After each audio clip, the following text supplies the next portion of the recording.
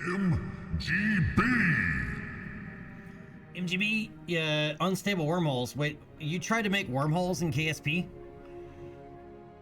Is that what I'm reading?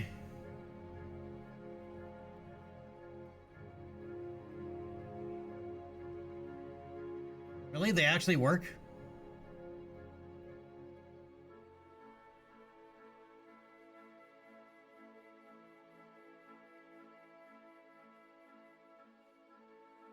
Okay. Okay. When you fix the bugs that make them, they don't work. Okay.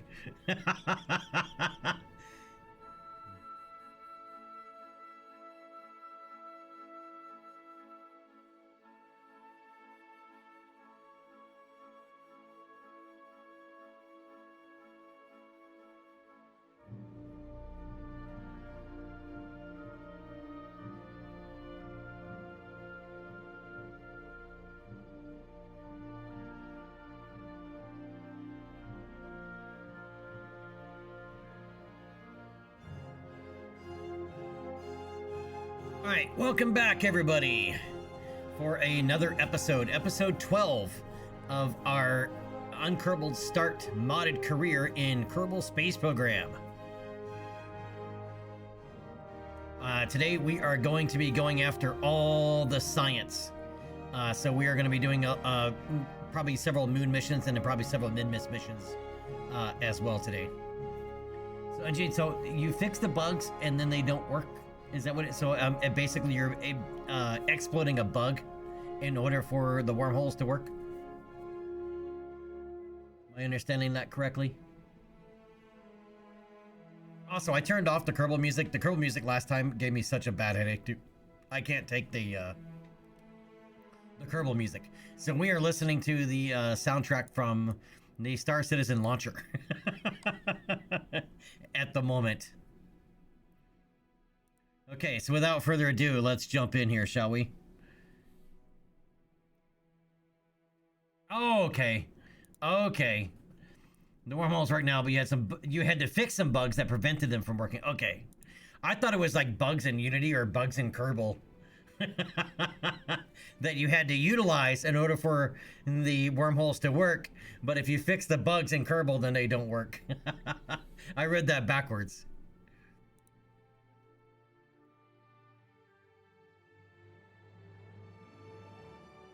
But, I mean, it would also be very Kerbal if that was the case. Hence the laughter.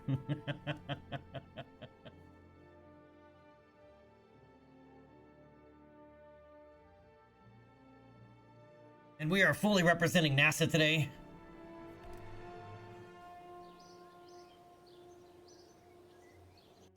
Since we are doing more space stuff.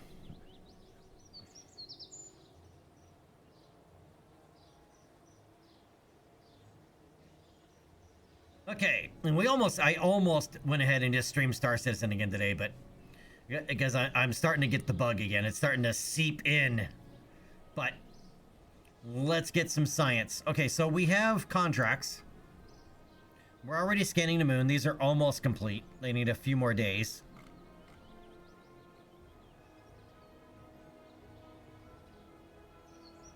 We have some more temperature stuff, but I'd rather get more surveys for here and other contracts for KSP for Kerbin, but I'd rather have supersonic flight, and there's a few other things we need to unlock as well.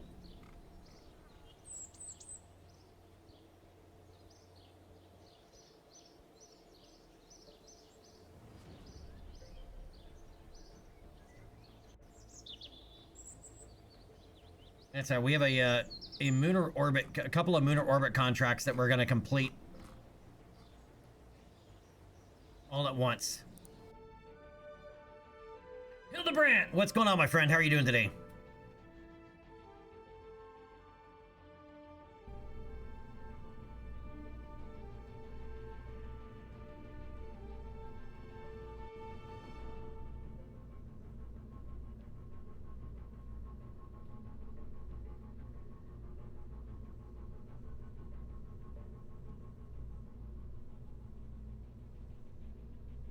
All right, that's right. We put in the SRU in here. I actually want to do something first.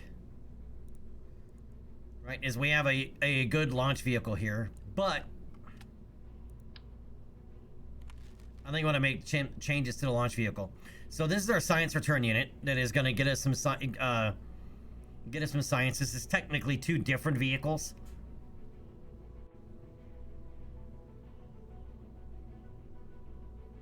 Right, as this is our auxiliary and or kicker stage, whatever you want to call it, attached to our science return unit.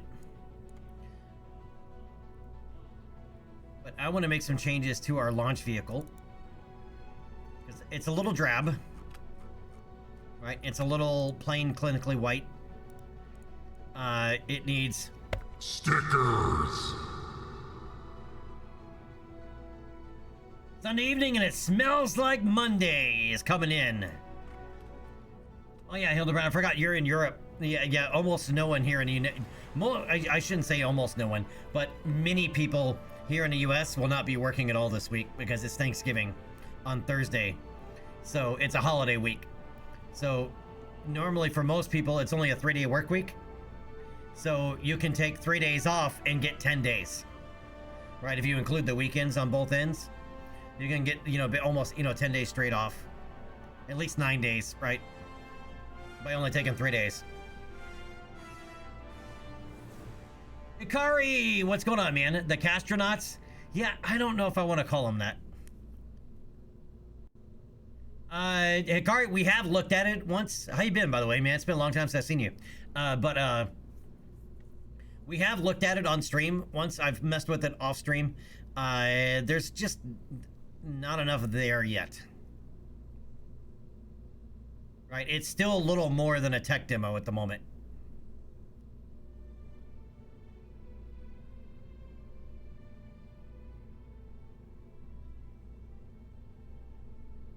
Castronauts is it's too close to like and castrate those nuts.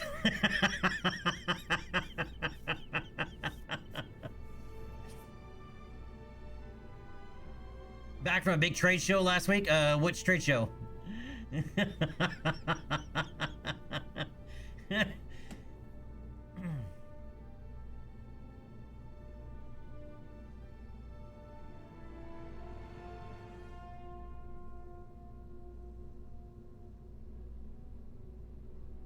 An electrical engineering degree to work in the theme park industry. Dude, electrical engineering, dude, translates to just about everything. Even when I was at HP, they were always looking to hire electrical engineers. Like, always.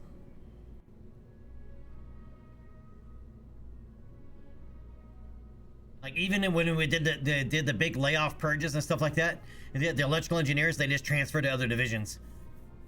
Everybody's in the aerospace industry. I mean, it's with the... I would probably say electrical engineering is probably the best degree to get to work in any type of engineering industry that you want, right? From NASA, SpaceX, ULA, right? Blue Origin, Rocket Lab, all the way to working at Intel. One of the electrical engineers that we had on our team, he got poached by Intel.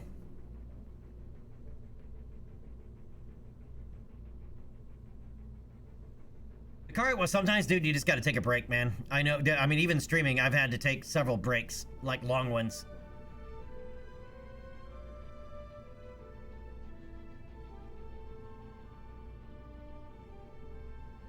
Oh, nice, Hikari.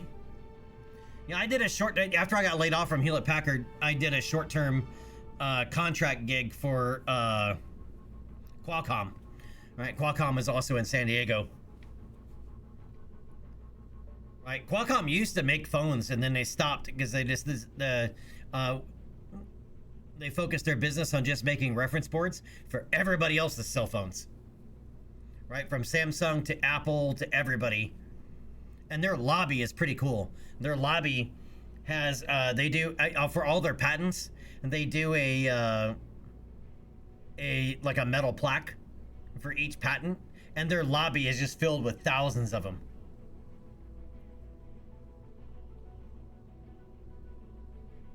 Oh, Hildebrandt, dude.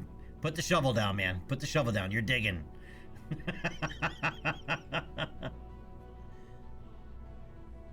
But that's awesome, Akari. Yeah, and I even took a longer break away from Kerbal because of KSP2 just kind of.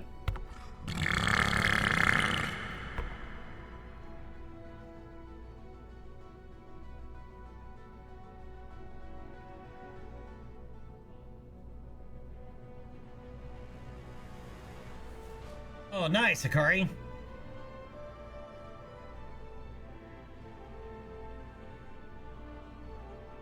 Trade shows are very good for networking.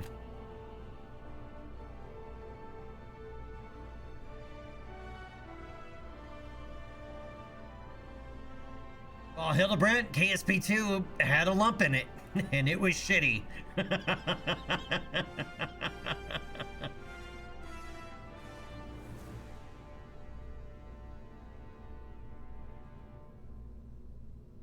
Alright, so we need decals.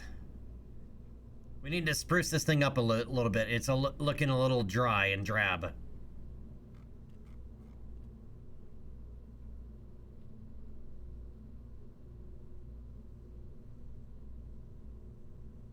We'll start by doing that. Just gives it a little bit of something there. Okay, now we need decals.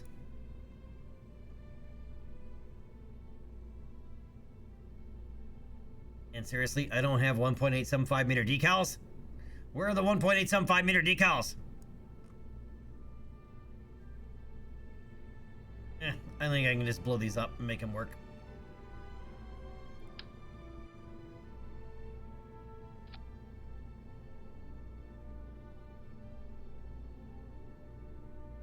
Maybe.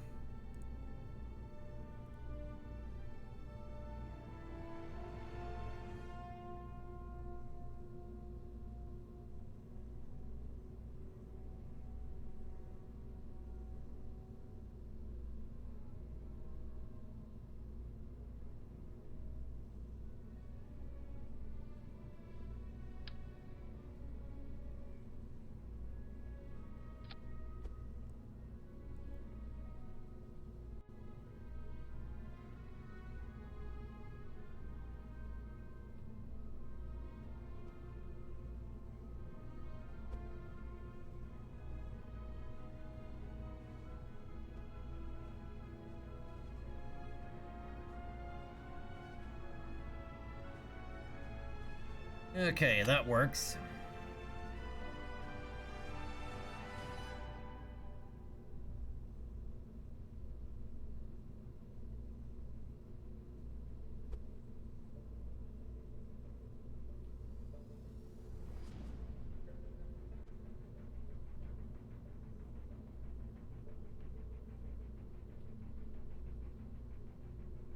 Akari, it comes back every now and then, right? You know, where Kerbal just like starts singing to you, you know, giving you that siren song. Like, I mean, we're only just now getting back into it. I took almost a 3-year break. Just mostly because KSP2 just shat itself so bad. Actually, I think I want to put it over here, even though it'll be behind this.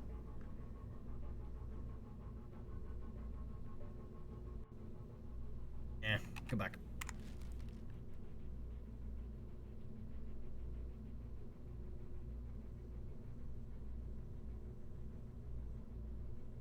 Scientic, yeah. And the mods, dude, Hikari, dude, if you have not seen the mods for Kerbal lately, Holy shiznit. like, check this out, man. These are just some of our screenshots from this install.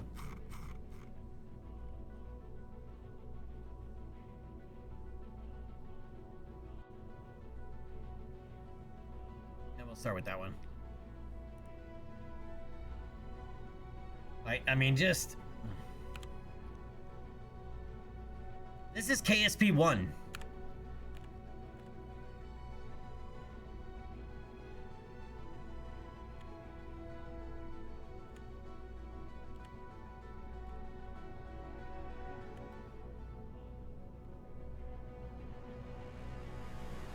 And they get better. Like, this is a rainstorm. Look at it. I mean, lightning. I caught it at the tail end. I was trying to get a screenshot. It's hard to get a screenshot of lightning.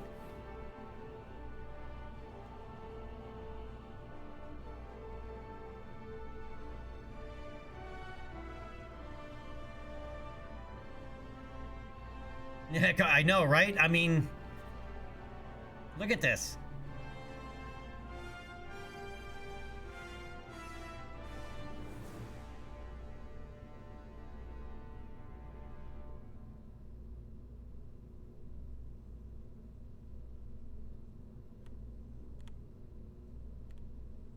And there's even some, there's some better ones in here. I mean, just look at these clouds.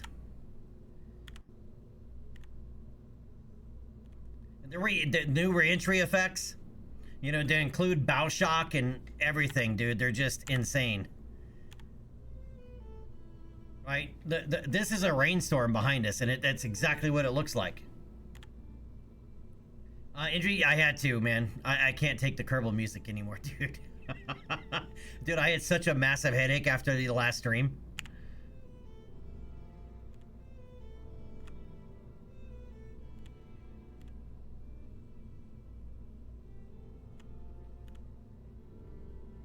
Yeah, it is really hard to believe that some of these shots are KSP1.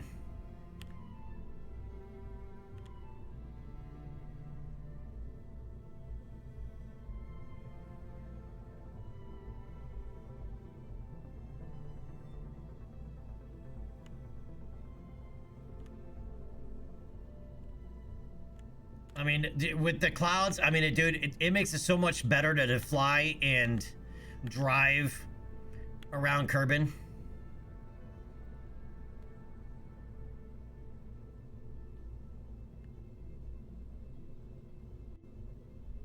The dude, perfectly smooth, man.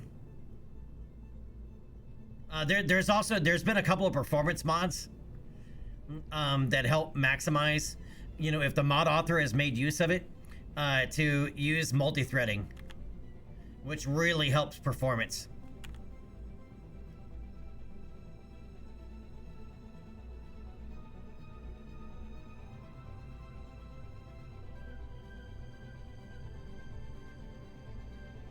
Yeah, the mods have done some amazing stuff.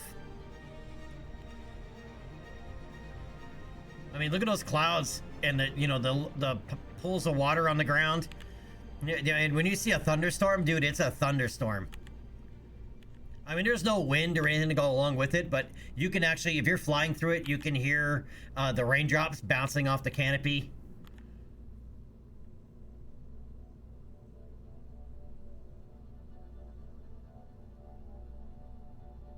You know, the cloud tops from orbit.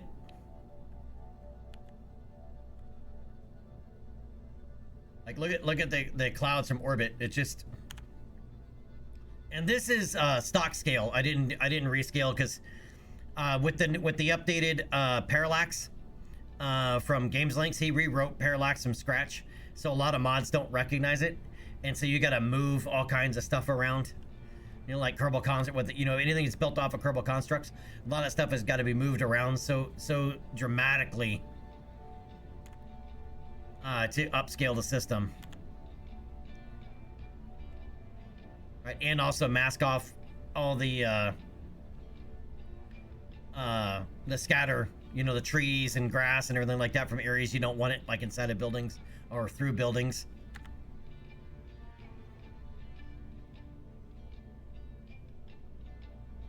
No, downloads are still the same, right? They're still using space dock. A lot of mod authors though have turned alternate, like have gone with GitHub. If it's a GitHub download, it goes pretty quickly.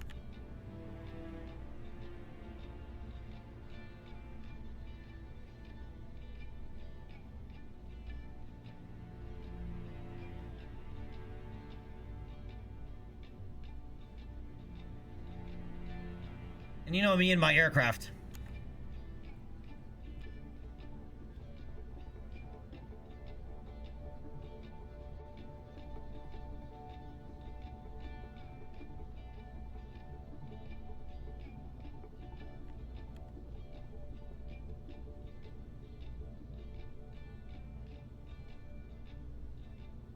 Like, look at the underglow of the clouds from the sun coming through the bottom.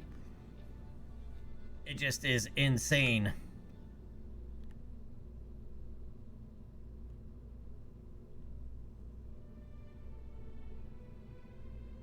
I just noticed that there's something there on that mountain.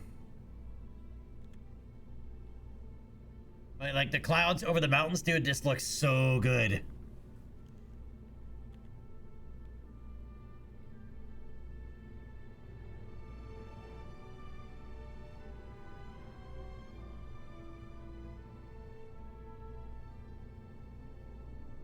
Like, it is so worth it to do the flying now.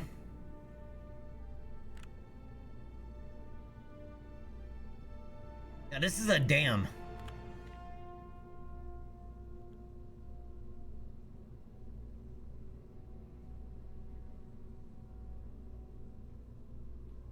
Yeah, damn.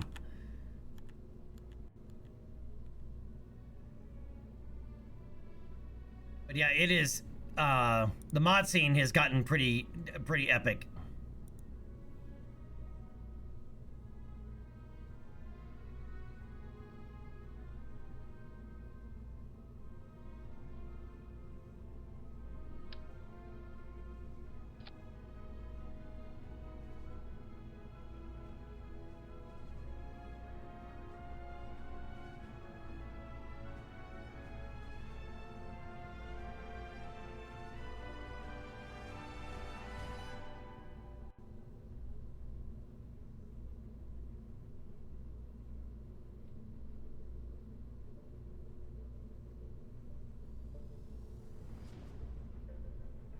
That's what I was looking for, was orientation.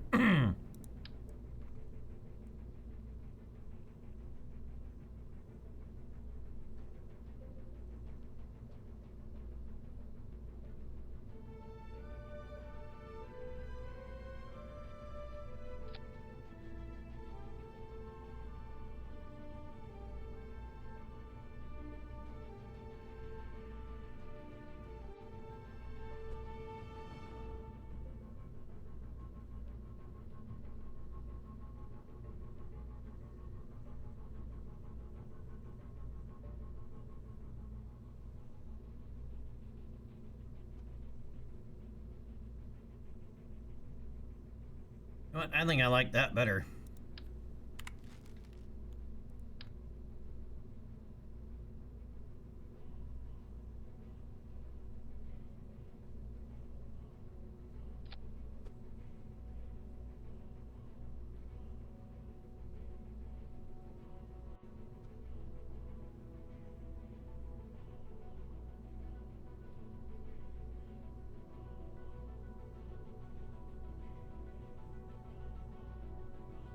Someone like fits in there perfectly. Okay.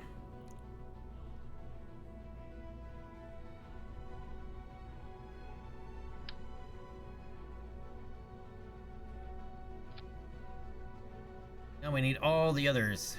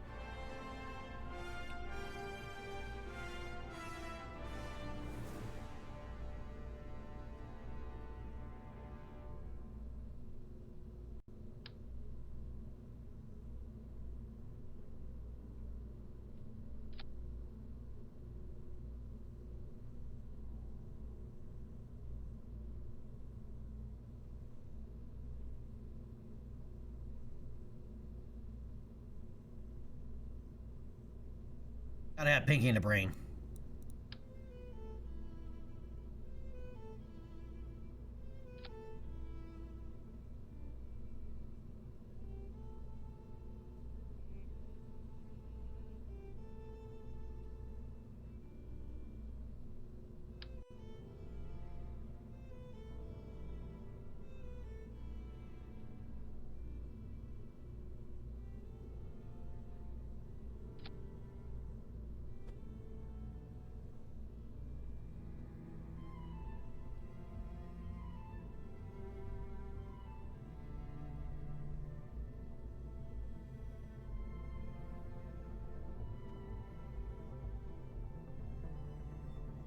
Gotta have pinky in the brain. You just gotta have it.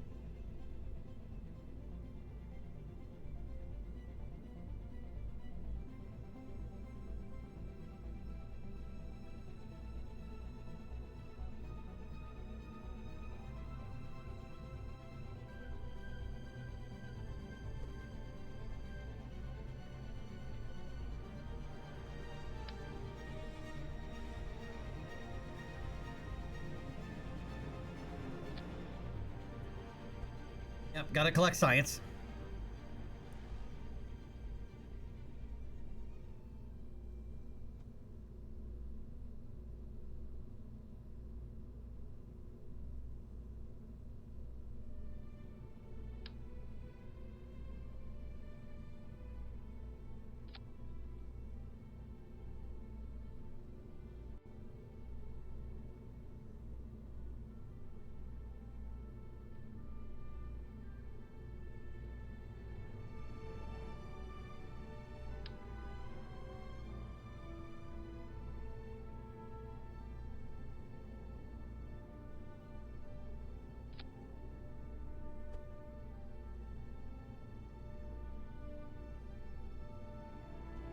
It just adds a little,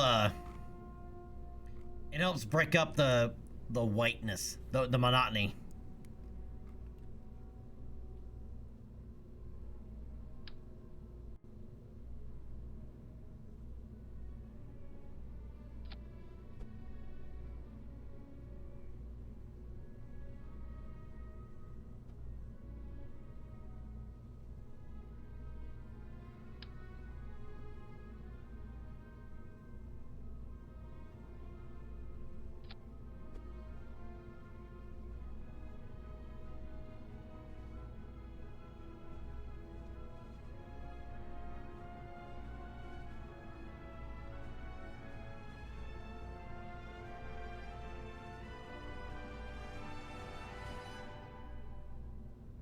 Yeah, it depends. Because apparently, well, they've already gotten a public spanking.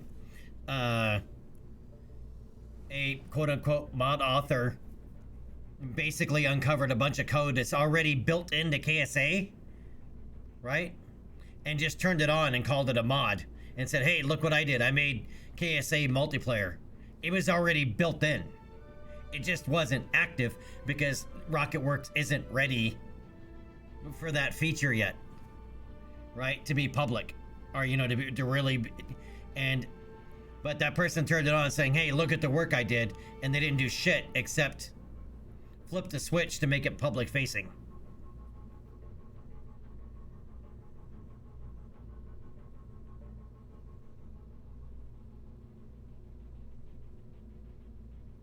Right, but apparently they've already gotten a public spanking for that one. But it's like, come on, man. Like, don't be doing that.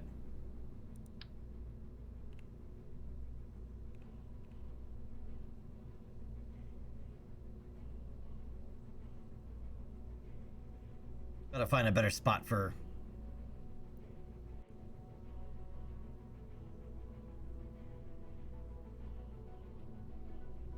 Pinky in the brain here.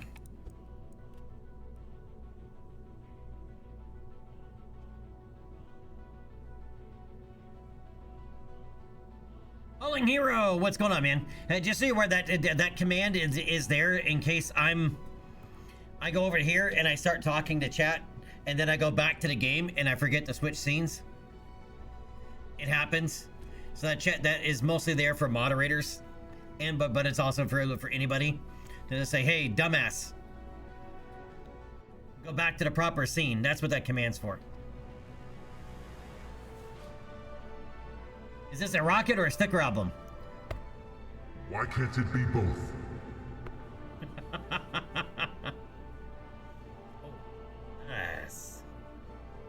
is a breakfast. That is some food. Thank you. Thank you.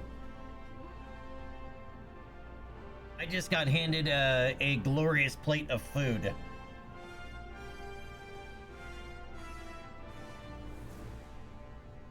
That is eggs, hash browns, bacon, ham, and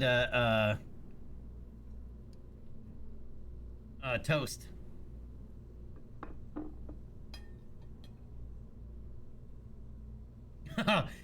You bastard!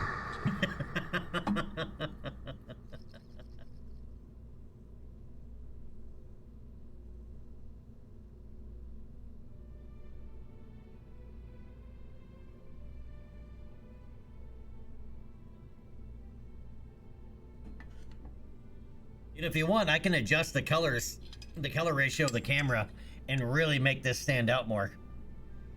Right, you can see the eggs are a little. The eggs always kind of chroma, the yellow chroma keys with the green for whatever reason. Oh, and this is apple smoked bacon. Apple smoked bacon. Here, let's maximize this. Apple smoked bacon.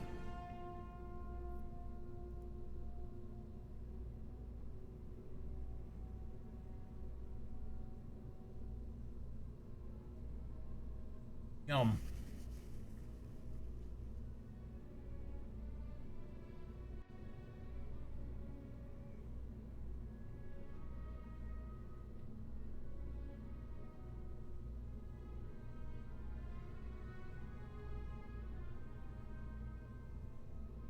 Why do I need forks?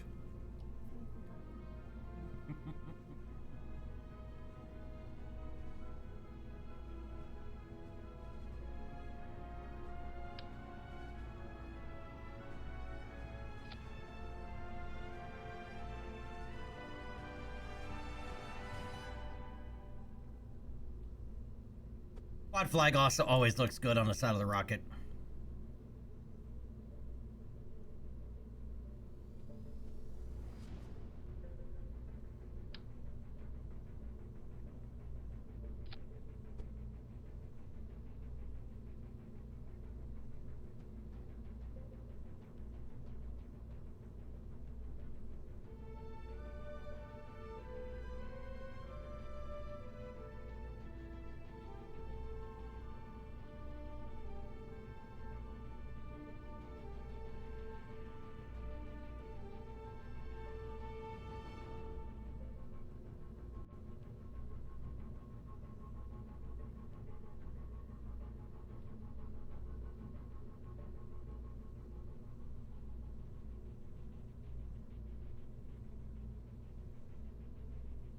All right, among others.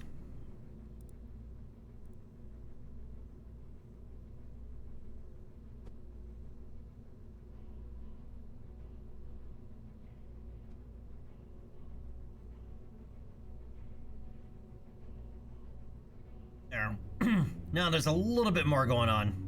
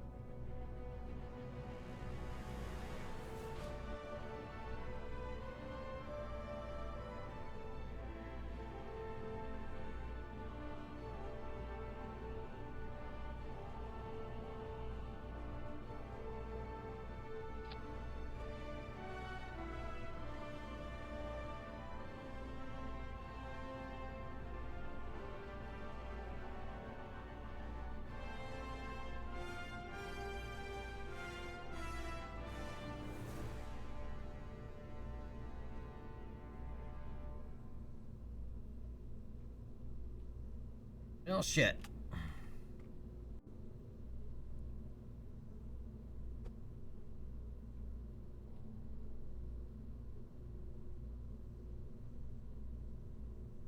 Forgot there was. We actually are the right size for this. There we go. There. Now it's not so plain. Not as plain, anyway. A little bit of detail.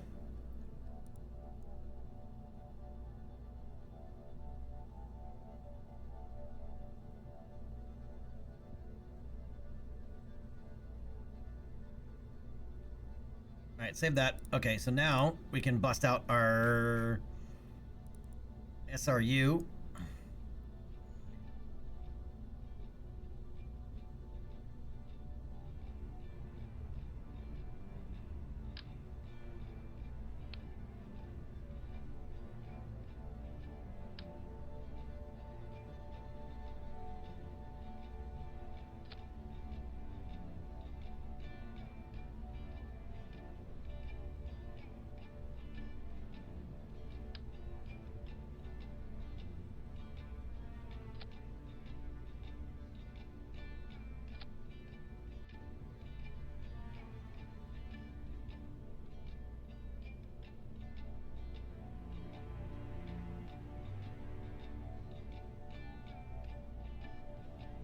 And it just fits inside there.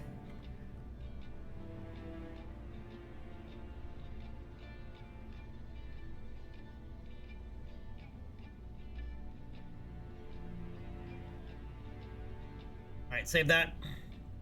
And I'm gonna eat another piece of bacon. Anybody want some bacon? Apple smoked bacon.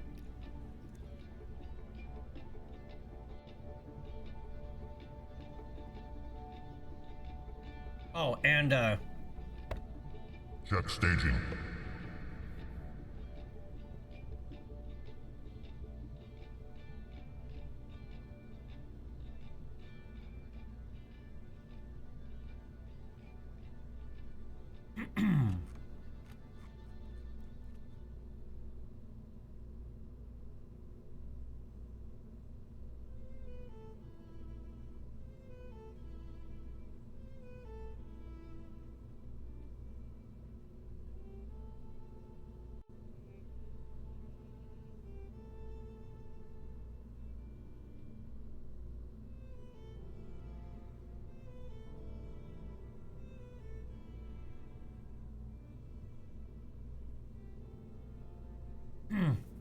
Jade, what's up, buddy?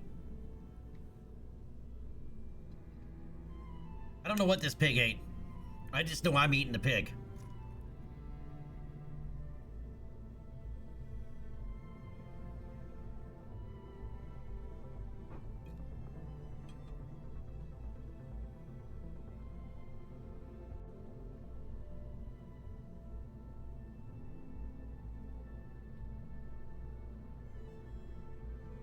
I'm having a very late breakfast today. Most people probably call this lunch, and since it's almost noon. So Jade, how are you doing today, buddy?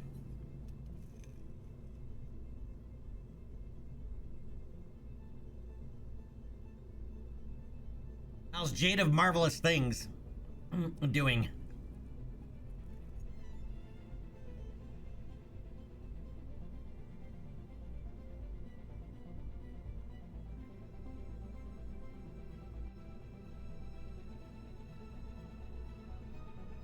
Rice, lentils, fried plantains.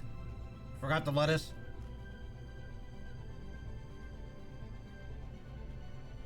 Are you in a cleanse or something, or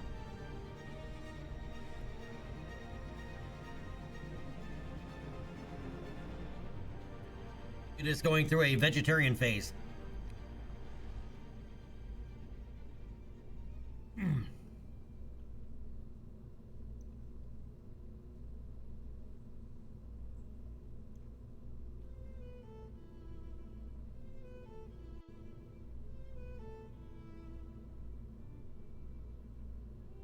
Couldn't find the corned beef.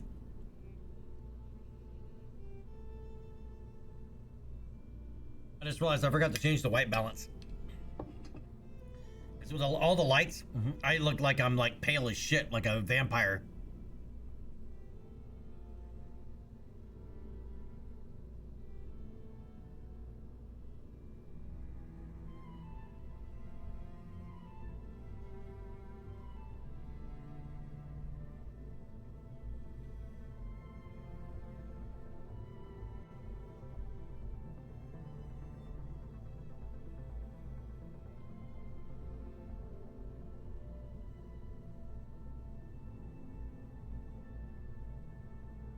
That's better. It's probably gonna look better too. Yep, it does. Look up, it looks much more rich in color.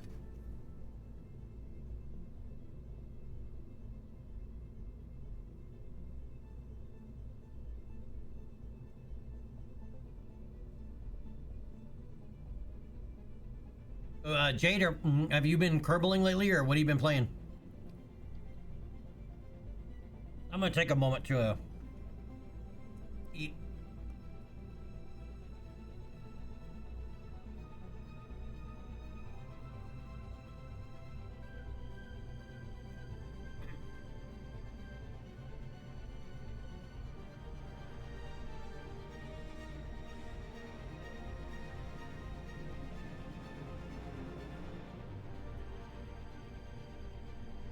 Deep Rock Galactic. What is it? What is that one again?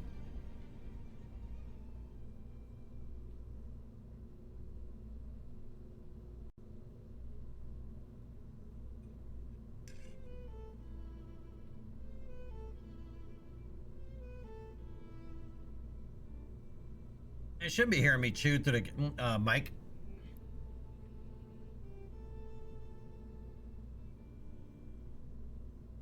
Where's mining in space and arachnophobia? Wait, is that what Deep Rock Galactic is?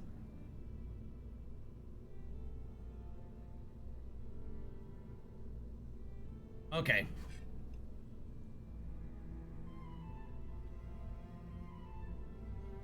I am unfamiliar.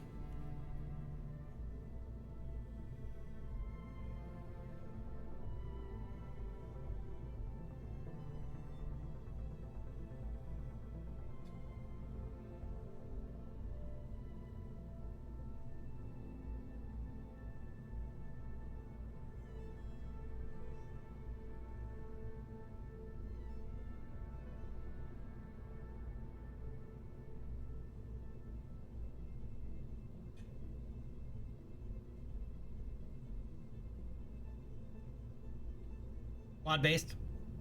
Shoe bugs. Get shinies. Yeah, get shinies. Is that a euphemism for something else?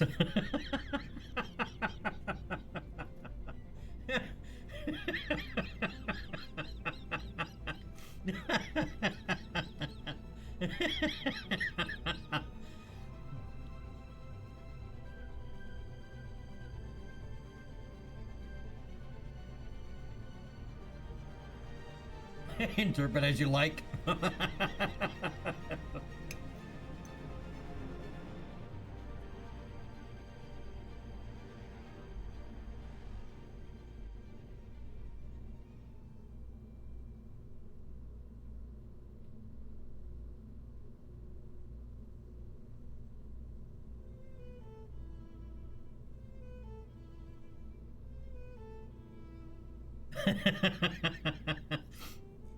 I mean, sorry.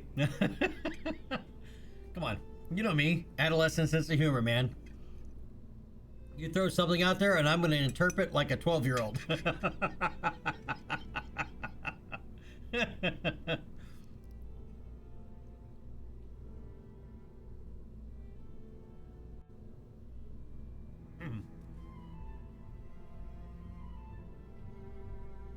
Hello, Brett. What have you been playing?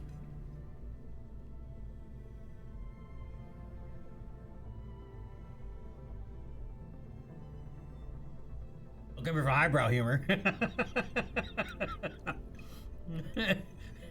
Hildebrat, you trying to tell me something?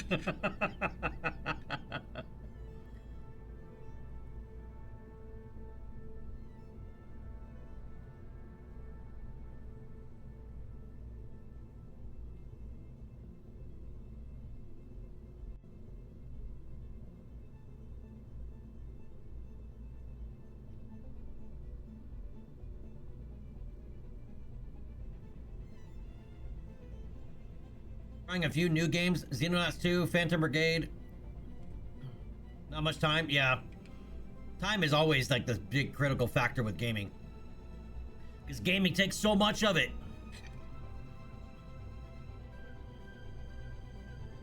Right. If you want to get anywhere with it. I mean, that's why a lot of times I have to take a break even from Star Citizen because it takes so long. did it really do anything. Kerbal's the same way, though, man.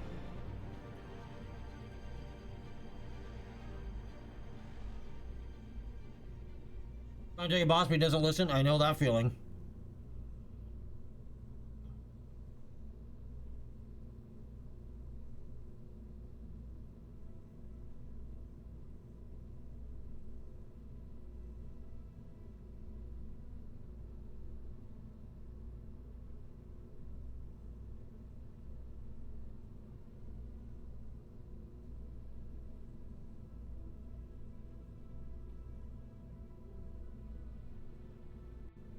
Jade, you were you were listening to the Interstellar soundtrack or the music I'm playing currently? The music I'm playing currently is the from the Star Citizen launcher, because the Kerbal music makes me want to harm kittens.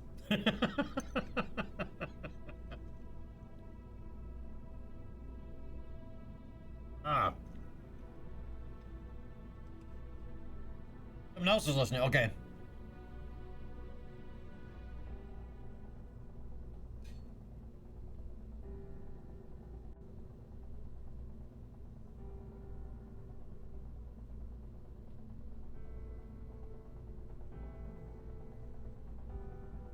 I can't just throw up a soundtrack on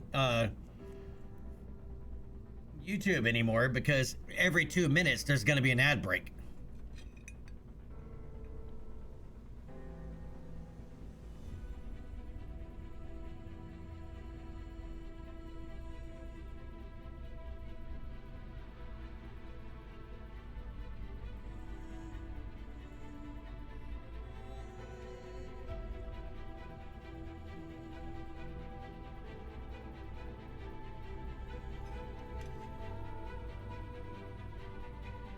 All right, guys, give me just a minute. I feel like I'm being rude. So I'm gonna eat this real quick and I'll be right back.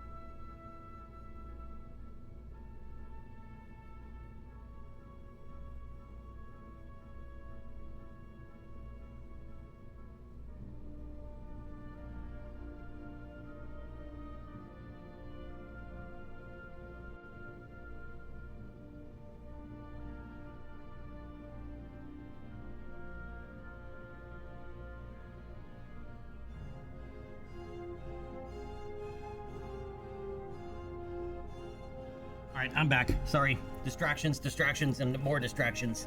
Okay, so...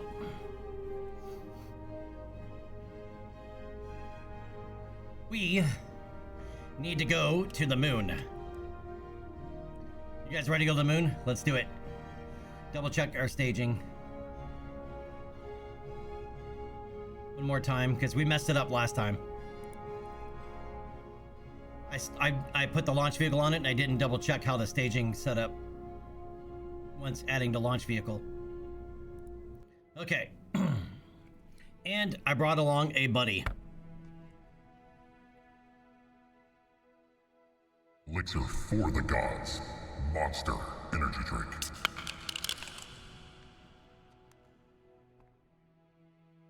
Alright, so Dr. Pepper is elixir of the gods. Monster is elixir for the gods.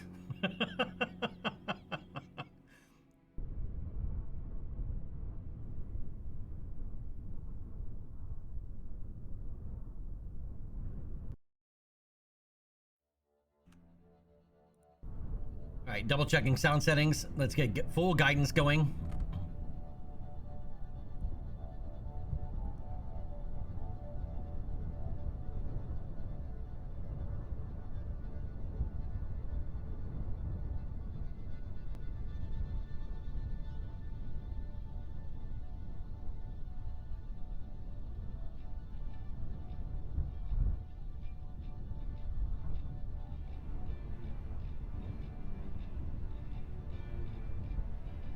Such dramatic music for this.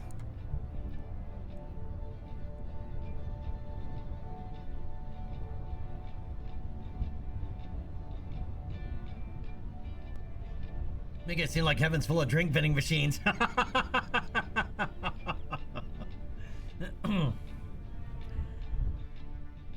Yeah, this one's actually a Pacific Punch monster. It tastes like Hawaiian Punch.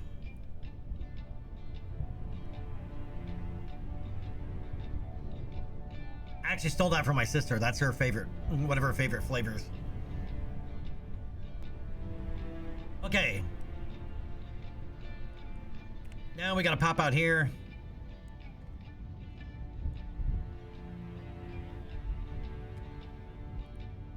Oh, not moon scan.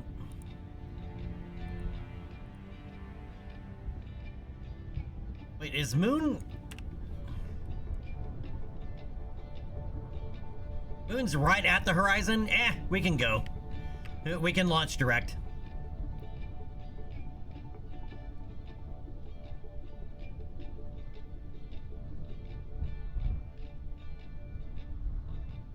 SRU moon is go. Upper stage is go. Core stage is go. Guidance is go. I need a go, no go from chat.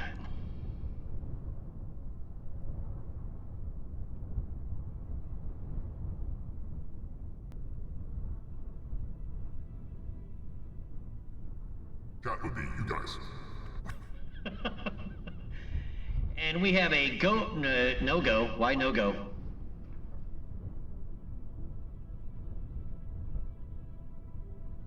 That's where it spikes your blood pressure.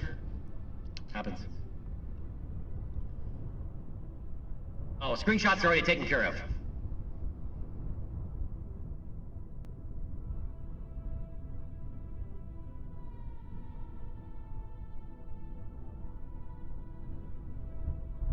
I think it's a no, go, actually. And we have a go from chat. We are good to go. In 10, 9, 8, 7, 6, 5, 4, manage to start. 2, 1, send it!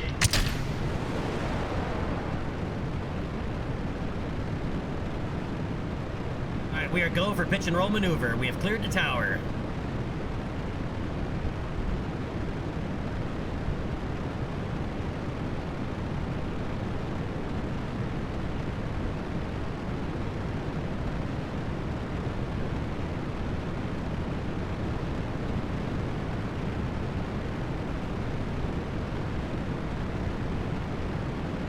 Seconds into flight. We're 3 kilometers downrange distance from the KSC, passing an altitude of 3,500 meters, and we are are coming up on Mach 1 here shortly. Mach 1, vehicle is supersonic. Alright, coming up on Max Q. Probably passing Max Q right about now.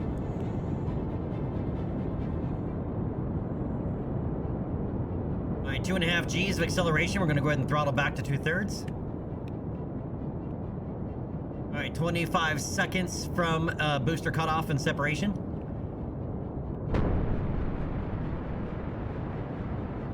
Alright, 20 kilometers downrange distance from the KSC, passing an altitude of 20 kilometers. And we are 12 seconds out from SRB cutoff and separation. And we're passing 2.5 G's again, so we're back down to throttle 50%. And booster engine cutoff and separation. We have good sup.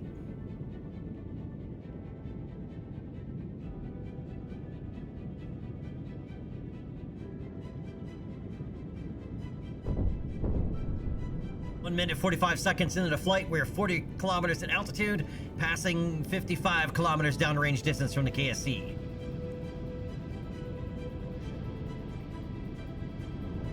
Alright, we're gonna go ahead and throttle back up now that we're off the boosters and high enough in altitude. Alright, we have good booster engine cutoff. We have stage separation. Upper stage ignition. Stand by for fairing deploy. We have good fairing deploy.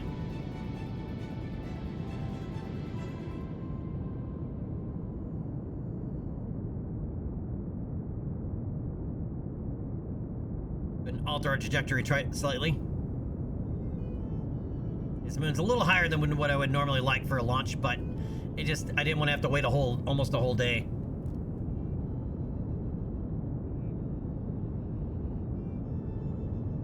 Hildebrandt, right? They're good. That's waterfall.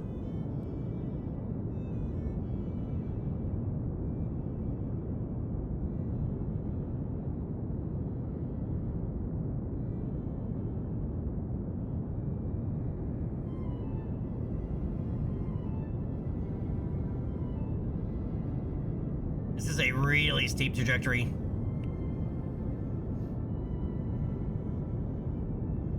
We know why you don't really want to launch this steeply, like a steep upward as an angle. You're better off closer to the horizon.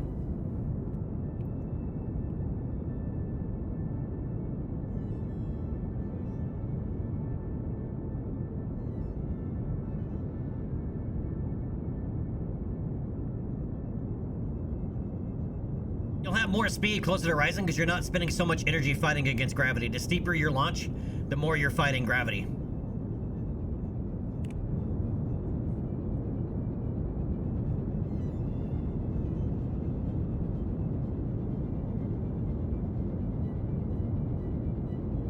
And we're gonna aim for a retrograde intercept.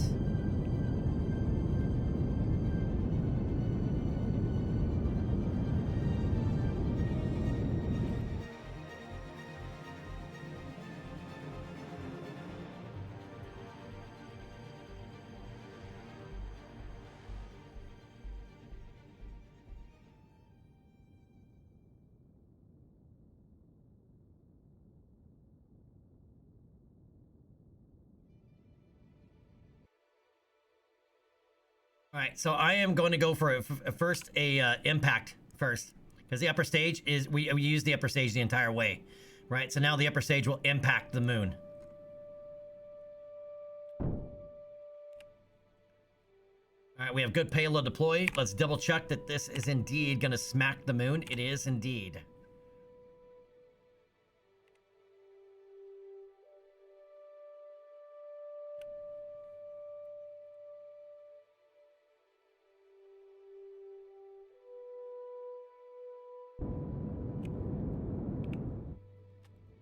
All right, we have good auxiliary stage ignition.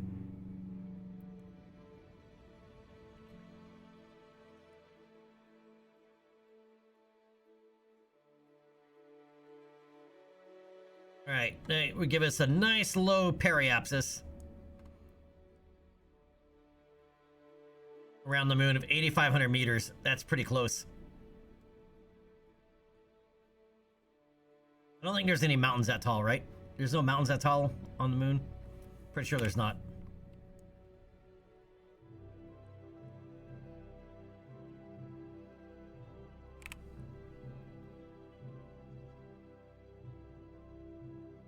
But yeah, if you're launching too vertical, you're fighting against speed. It's part of what they call like the Oberth effect. So for example, if you're aiming below the horizon, gravity is actually helping assist you in your acceleration, right? Because it's able to pull you down even faster. Right, where if you're going up, you know, that's 9.8 meters per second squared that you're fighting against. You know, the more vertical you are, if you're straight up, that's what you're fighting against. The entire way.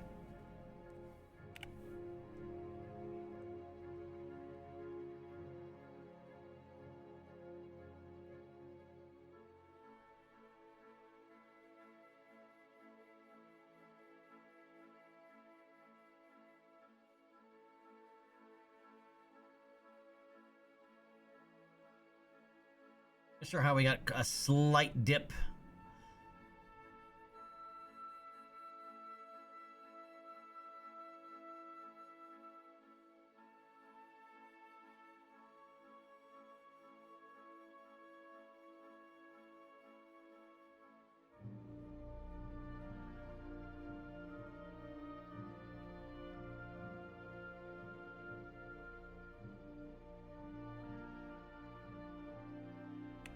Alright, so once we enter the moon sphere of influence, we might have to do a slight inclination change to be equatorial.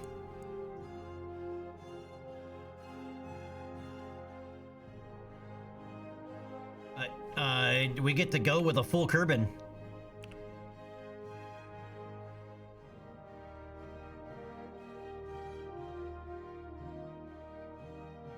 Who knew Star Citizen music fits Kerbal?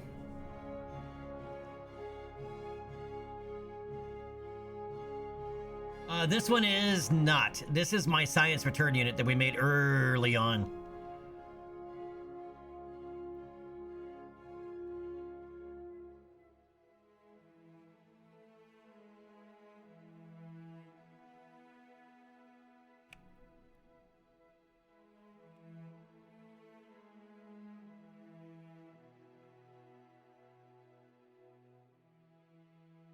And we're already 85 kilometers away from our upper stage. And that will actually impact the moon.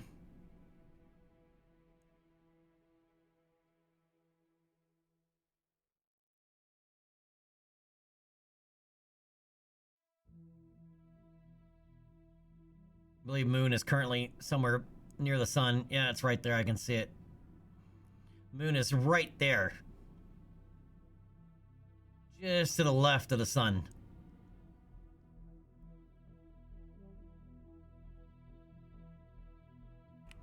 Alright, and we're gonna need to roll 90 degrees.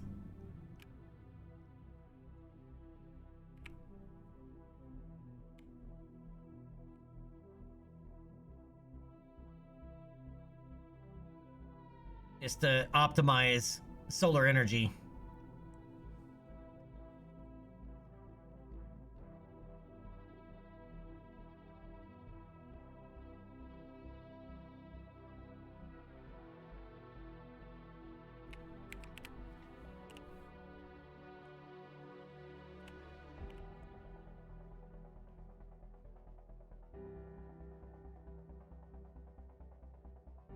Yeah, Star Citizen music fits Kerbal really well.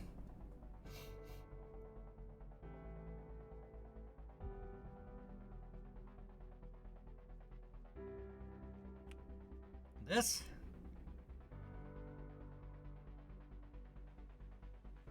I mean the sky, you talking about the skybox? Yeah, this is Pubman's Calm Nebula skybox. It's the one that he does not like.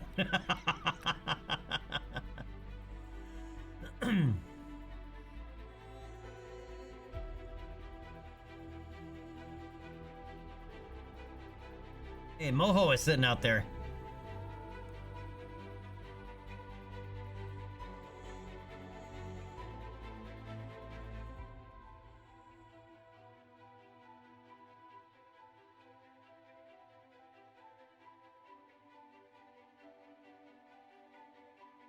Oh, that's because of Tough X.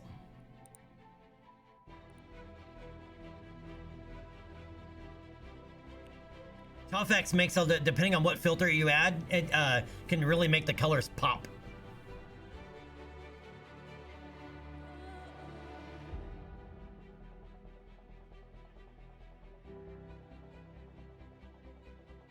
Yeah, he doesn't like it. He pops in every now and then. It's the one. I mean, it's not his favorite. He likes the other one that he's done, the Deep Galactic or whichever one it is. I think.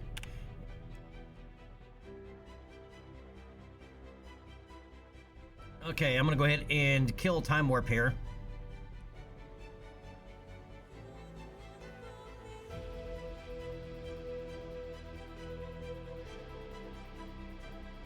Last decade rolling over for an even 10. Today rolling over to keep latency down an MMO shooter. Yes.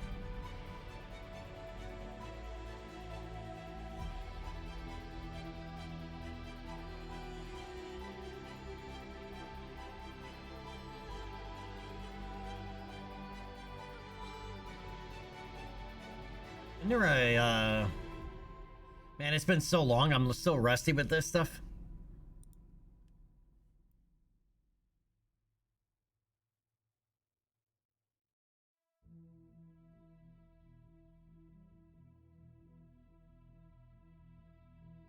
Okay, that's the contract orbit we need to match. Our apoapsis needs to be raised.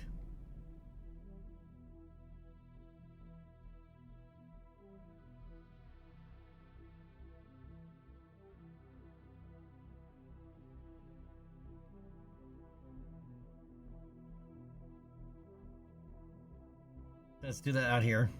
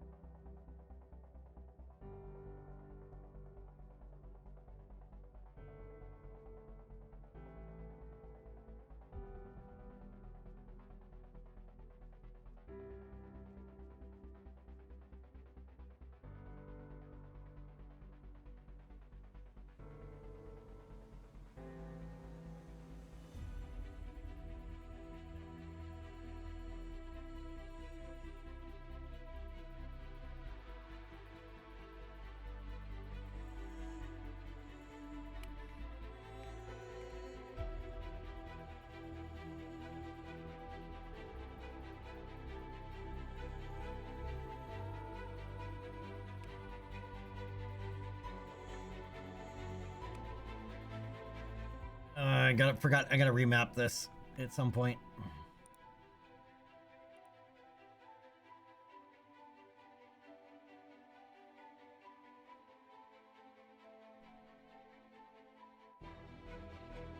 All right, stand by for burn.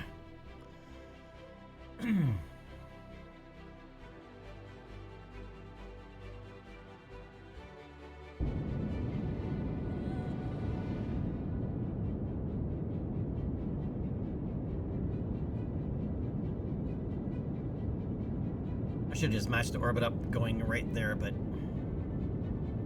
that's all right.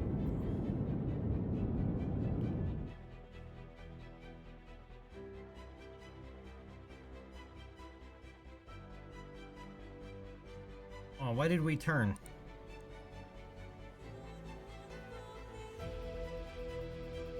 Well, I just made it worse, didn't I? Why are we rotating? Why do we have thrust torque?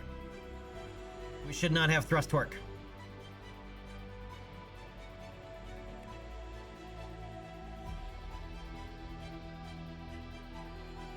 Well, shit on a biscuit.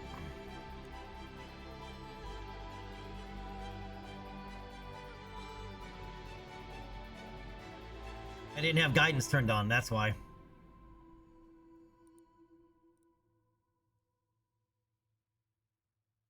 Well, let's try this again. We just wasted that, but most of it.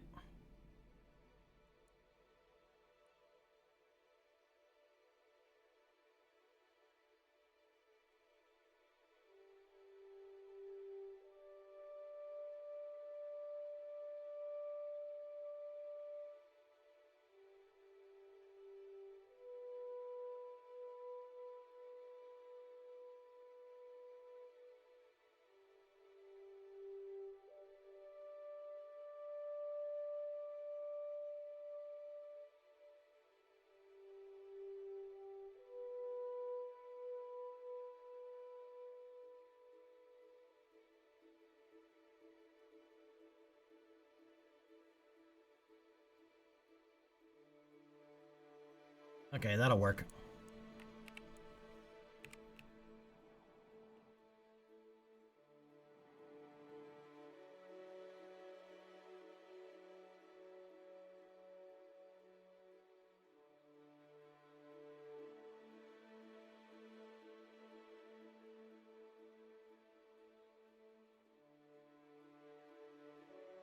You guys talking about air frying plantains?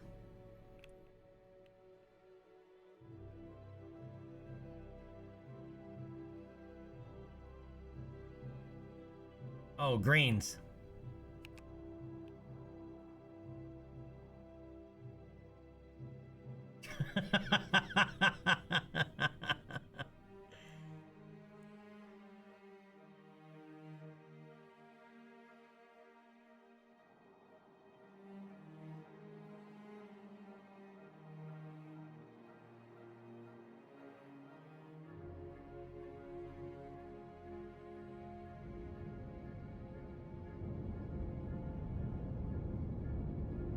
I don't actually need to wait to execute this.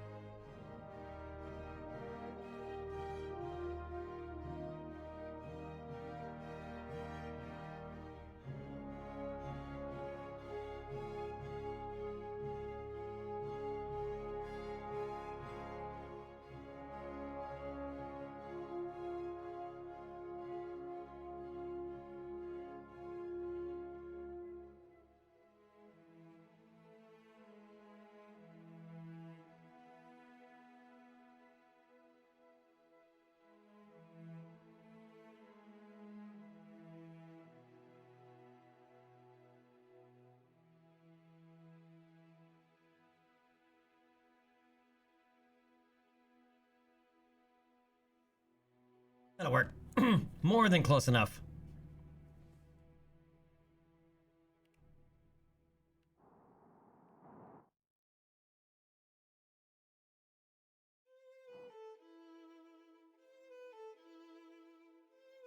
Hikari, I still use the same old tried and true.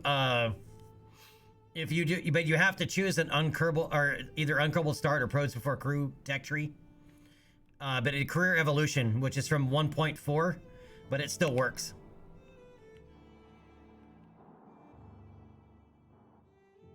We're likely gonna end up having to change this again, but.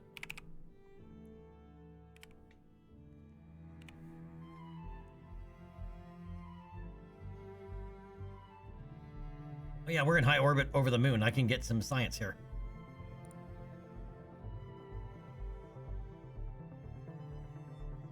All right, we already have that apparently.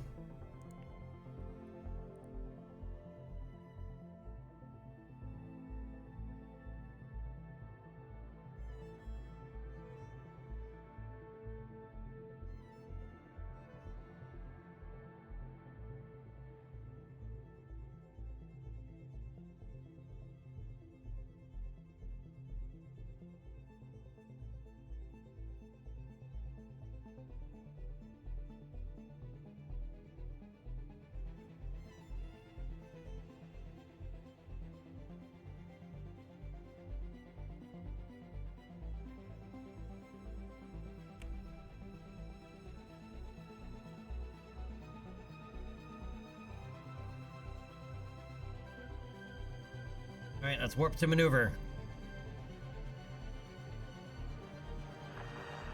And of course, dumbass, no comms. Insert dumbass once again.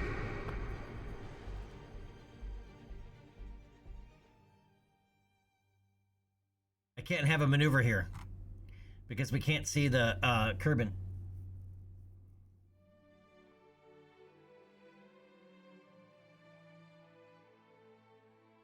Car, what do you mean? 3 different columns for the tech tree? It's more than that. But it also depends on what mods you have installed, right? The tech tree will reconfigure based on what other mods you have installed. The career missions, I'll have to show you when we go after this. When we go back to the mission hub, because I have several other contract mods installed as well.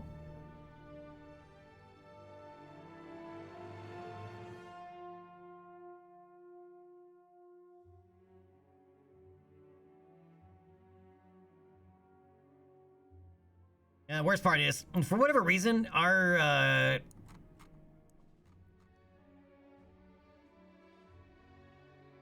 Omsats out here won't talk to anything out here.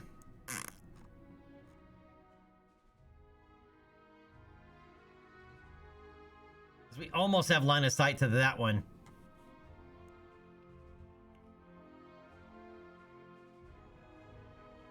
Now we certainly do, and it won't talk out here, which is unfortunate.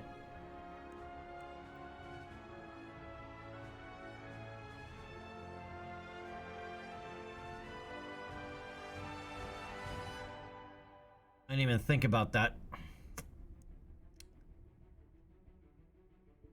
We're gonna have to send a couple of comsats up here.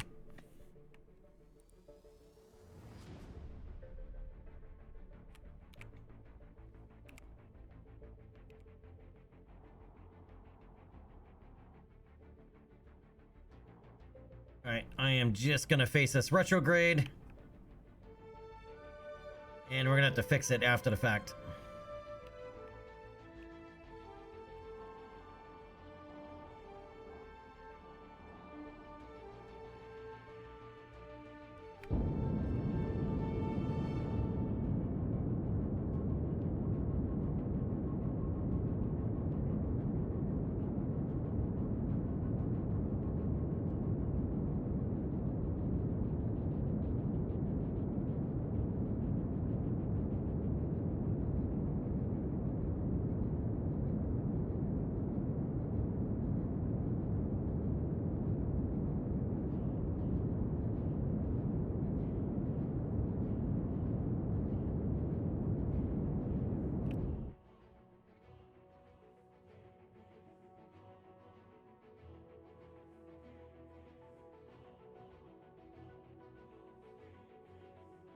And once again, can't make a maneuver on this side.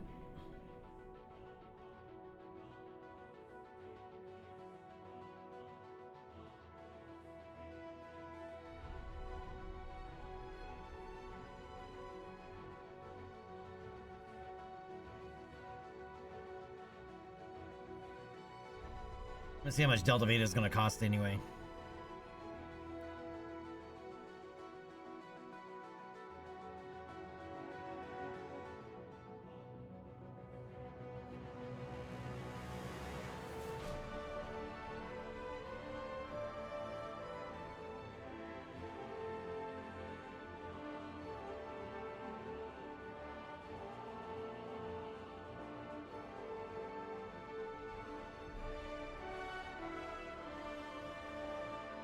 $160, we can do it. We can afford it.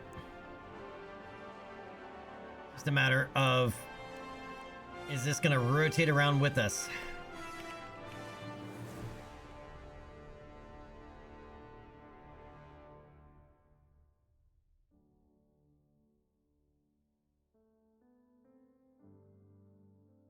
Oh, which means it is not possible to do that maneuver. We have to do it over here.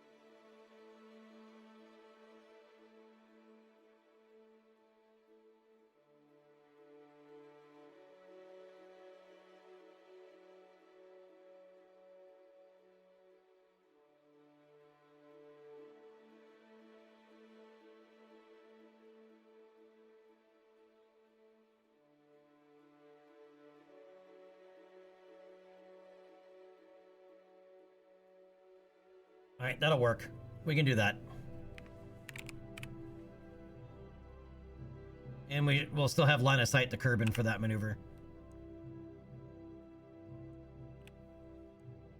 Checking our solar angle.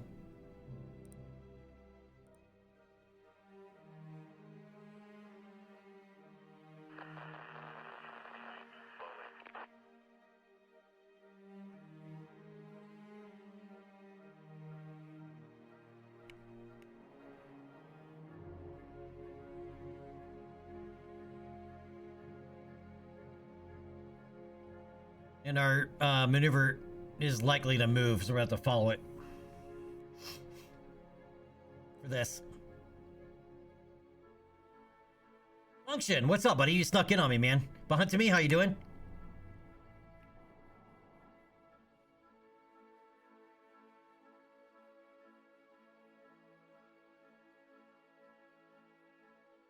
I think Kerbalism overhauls the science system.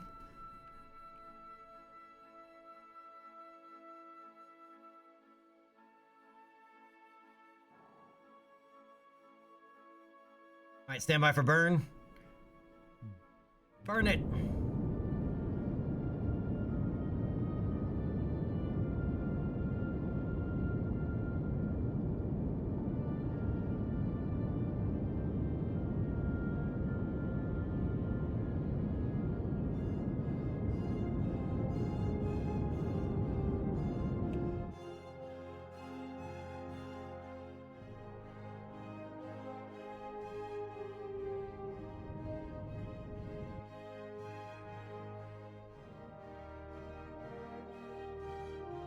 Alright, that completes 2 contracts. We did it. We placed a satellite in orbit around the moon. This will be a day long remembered. 91 grand, 6 science. Alright, orbit first satellite in an equatorial orbit around the moon. Another 6 science and 90 grand.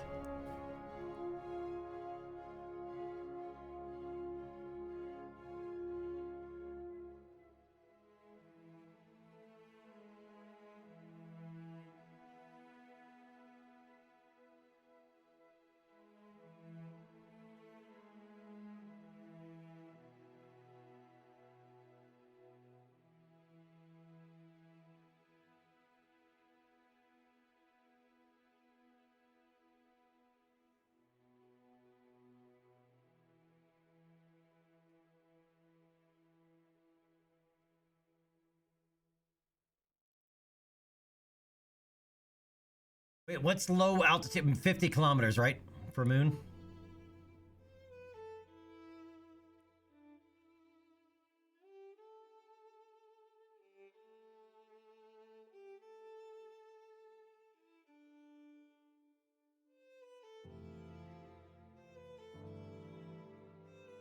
What if I just do it right now?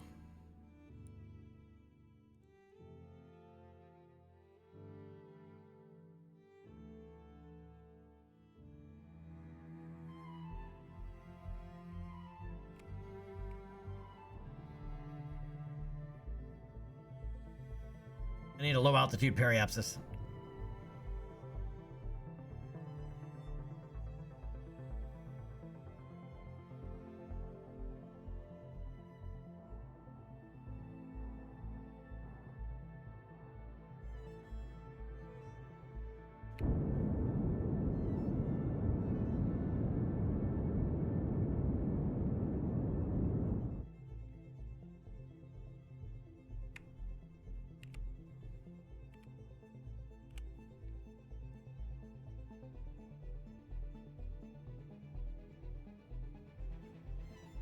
And it rolled 90 degrees. Maximize sunlight.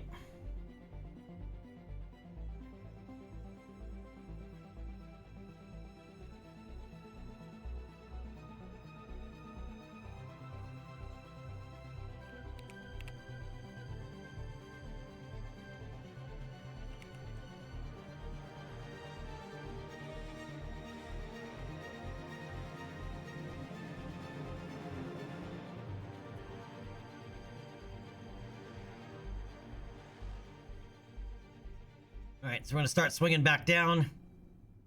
We need that low orbit, lunar orbit science.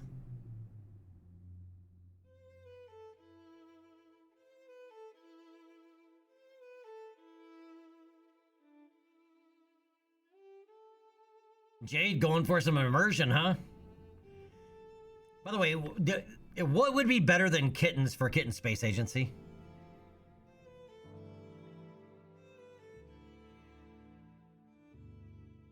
I mean, I saw that one of the very first mods released was Kerbals, adding Kerbals to KSA.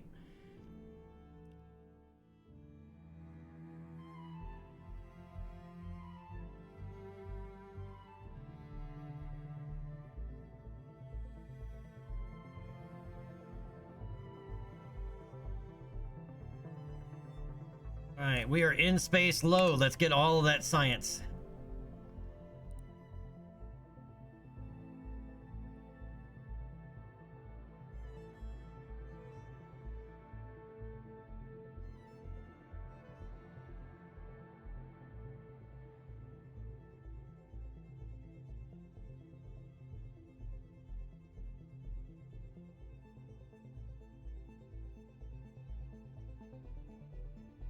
Hedgehogs, dinosaurs.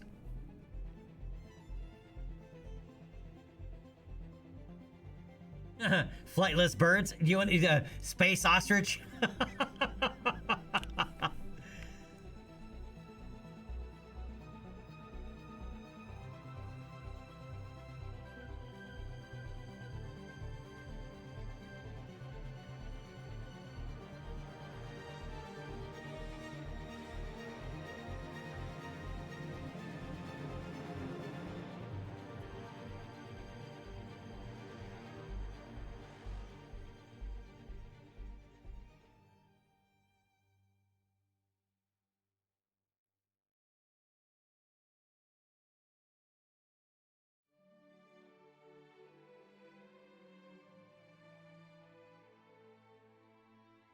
Hey, we're gonna come back now? Yes, we can.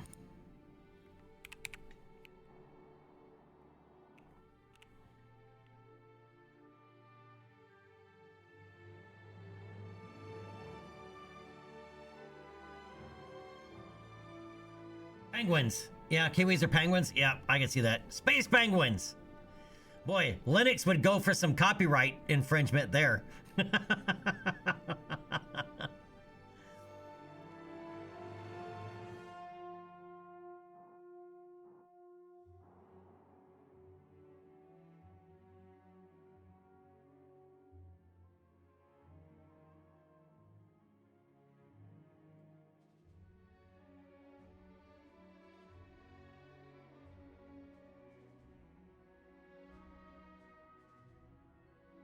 Wait, where'd I put it?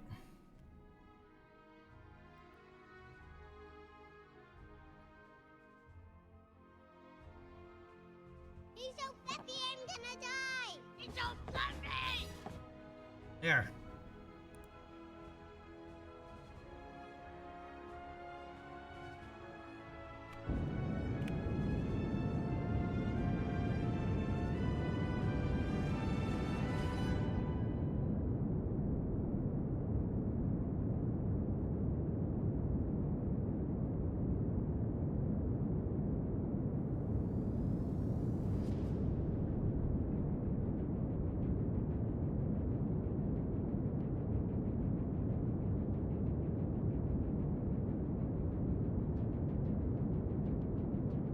Not the most optimal spot to return burn from, but it'll work well enough.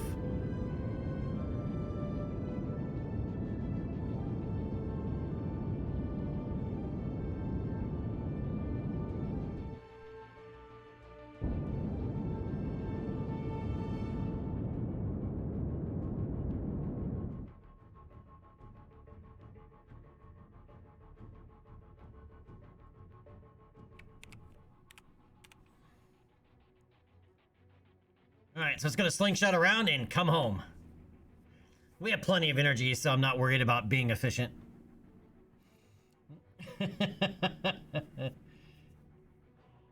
I do like the idea of space penguins. Wait, weren't kiwis an option since they're obviously in New Zealand? Weren't they thinking of kiwis at one point anyway?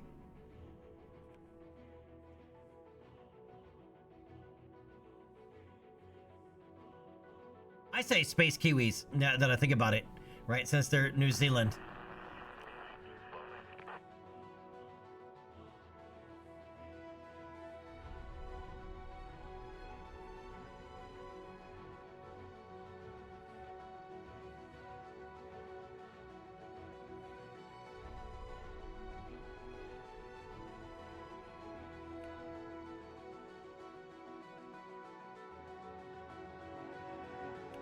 All right, so we're well on our way out from Moon to come back to bring this back. This will be our first time returning from the orbit of the Moon.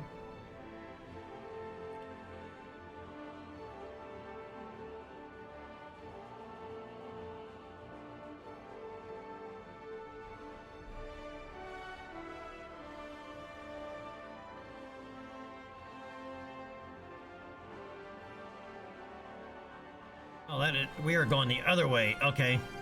Shit.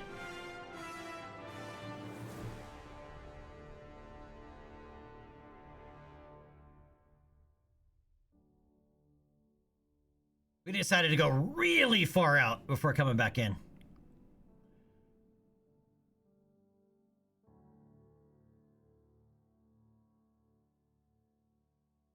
The other good news is our scanning of Moon will be done. I guess this is a long way. We came really far out to come back down. Wow, we're gonna be hauling ass.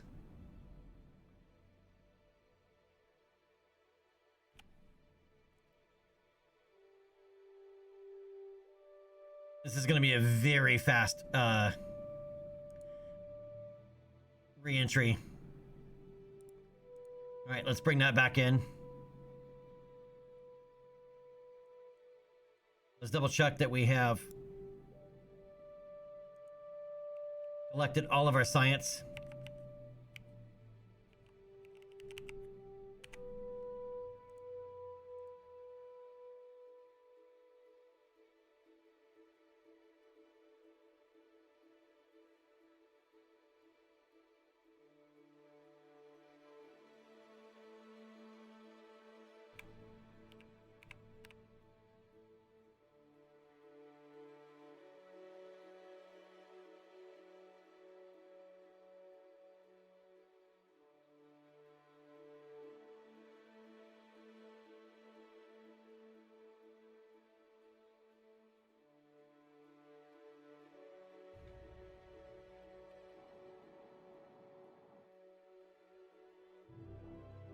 I'm gonna go ahead and just decouple this whole thing.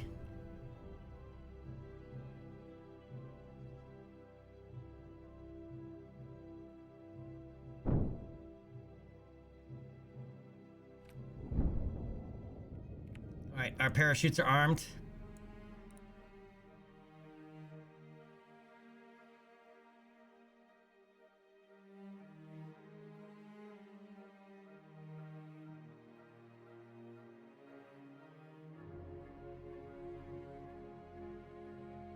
$850 kilometers out from the KSC. About to reach atmospheric interface. We have atmospheric interface.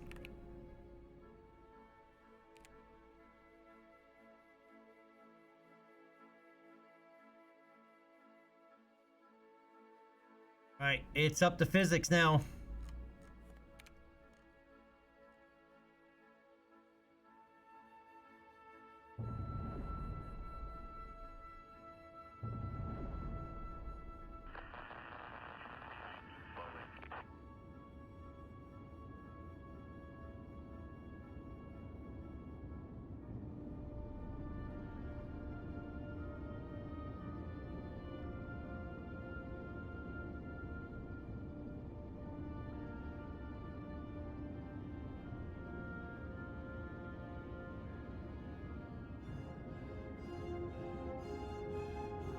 Music is perfect for this.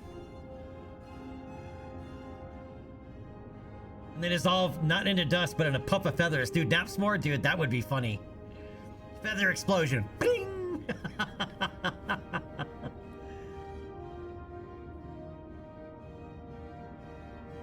Look at that trail. From the auxiliary and science, unneeded science stage.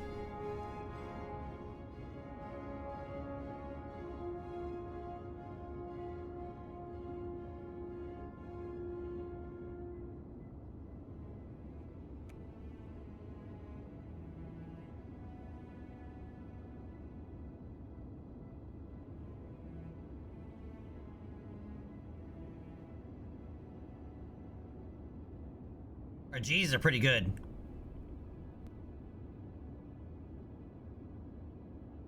I hope that does not survive to go around again or get tossed into solar orbit. It shouldn't.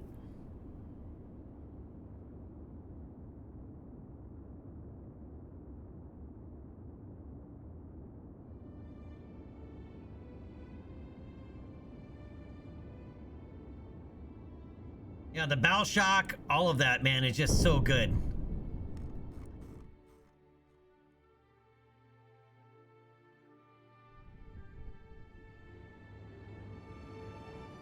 Yeah, that looked like it started going back up again.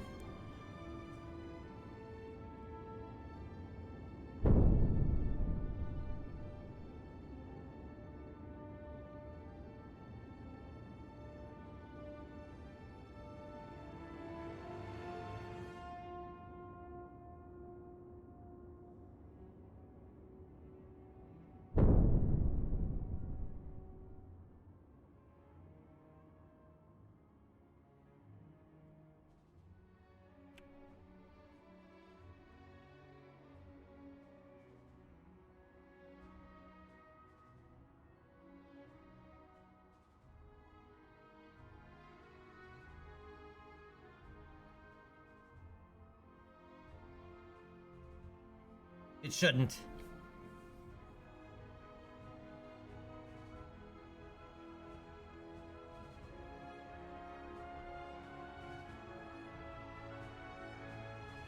Injury, not yet. We have some other stuff to unlock first.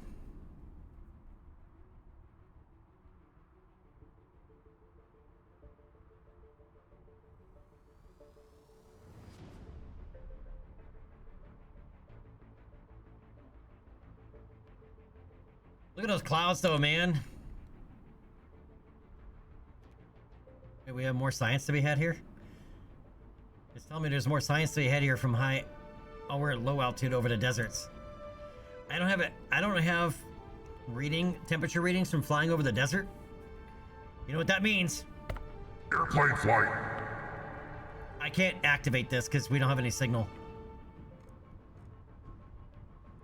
Where's the desert airfield? Way over there, okay.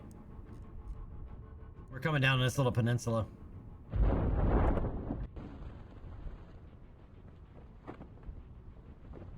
That's why all the parachutes and everything were armed before we even re-entered.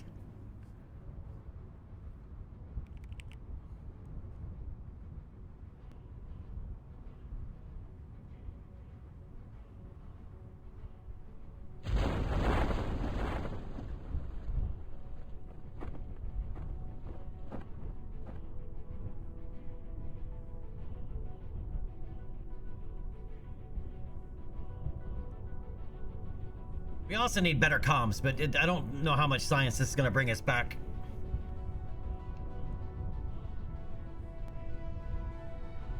Not enough to unlock anything, I don't believe, at this point. So for anybody curious, our science is set at 50%, so we gotta milk it. Milk it. Nassmore Shore. That sounds good.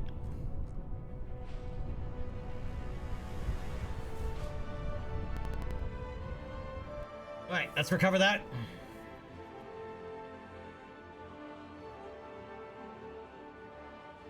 Yeah, we just don't have enough unlocked. We need the winch. There's nothing like a good winch.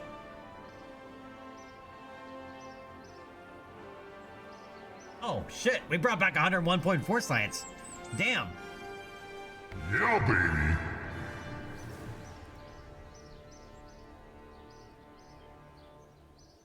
And look at more contracts. Look how many contracts we completed with that one mission. Well, these two are actually, two of these are for the other ones that are going on. All right, conduct a multispectral scan set survey of the moon. 114 grand. And a low resolution altimetry scan. All right, world first milestones. We have returned from home from a flyby of the moon. And one science. And we've returned home from the orbit of the moon, 1 science. Okay, so before we jump into anything else, let's pop this up.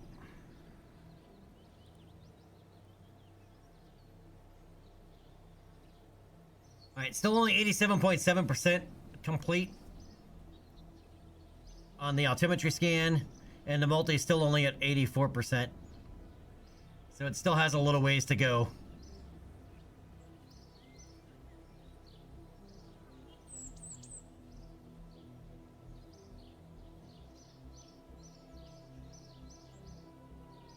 It's enough to complete the contract, but not enough for us to send back the rest of the science. All right, but we did get 130 science. Okay, so I'd like advanced fuel systems. I want this tank. I want this tank. That one right there. I think this tank's in the wrong node. Just saying.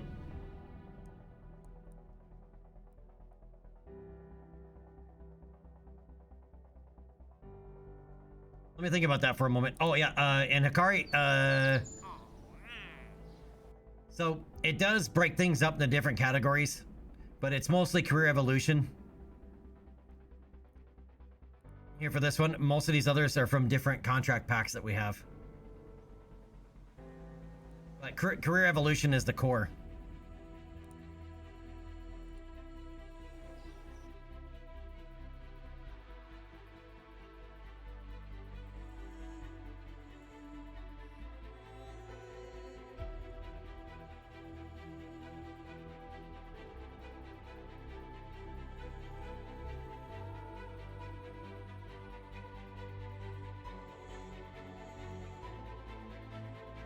I'm thinking simple command modules.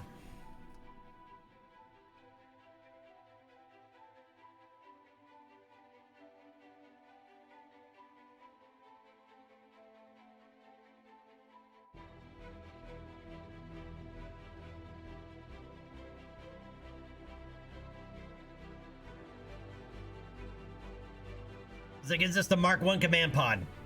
We have yet to put a Kerbal in space.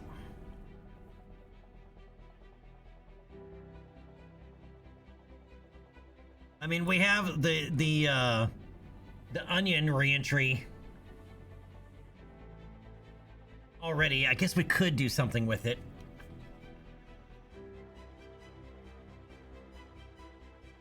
Even though I wrote one of those other tanks to make more of a Vostok style rocket, but we can cheese it.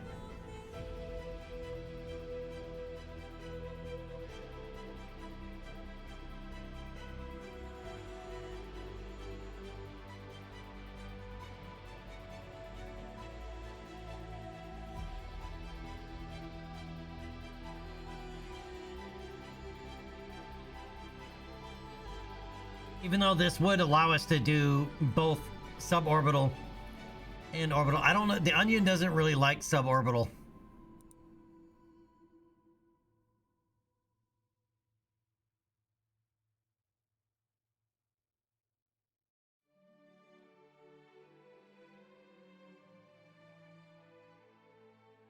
I don't know. What do you guys think? Onion or the Mark 1 command pod?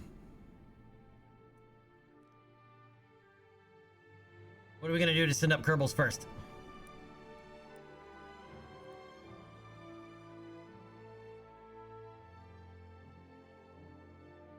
Oh shit, I also need landing. I'm gonna yeet him into orbit without an escape plan. Oh, we can build something else. I got an idea for that already now. Since we have the Separatrons.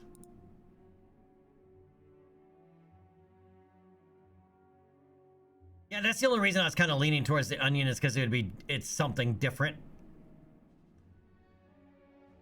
But it has to go inside of a fairing. It has to.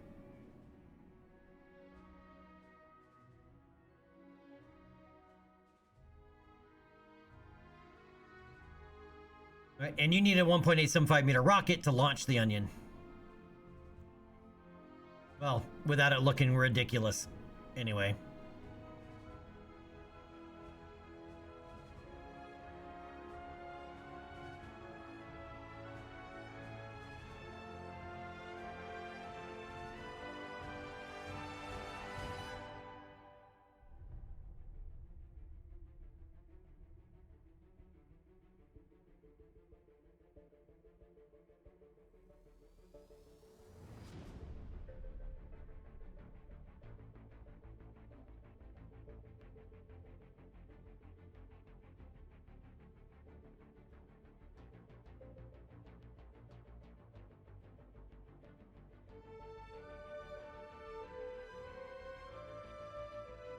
Electrics would also allow us to make our next generation of comsats.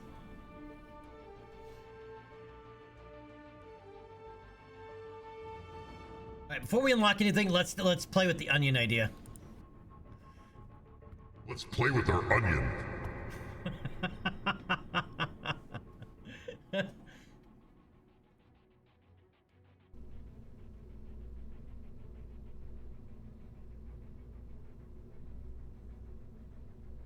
That's why, yeah, I know.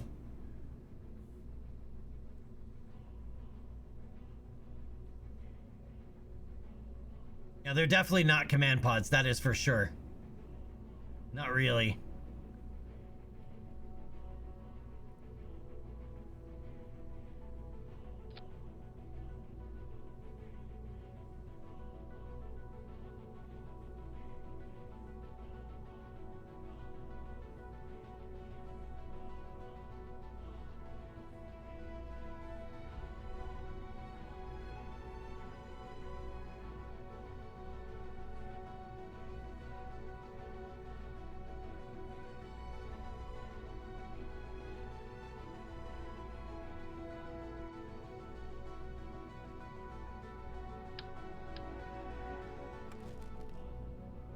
Yeah, I won't need a parachute for this.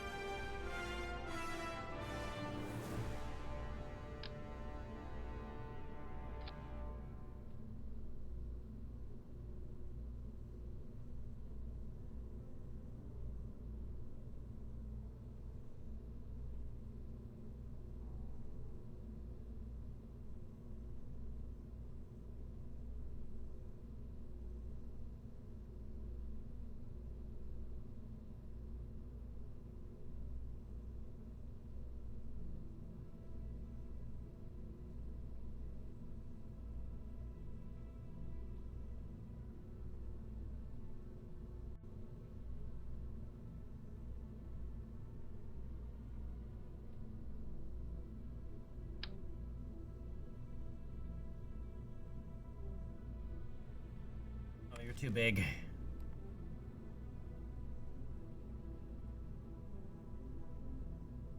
That's what she said. Come on. Somebody had to do it.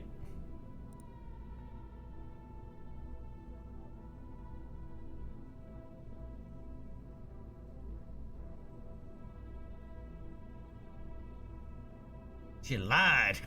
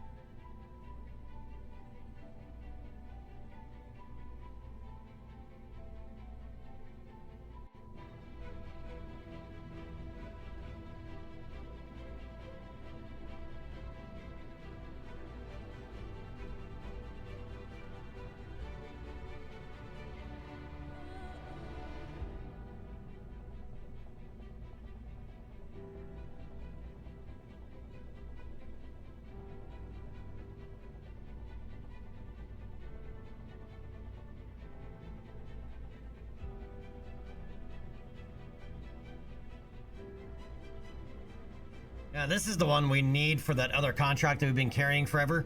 But this thing is so bloody expensive. Why is this so expensive?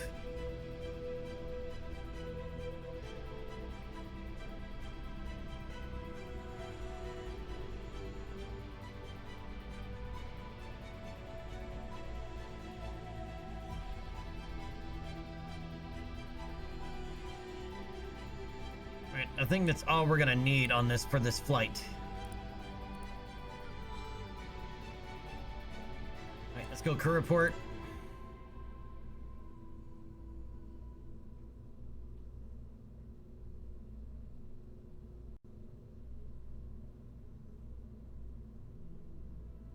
Really all that has.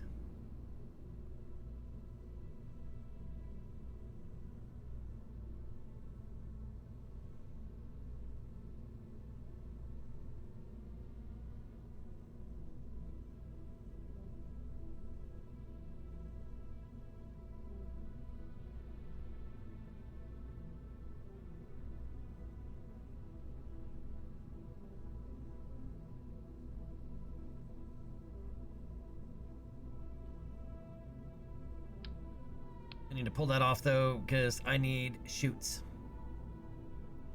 The worst part is how you have to do parachutes with this thing. It bugs the shit out of me.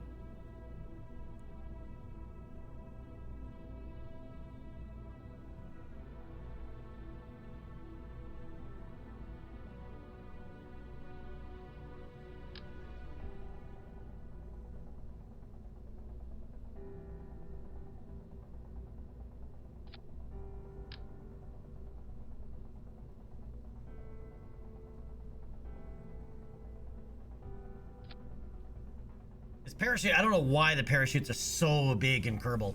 In real life, parachutes get quite small when you pack them up.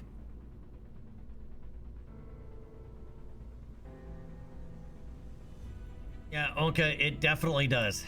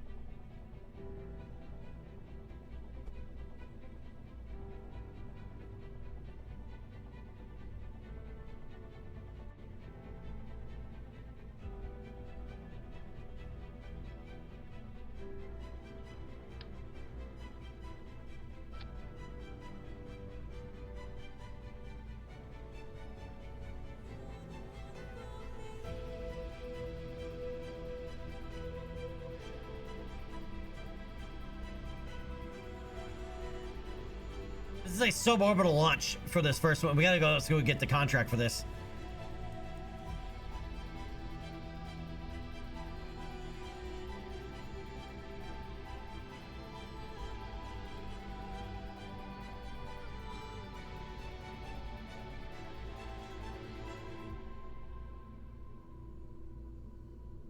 Wait, does that eject that thing out?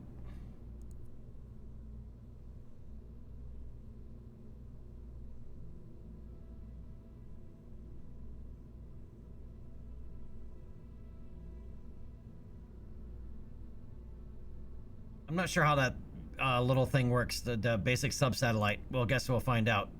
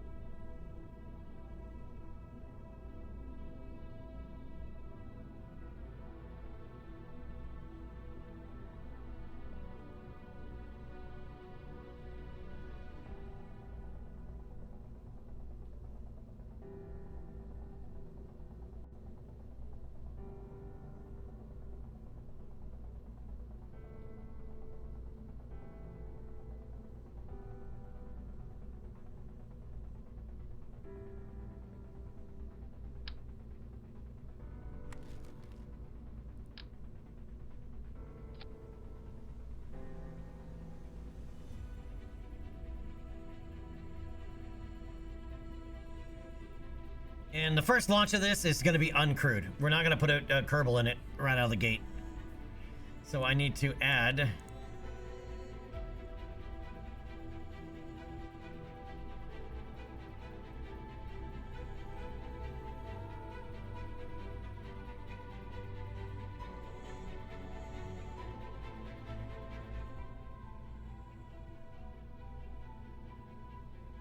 I have this.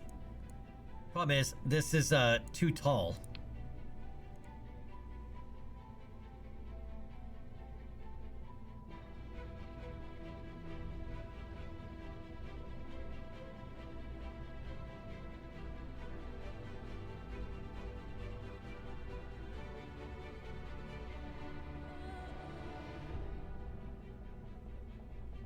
I now have an option on this one to make this taller.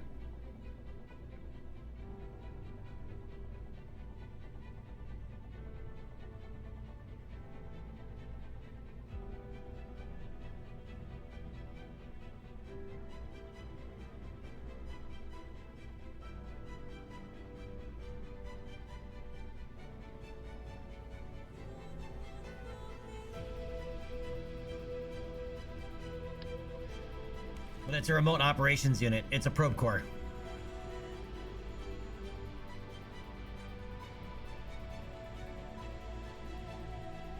Technically,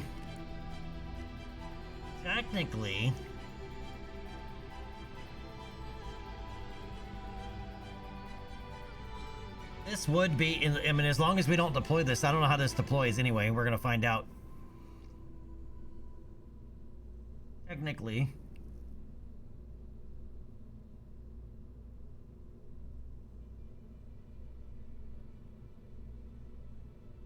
I could set this up in such a way that it wouldn't matter. We wouldn't need a probe core. Just with the staging. If that does what I think it does, then we just move it up there and the whole thing comes apart at once as that ejects.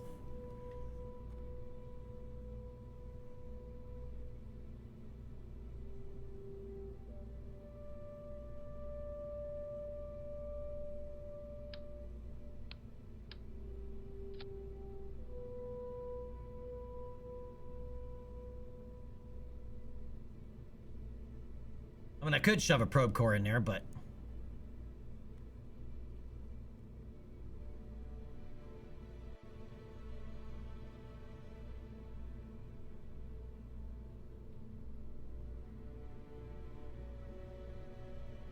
Or I could just connect it to a little service stage.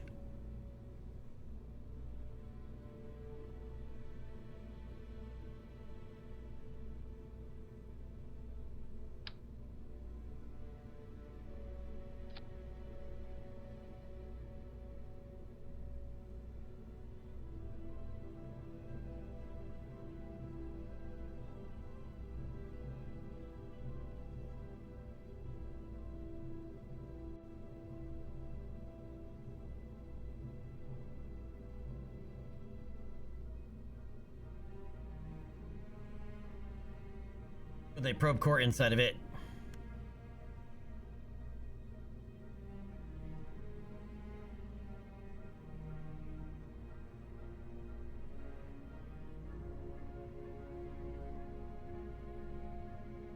Yeah, let's do that.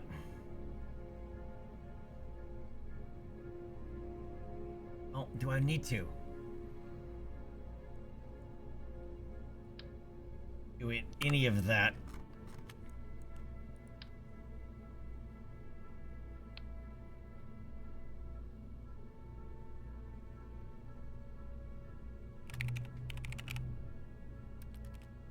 Alright, we're just gonna call this Kostock 1 for now. K for Kerbal instead of V. Alright, let's add our rocket.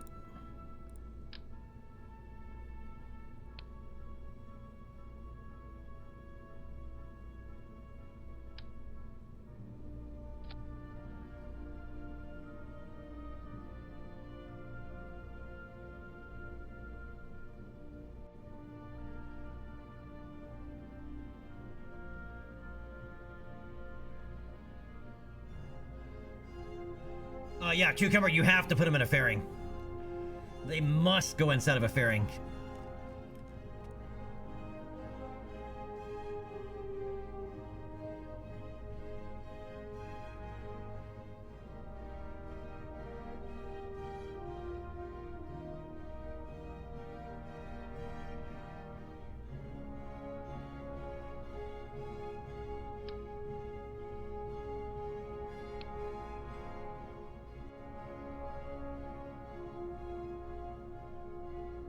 The only other way, if you want to launch him without putting that in a fairing, you got to spin stabilize the rocket. Right, which is gonna suck for that Kerbal.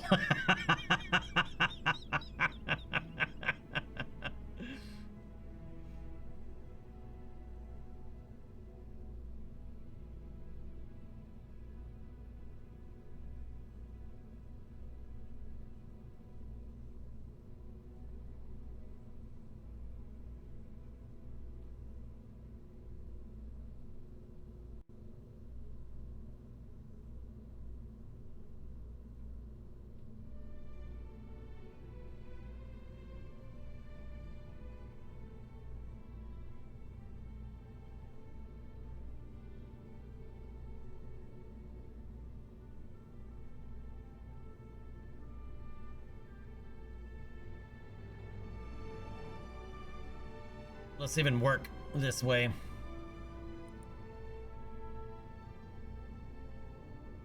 Yeah, it'll lot because we have a probe core in the upper stage.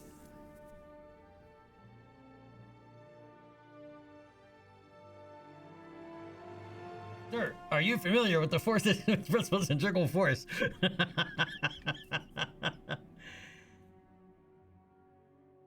Tap a check. Thank you, sir. I appreciate it, man.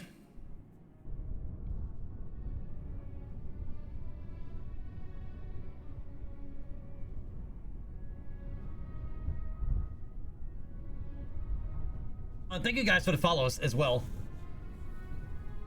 I don't always like say, you know, confirm every single follow because there's too many damn follow bots out there. But I appreciate all the follows, everybody. Like a flying washer dryer combination? Yes, indeed it is.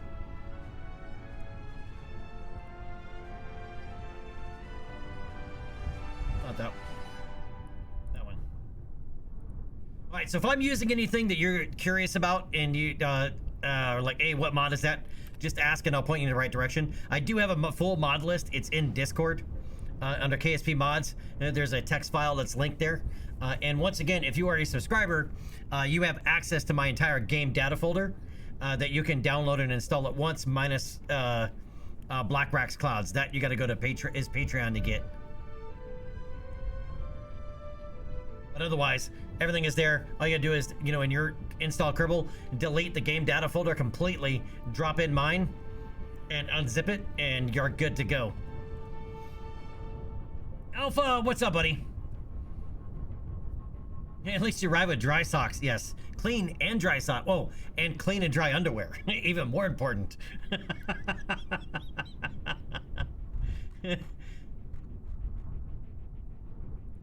Alpha's probably like, what the hell did I just come in on?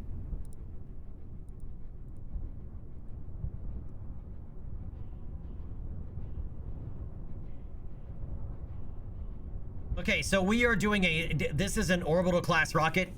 However, we're going to be doing a suborbital flight here, test flight first. And we still have to go get that contract for this. But we want to test the Onion re-entry pod. Right, for our first Kerbal into space. And why is that strut going way out? What is that? Why are you doing that? It'll break as soon as we launch, but why? I don't know why that strut's doing that, but we'll have to fix it when before the next actual flight. But it'll break as soon as we launch.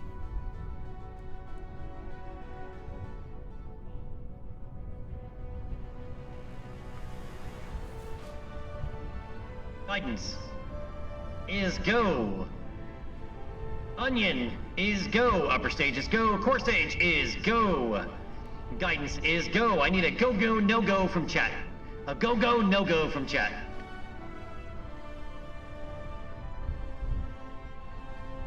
You just returned from a 7-mile walk? Nice, but... Why? No, I'm kidding.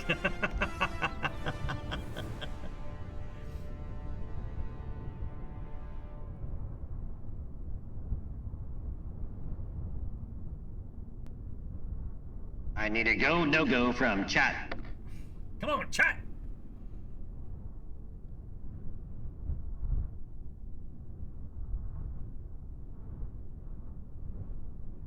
It's the emote with the G and the O. Sorry. All right. Here we go. Yep, what's up, buddy? In 10, 9, 8, 7, 6, 5, 4, meaning to start. 2, 1, send it. And we have liftoff.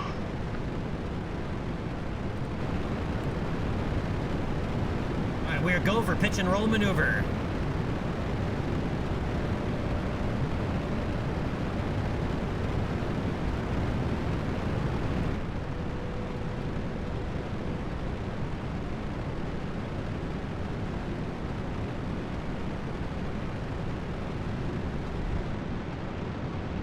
Again, this is a suborbital launch on purpose.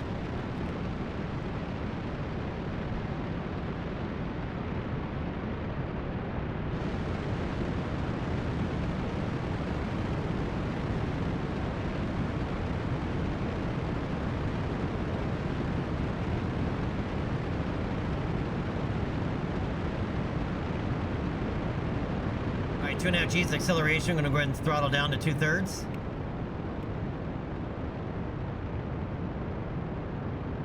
This rocket is going to overperform with this payload.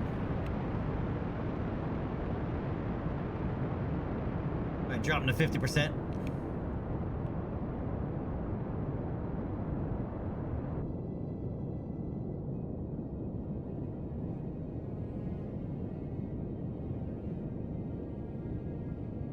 All right, booster cutoff and separation in 5 seconds. And we have good booster shutoff and separation. Look at that. Glorious. All right, we're now 45 kilometers downrange distance from the KSC, passing an altitude of 43 kilometers.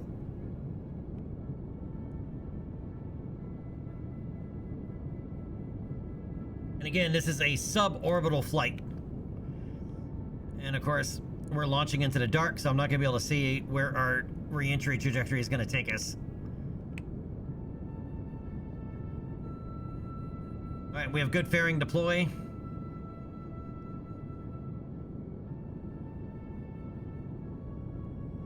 All right, and we have good eco and good upper stage cutoff, minus the torque. We have an offset center of mass because of the parachutes.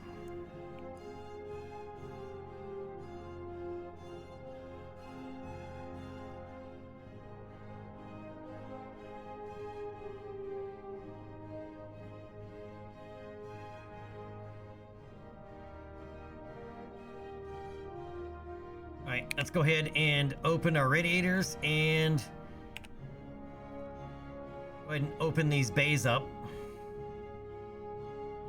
'Cause I want to see what this does.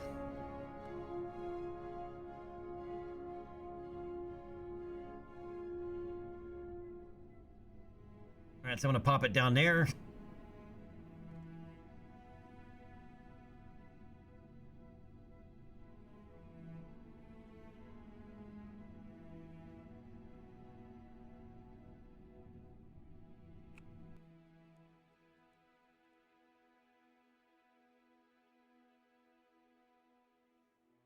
Oh, no comms because I didn't deploy the antennas first. All right, so the antenna's got to come out first.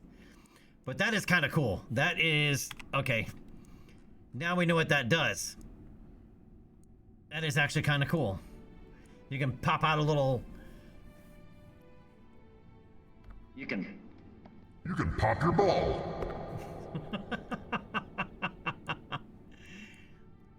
So that is cool. What that does what I thought it did, was thinking it might do. Just we gotta expand the antenna on it first.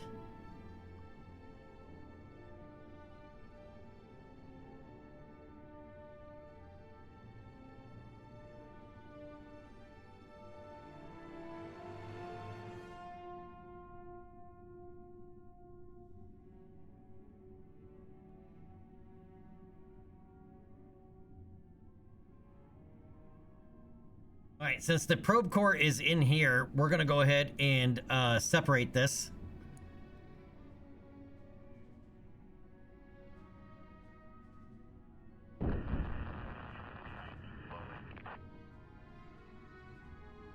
And there's nobody on board here, so.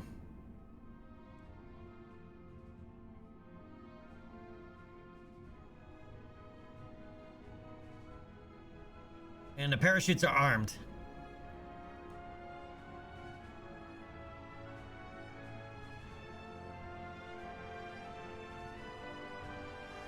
And this is gonna be a steep re-entry. Tikani, right? Tikani? Yeah, the big ball had a baby ball. You know, they just realized something. We're playing with our digital balls.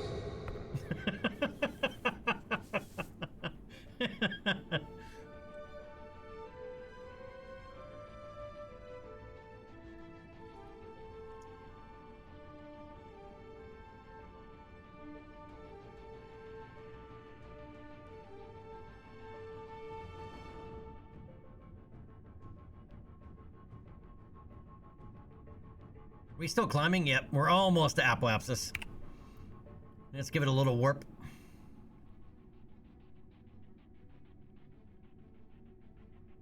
Yeah, whatever keeps you off the streets.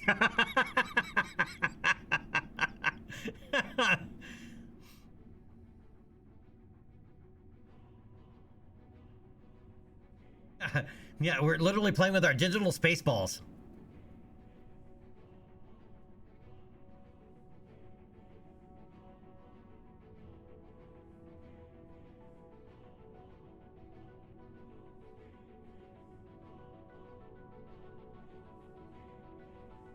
We are currently over water.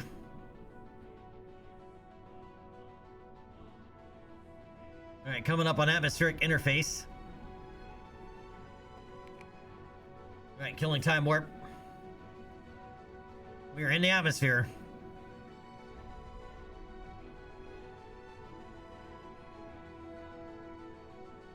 Oh, yes.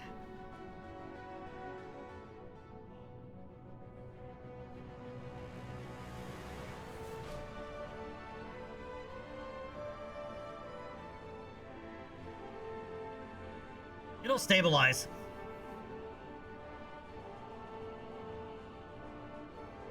Dude, have you ever MGB, we played the video. It's been a while since we played it. But the video of them talking to the Russian cosmonauts about a Soyuz reentry, especially like the earlier ones. Dude, it is so funny. Oh my god, is it hilarious. Wow, that used 0.01 ablator. This thing has so much drag, it's ridiculous.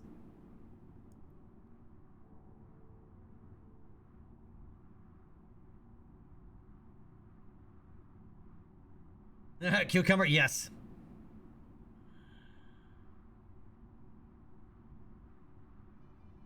Yeah, MG, there is a 3-part video series from the European Space Agency about the Soyuz.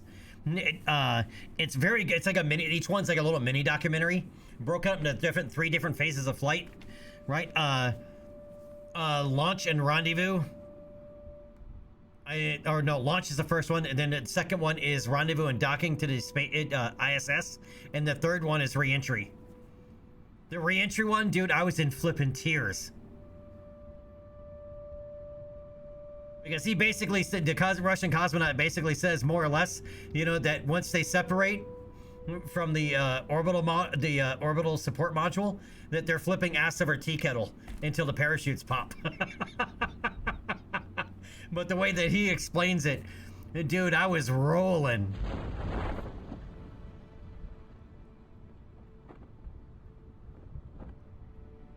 Jade, I feel like there's a Star Citizen joke coming next after the GTA 6 comment.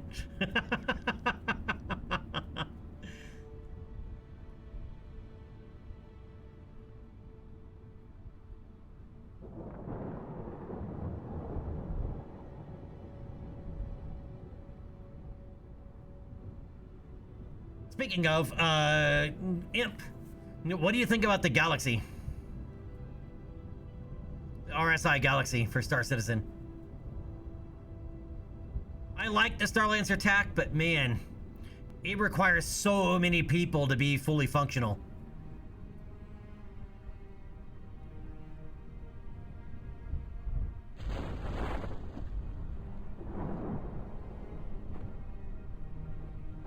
I asked because the RSI Galaxy is a $5 upgrade from the TAC.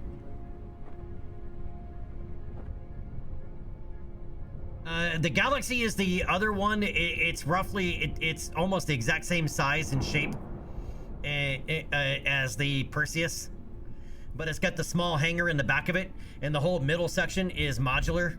So you can put in a refinery module, or a cargo module, or a medical module, or eventually a crafting module.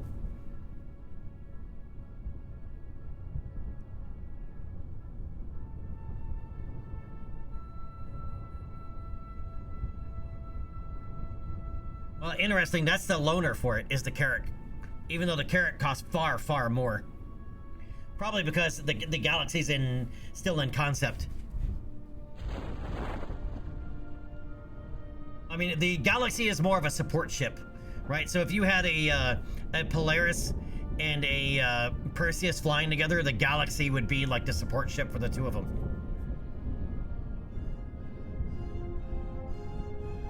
That used no ablate. Why did it use so little ablator?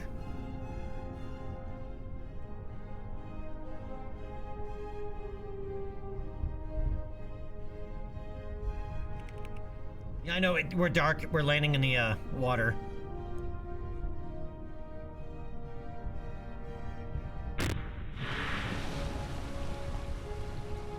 She floats. Alright, so let's recover that. Alright, so now we know we can do it.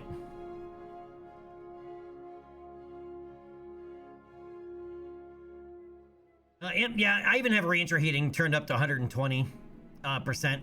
I did have deadly reentry installed, but it makes other things burn up before they should. At too low of a speed.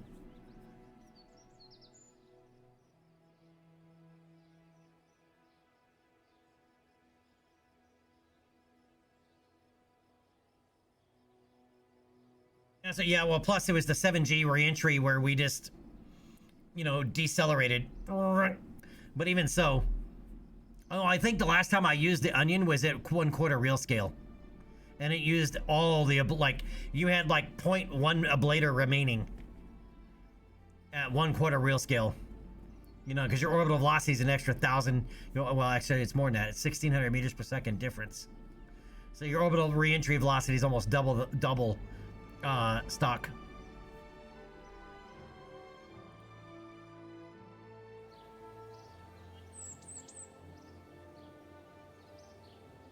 Now, the part of the reason, as I said, the reason that KSP's reentry isn't particularly hostile, you're not going fast enough. Right, your orbital velocity at stock scale is really tiny. Right, even at 1/4 real scale, right? With Kerbin 1/4 the size of the Earth, your orbital velocity is over 3,800 meters per second. Right, stock it's 2,250.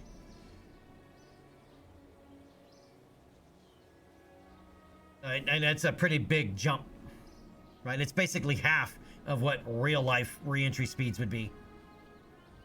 And to come back from the moon, that's a whole nother story. Like when the astronauts come back from Artemis 2, they're gonna be hitting the atmosphere at 34,000 miles an hour.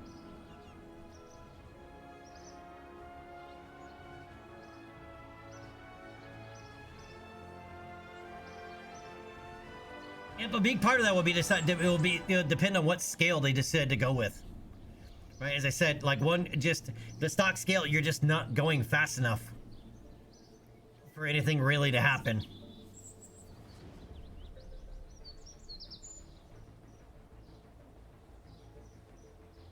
But yes, I still hope it has better heat mechanics. I'm really hoping they go with a 1/4 real scale. This install would be a 1/4 real scale if I didn't have to relocate every single asset from all the other mods. Right, because all their coordinates are all jacked up.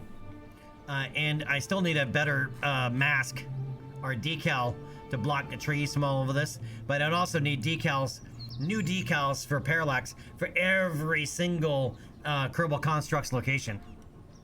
And I didn't feel like going through all that.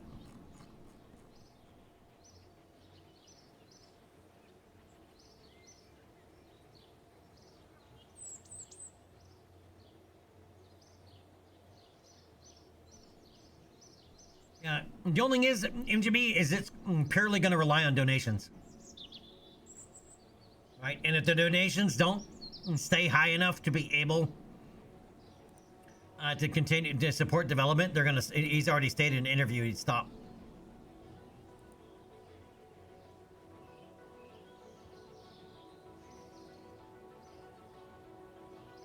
Right? And just leave it as is for the community to do with it as they will.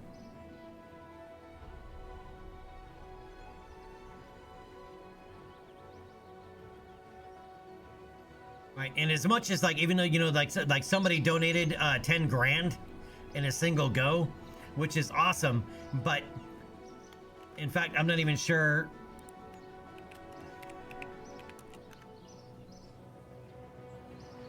They've even made enough to pay for one. No, they don't even have enough to they've only raised 93 grand, and that's not even enough to pay one developer for a year.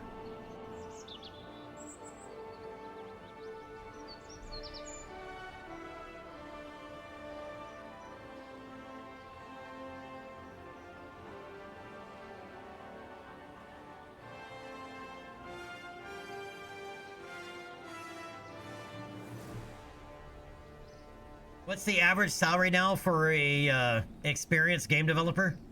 It's at least 100. I would imagine it's at least 120 to 150 grand a year.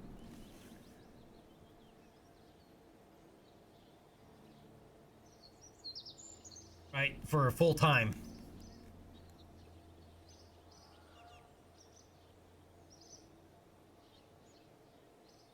Right, and then you also have to add in, you know, all the other costs that, you know, payroll associated costs with an employee.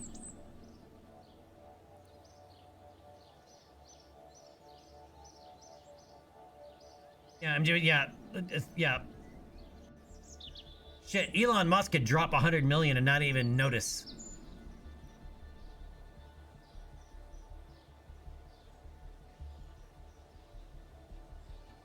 Like, side note here, like that pay package that Tesla just approved for Elon Musk for 1.97 trillion on top of what he's already worth is so ridiculously stupid. I don't even know how to describe it, because everybody's like, oh yeah, he's worth it.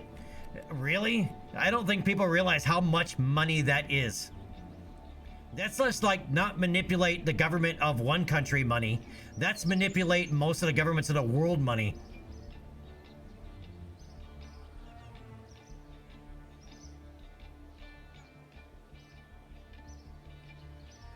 I mean, even with the, just to give you an idea, with the amount of money that he's already worth, he has roughly 38,000 employees across all of his companies. He could get every single one of them $5 million a piece, and he would still be one of the 5 richest people in the world.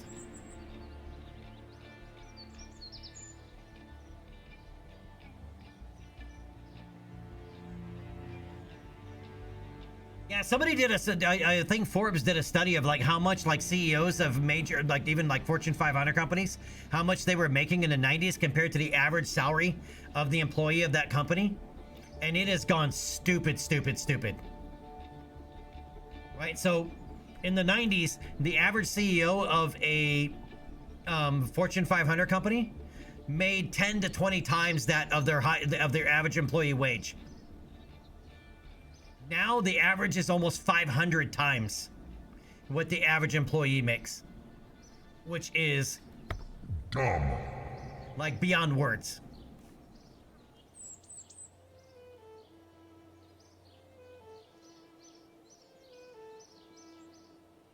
Technically, yes, it's mostly in stock, right? So by Tesla. So yeah, if the stock crashed, he'd be worth next to nothing. But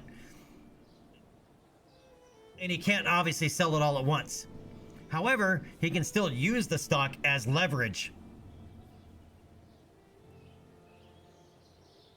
Right, but it's a stupid, ridiculous, like absolutely bonkers amount of money. I think 1.97. I think that's more than what most European countries make combined, like the GDP. Like, I mean, it is a bonkers amount of money.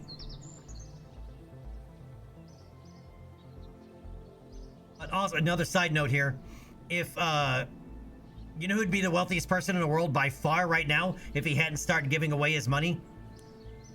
Bill Gates. Bill Gates would be worth almost $4 trillion.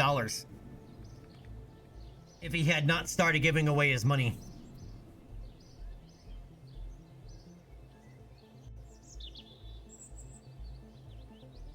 Anyway, a little bit of a mini rant there over.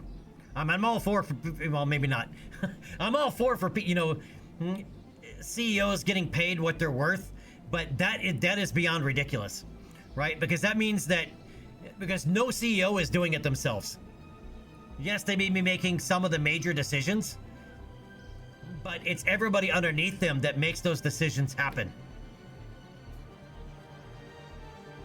Right? That make them come to life. And it really shows that your employees mean absolutely nothing to the company, and the CEO is everything that makes the company. And in reality, it's the other way around.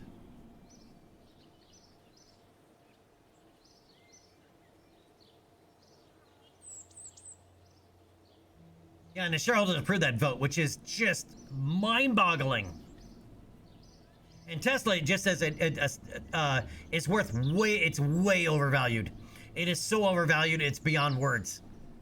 Tesla is worth more than almost all other car companies in the world combined, right? In their stock. However, they still account for less than 1% of sales, of all automobile sales across the world. Like, they're so overvalued, it is redonkulously stupid.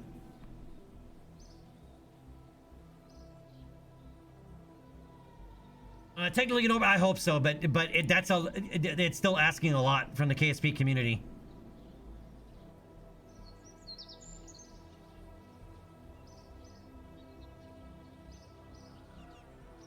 Pancake, yes, that too.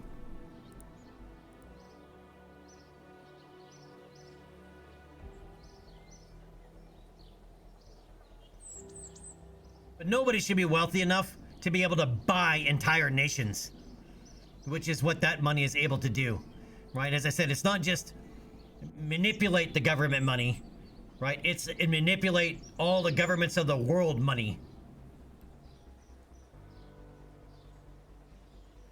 Anyway, we need to check contracts.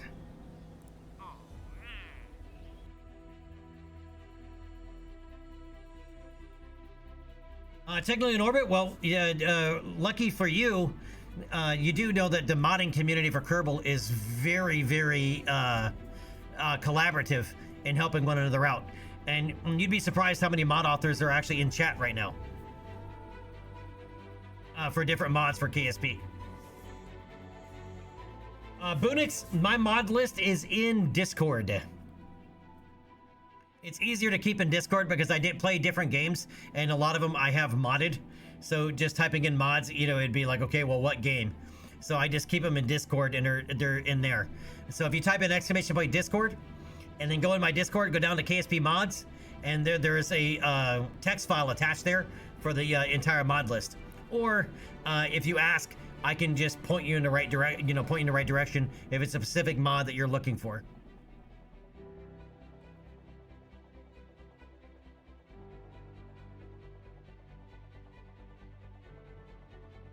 Booyah, some text optimization. You'd play the hell out of KSA right now? I still think it needs a little bit more. It needs more time in the oven.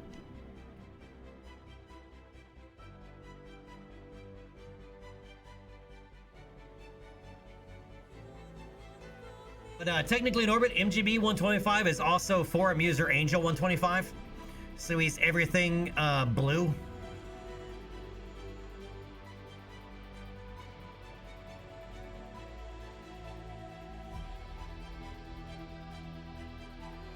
Jada Mars in chat. I believe he's still hanging out there. Alpha Mince. Yeah, there's quite a few mod authors in chat that can also help you to other, or send you to other resources to help you out with what you're trying to do. In fact, don't I have... Oh, he renamed himself? Don't I have a command?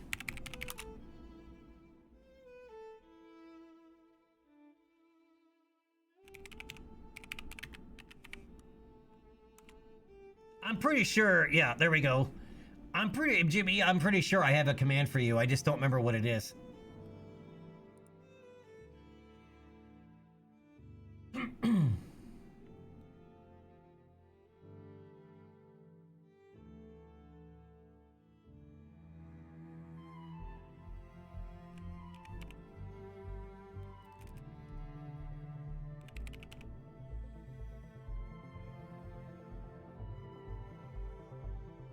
Wild Blue, that's what it is.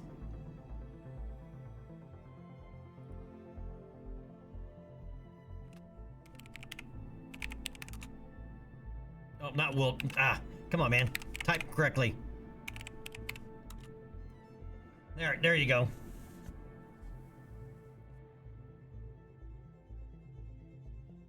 High Flying Butterfly?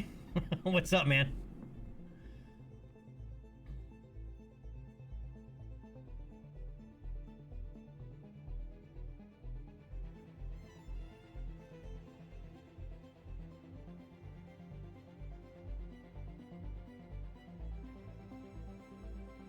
Bunix, yes it is. It's the Kabram's diamond white sunflare high. So high, he's got high, medium, low. It's the resolution of it.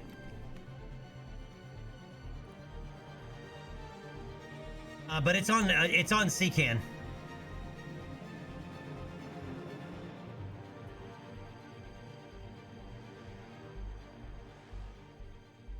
He's got a bunch of them. There's a whole bunch of different ones. And in different colors. Even though in real life, all stars, even though it's a different classification of star, the light that they give off that you would see with your eye is going to be white.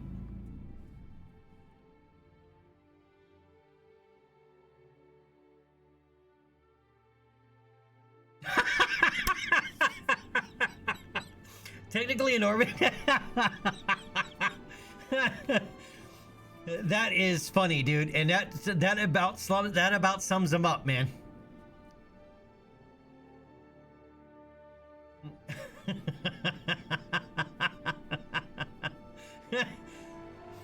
Grok keeps breaking the code. Gemini keeps forgetting what it's working on, and ChatGPT is the slowest.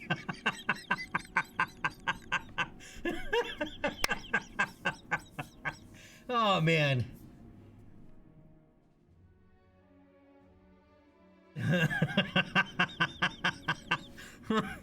Yep. That sums those up perfectly.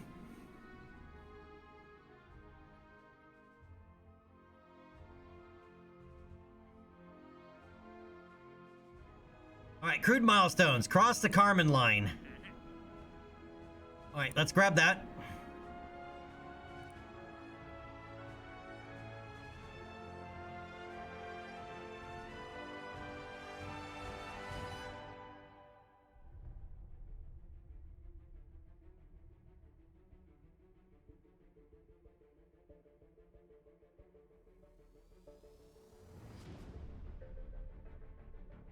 Okay.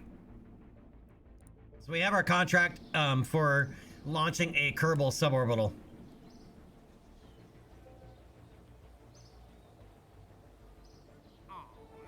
Wait, why did I go back in there? I didn't mean to. Exit.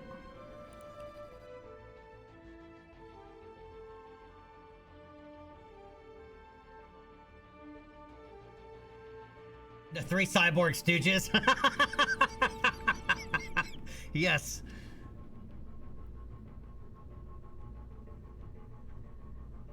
Yeah, Alexa's the annoying, snooping neighbor across the street, but she keeps showing up in your living room.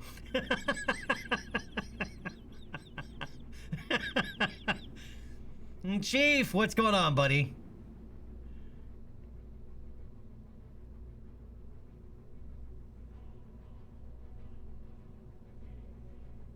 All right, so Valentina Kerman is going to be the first in orbit.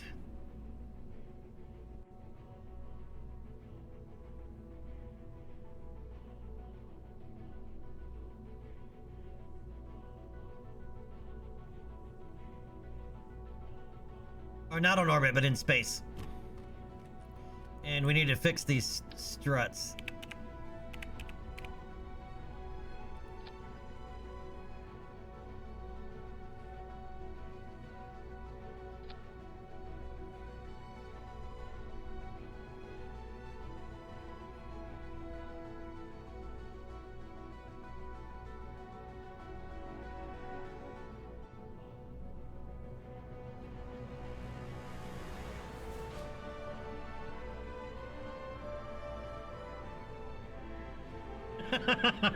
her multi-level marketing scheme, yeah.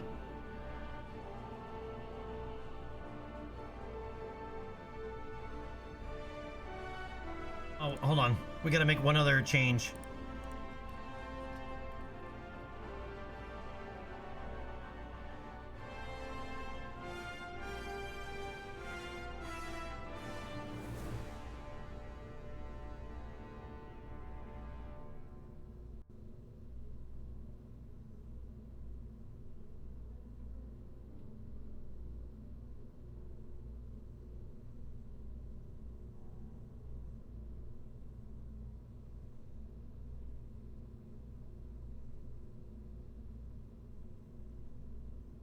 Oh, nope, that won't do.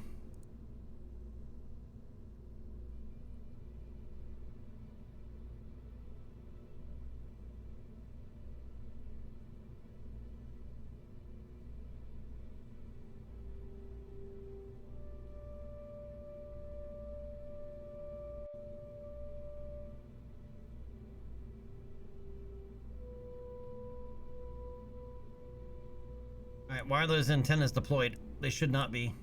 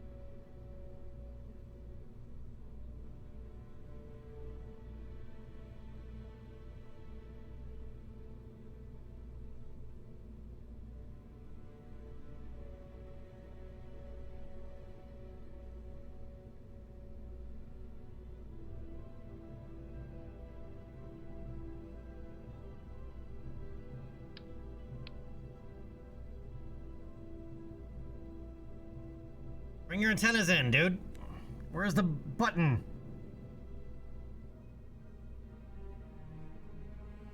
Status retracted, but they're not.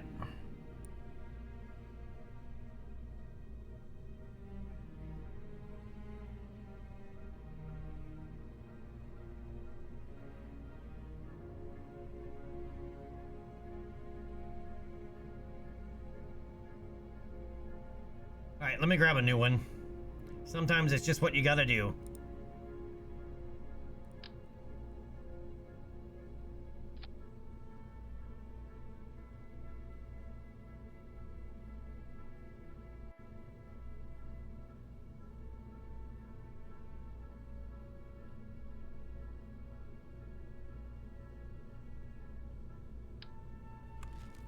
There. Fixed it.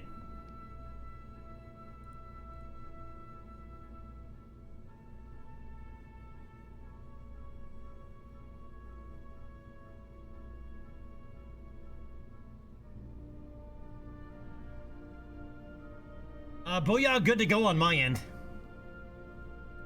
We have no drop frames. It's like 0. And we're broadcasting it nearly 13,000 kilobits. So Twitch is actually having a good day.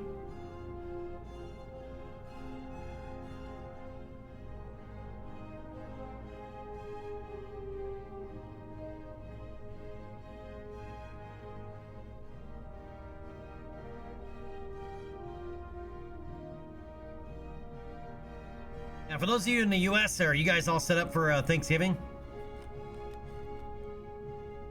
We pulled our turkey out this morning to start defrosting, and I spent 15 minutes playing refrigerator Tetris.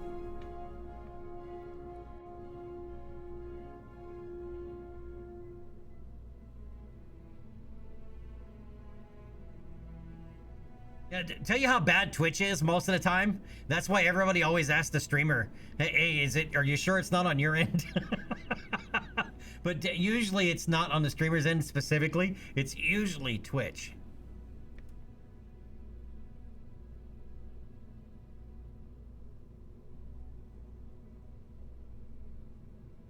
All right, let me double check this staging mess over here. It looks like a mess, but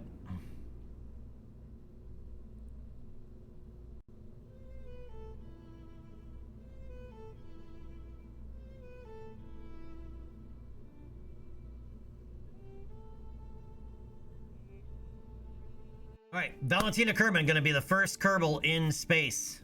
This rocket is way OP for what we're doing, using it for.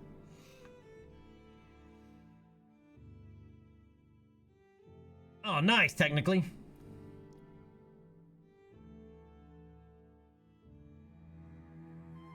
Yeah, we still gotta do the last minute, buy all the fresh stuff. Shopping stuff. And I'm gonna smoke the turkey again.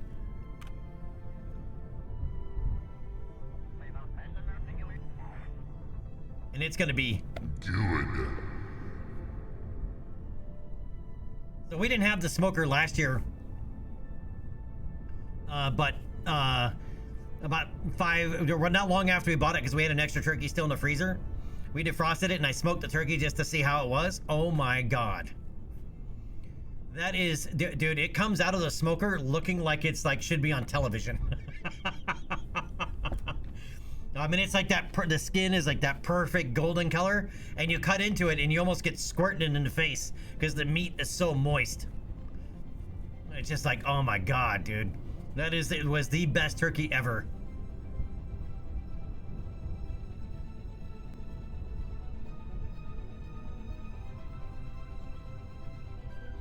Guys, smoking a turkey is a game changer for sure, man. It's like, wow.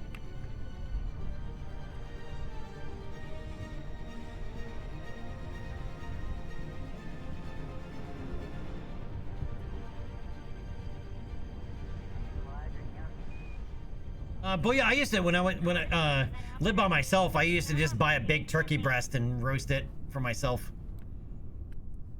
You know, but then I mean, I usually had like 15 different places I could go to for Thanksgiving if I wanted. Sometimes though, man, you just need to decompress. All right, we got that set up. Guidance is good.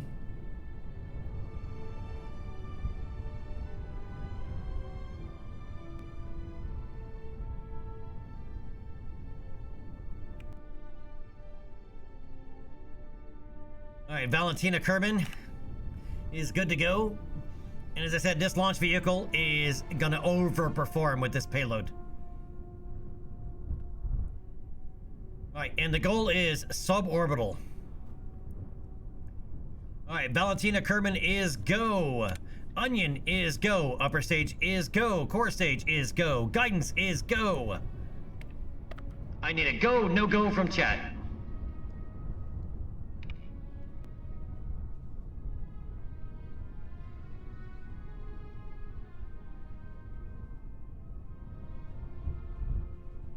Imp, most likely, yes. But the rocket's already set up. Chat is go. We are go for launch in 10, 9, 8, 7, 6, 5, 4, Main engine start. 2, 1, touch it, Chewie. And we have liftoff. All right, we are go for pitch and roll maneuver.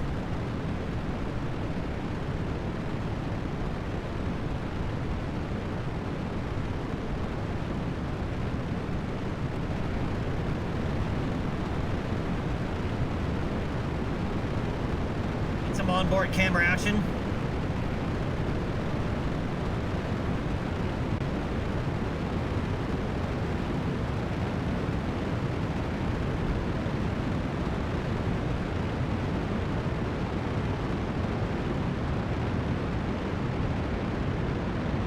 Vehicle is supersonic.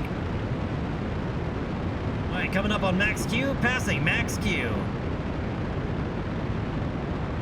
right, 2.5 G's acceleration. We're going to throttle down to 2/3.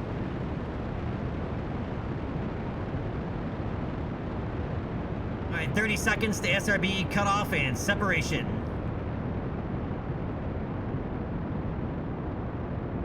All right, coming up on 20 kilometers downrange distance from the KSC, passing an altitude of 20 kilometers. All right, back up to 2.5 G's acceleration, throttling down to 50%.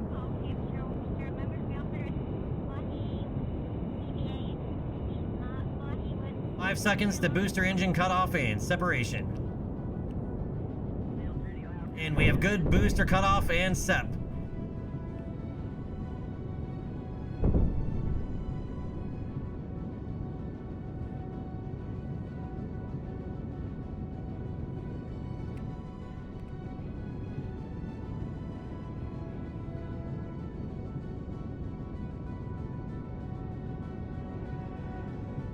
Don't get too high up here.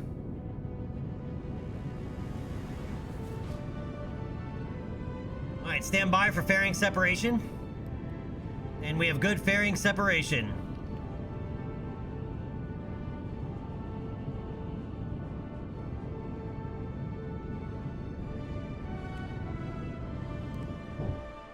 And we have main engine cutoff.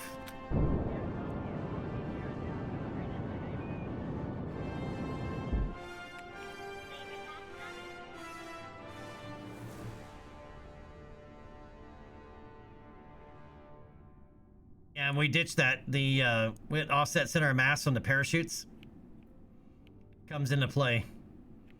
We don't really have any reaction wheels. We have to rely on our RCS system. I'm not a huge fan of massive reaction wheels. Unless it's because of game physics.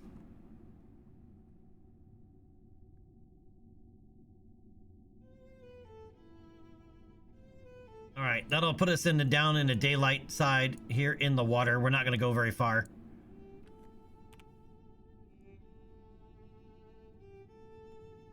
All right, but now that we're in space,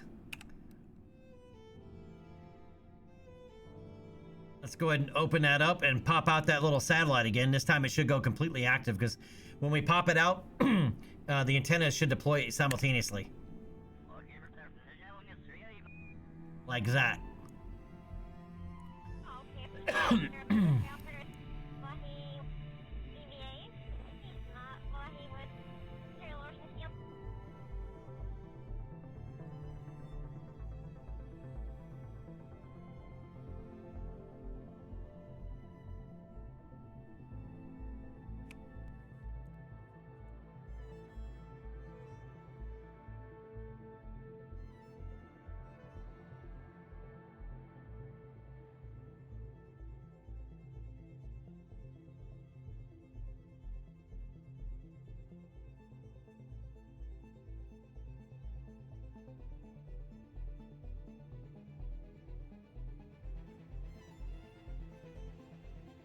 It has just enough battery to be able to do that.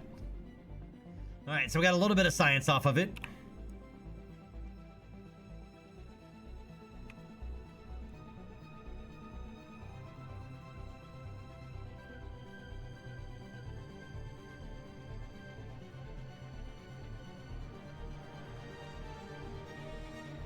I reduced the reaction wheel down to like 10%, so that with persistent rotation, it'll maintain orientation. And then rely on RCS for Rotation translation.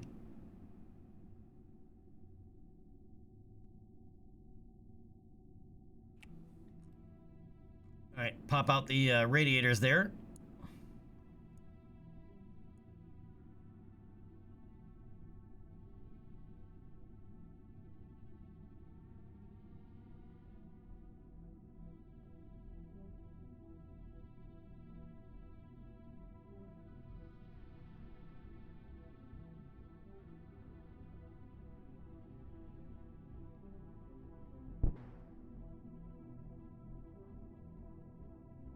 Now, we're not even going to use the upper stage. Yes, it's a waste of money, but the rocket is already set up to go.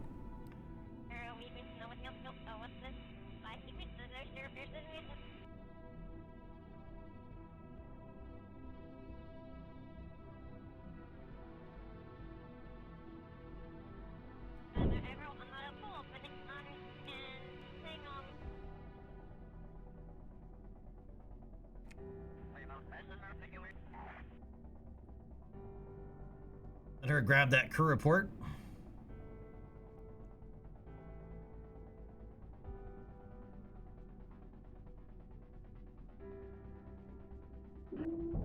She is also going to get to do our first spacewalk.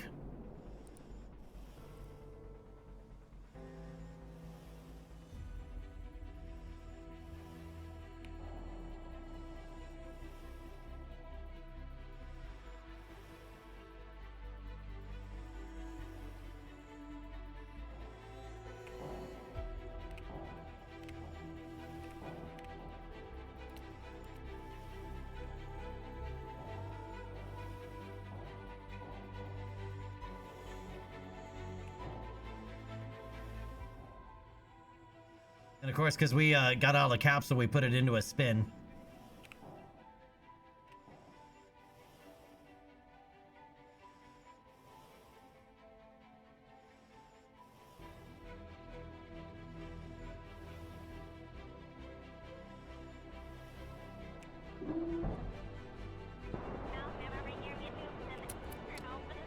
All right, we got her buckled back in.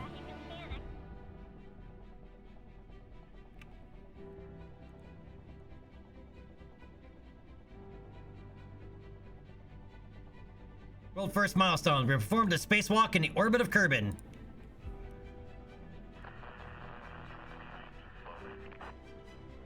And there's no actual secondary antennas on this, so.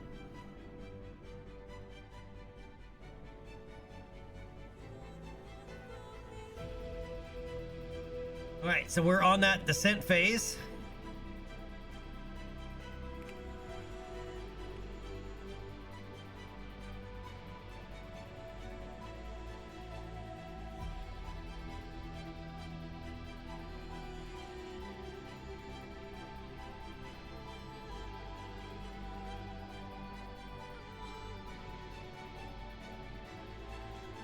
Valentina's really enjoying it. Look at her face. All right, that is a really good orientation to lose this. So let's go ahead and ditch that and activate the parachutes.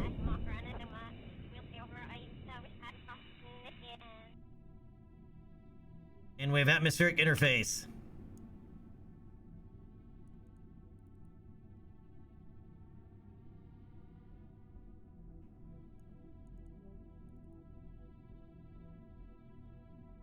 You know, in 0G though, she wouldn't even notice that she wouldn't even feel like she's spinning.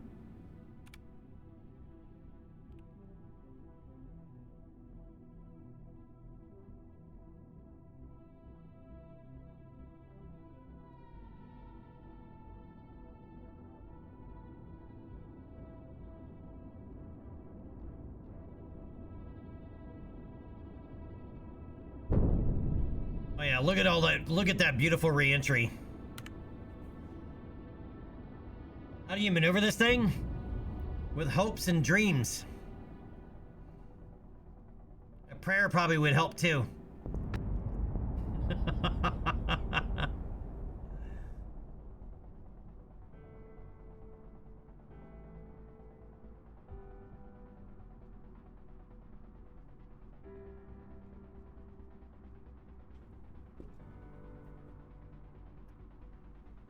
Just physics. That's how we control it. Physics. Yeah, Newton.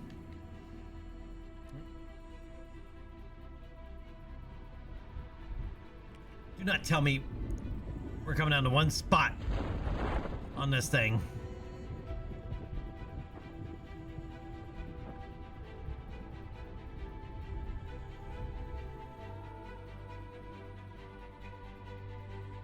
Boy, all she can see are clouds.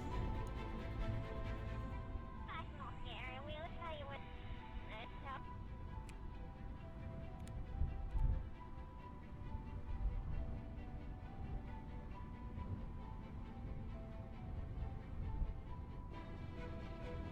This thing comes down so ridiculously slow.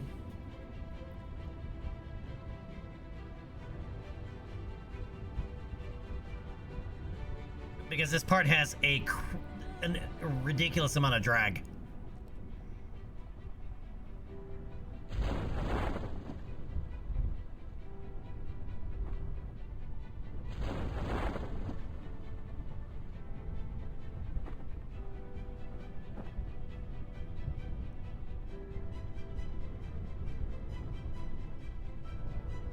And why is it still saying right side up?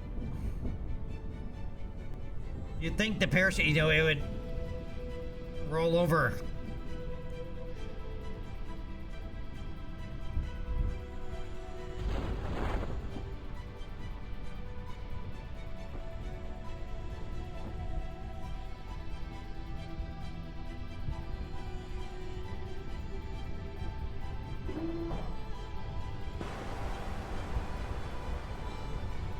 Gotta get that flying EVA science.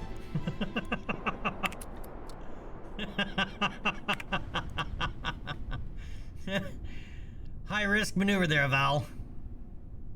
Boink.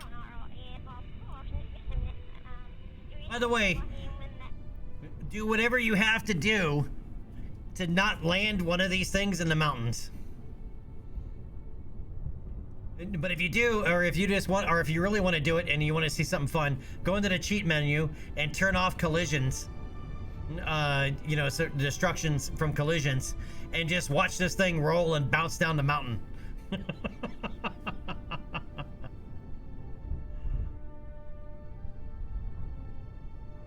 All right, we only went 659 kilometers downrange. That's next to nothing. Okay, let's recover.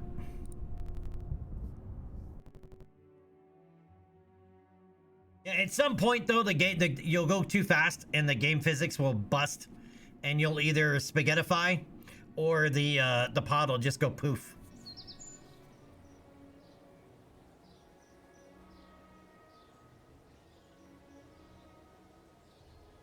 Okay, so we brought back 9.3 science. That's it. All right, but Valentina got a Mach 2 ribbon, a first Kerbin EVA ribbon, a first EVA in space ribbon, a dangerous EVA ribbon, and a first Kerbal in space ribbon. And the ribbons are from a mod called Final Frontier.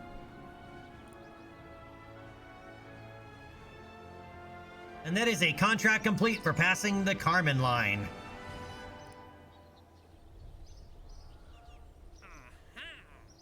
Aha!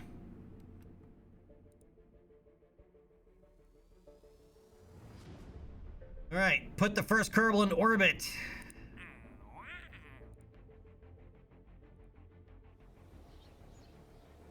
All right, let's warp a day. So we're not doing everything in the same day. Also, where are we at with this?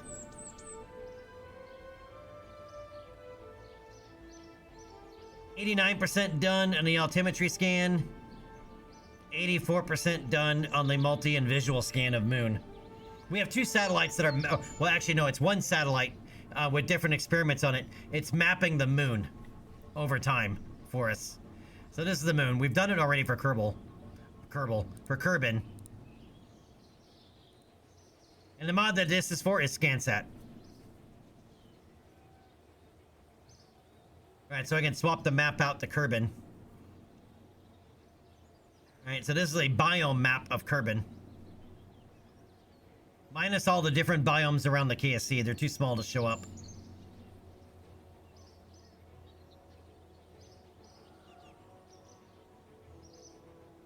All right, so that is the biome map. Here's the visual, low-res visual. There's another experiment you get later where you can do high-res visual and high-res biome and high-res altimetry. This is also low-resolution altimetry. Right, so white being higher, darker colors being lower, but you can also just turn it to slope. Right, orange is high, yellow is medium, and like green is like the low parts of the planet. And if you're actually in space doing this and control a satellite, it'll show you its ground track. And I love that there's a ground track in KSA already by default.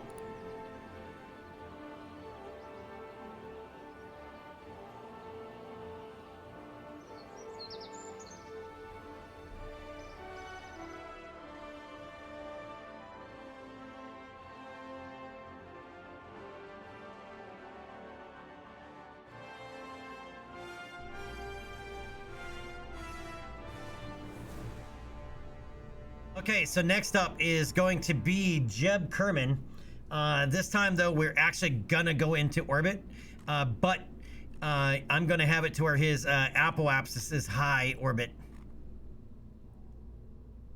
right? For that some additional science.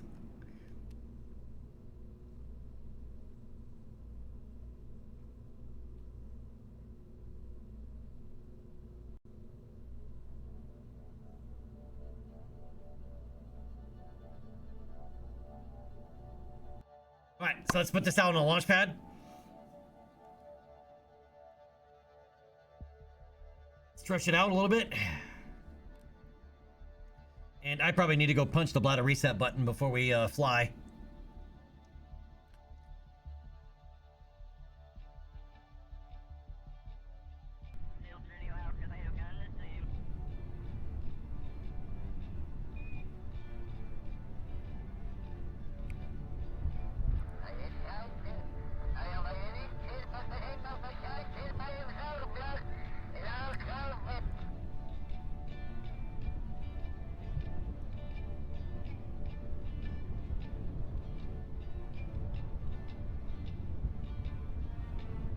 Alright, so I'm gonna leave it here just like this. I'll be right back. I gotta punch the bladder reset button, and I'll be right back.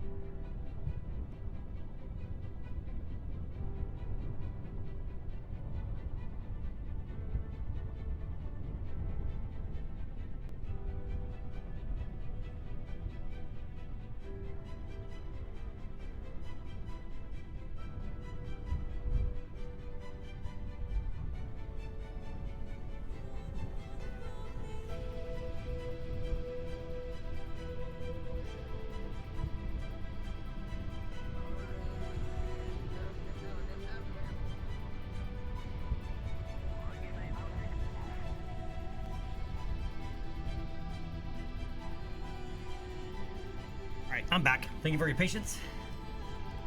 My bladder feels better.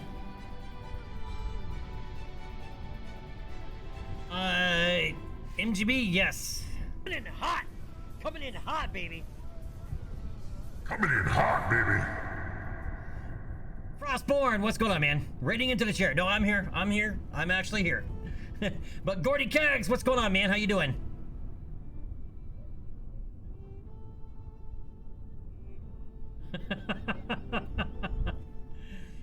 Gordy, what were you streaming today?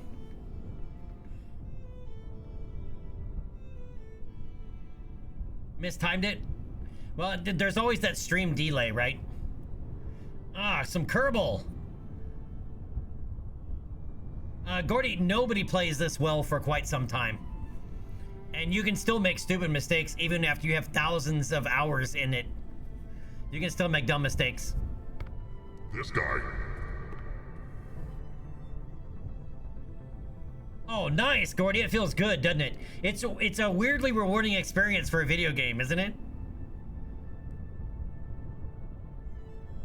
But that's awesome. The very first time I ever did my moon landing and return, right, where I thought I had done everything right, it was like 5 o'clock in the morning. I'd stayed up all night long, right? And during re-entry back to Kerbin, I'm so proud of myself, and I realized, No parachutes, you dumbass.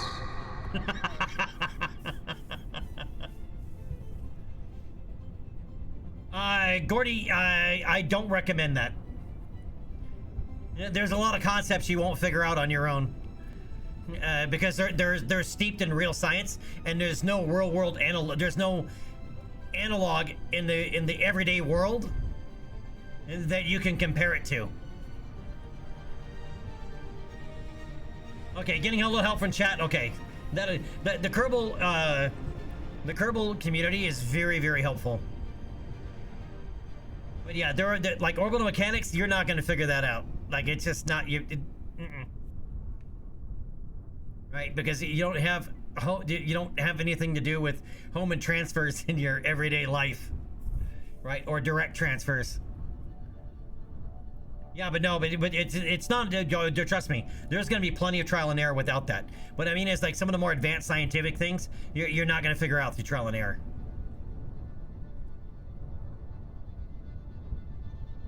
Yeah, you can't just know it or stumble your way through some things. Right? It's like stumbling your way through a heart transplant.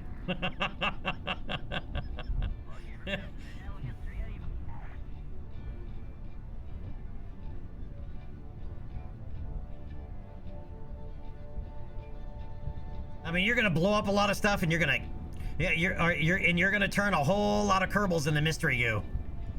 Oh yeah, by the way, if you're not sure what mystery goo is, now you know. Spoiler alert.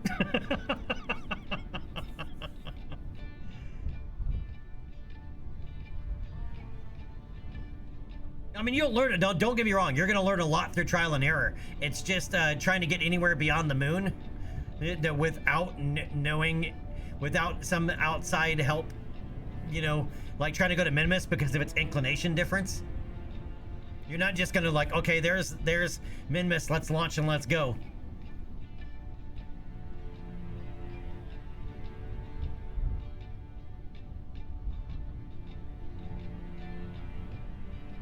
Frostborn, it might take him 1 million patience.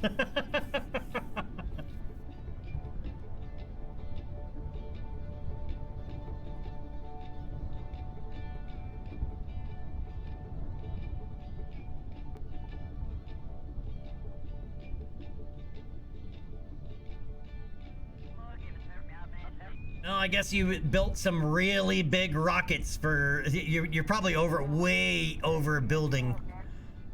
But that's all right. You're gonna learn a lot. As I said, you're gonna learn a lot.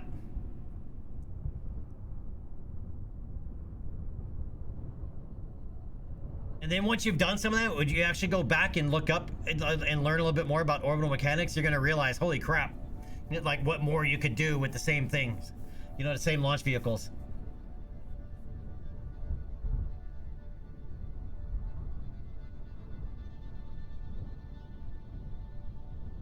His Minimus satellite had enough for a Laduna landing. Yep, just build everything strong enough to go to Moho. Just build everything with enough Delta V to go to Moho. Speaking of, there's terms like Delta V, without somebody telling you, you're not going to know what they are.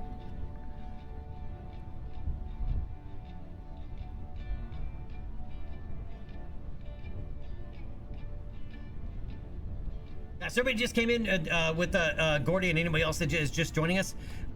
We are about to do our first Kerbal in orbit in this save. We are using a different tech tree where we actually launched with probes first.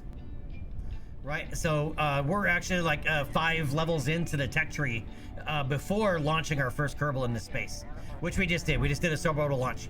And speaking of overbuilding, because I've already built this launch vehicle, we're using it as well. Because it's already proven, it's already built, and as you can tell, I go a little bit into detail. And I don't like rebuilding new rockets for every single payload. Right? I build a rocket for a specific payload range and target zone. Right? Target zone being, you know, Moon, Minmus, Duna, whatever it is. Right? And then keep it going. And as we continue to unlock parts, we'll just modernize it, you know, where needed. But this is a 1.875 meter rocket. We needed the 1.875 meter rocket because we're launching the Onion. I decided to go with the Onion instead of the Mark 1 command module. And yes, this rocket is way over the top for what we need to use it for. But that's even the case in real life, right? There's not a rocket for every single payload, right? They design a rocket for a payload range, and then you launch it. That's why, like, some rockets like the Atlas V, right, has so much modularity, right, with different upper stages, different amount of boosters or no boosters at all, different fairing sizes.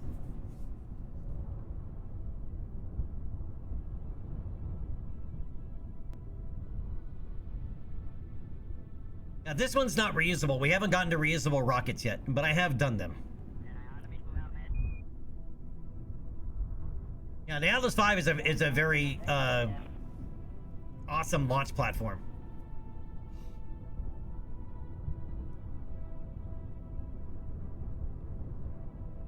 But yeah, going to your first moon landing and return, you start to realize just like how much like NASA had to go through, you know, because you're only dealing with a very small percentage of it, right? Because of the small scale and moon being so close. So there are mods where you can increase the scale of Kerbin. And the whole celestial bodies all the way up to real scale with real Earth and everything. And what really changes is obviously your rockets get a lot bigger because you have to go a lot faster. But what really happens is your margin of error goes from like this to like that.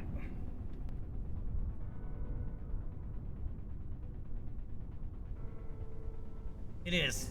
But as I said, your first time, it's an unusually satisfactory feeling of accomplishment for a video from a video game.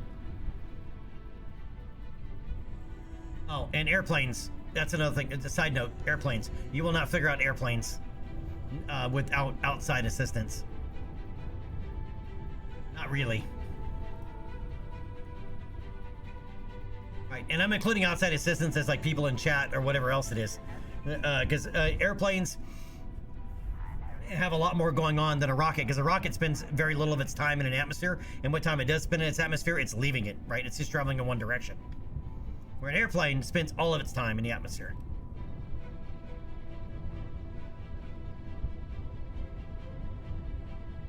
And just a side note, I'm not the airplane guy, I am the airplane guy.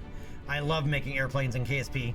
And I even have an airplane that I can show you later that will make you, even if you think you're good at making airplanes, it'll make you unthink everything you know about airplanes. All right, but first, we got a launch to do.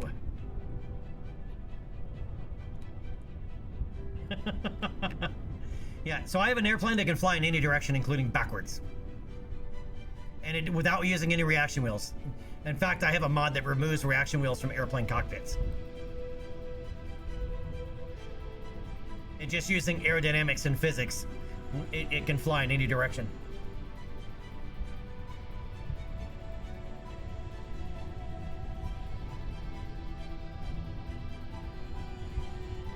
Okay, guidance is go. Jebediah Kerman is go. Onion is go. Upper stage is go. Core stage is go. Guidance is go. I need a go, no go from chat. I need a go, no go from chat.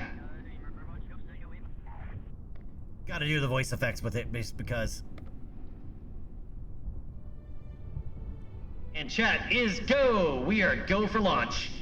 In 10, 9, 8, 7, 6, 5, 4. Main engine start. 2, 1. Punch it, Chewie. And we have liftoff. All right, we're go for pitch and roll maneuver.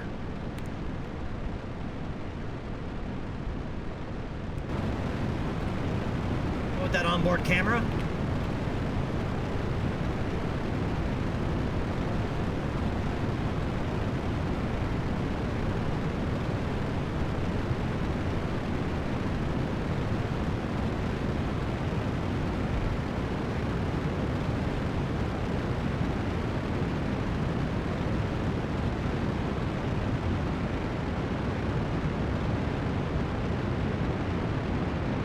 Mach 1, vehicle is supersonic.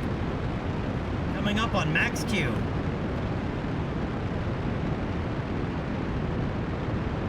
Alright, 2.5 G's acceleration. We're gonna throttle down to 2/3. Alright, we're 1 minute into flight, passing at altitude of 15 kilometers, and we're 15 kilometers in altitude. Alright, 20 seconds from SRB cutoff and separation. Back to 2.5 G's, dropping it down to 50% throttle.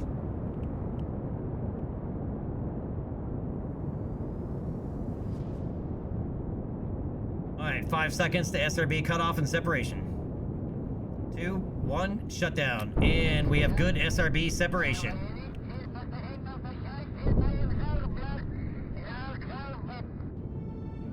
Alright, go ahead and throttle back up to 2/3.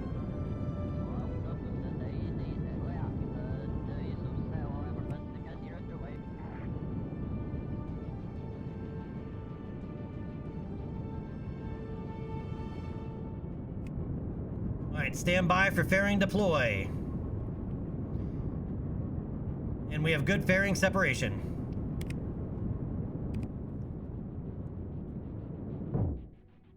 Alright, we have Miko. We have good upper stage separation. Gotta turn on RCS to compensate for the offset center of mass. Alright, and we have a good apoapsis.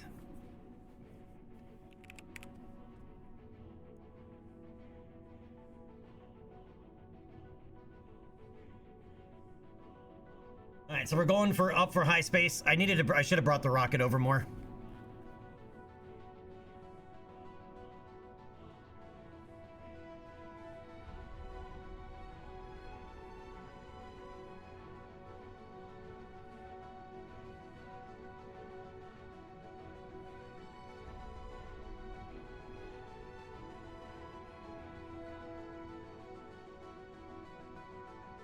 Oh, Frostborn, you have a space shuttle? Check this out, if you like space shuttles. I don't really like space shuttles. I'll turn that down just a little bit, and... Is it this one?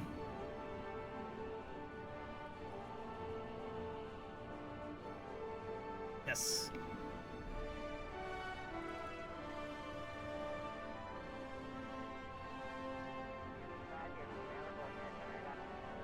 Lazarus, no, this is not real solar. Believe it or not, it's actually stock scale.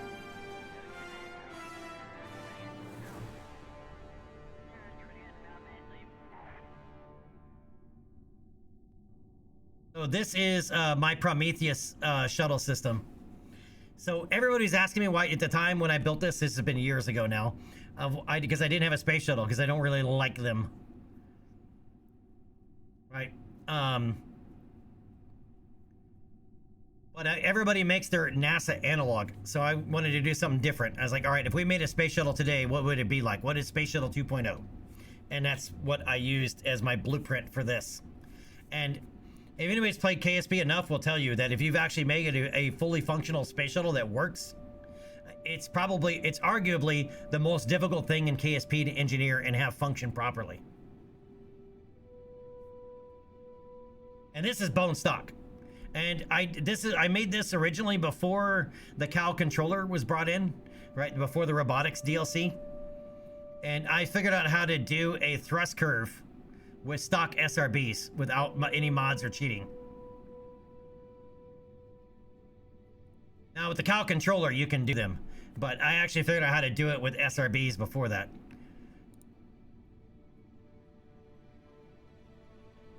Centurion, what's going on, man? Lazarus in matching pairs. Right, you just do them in pairs, and you D2. Each pair is set at a different thrust limit.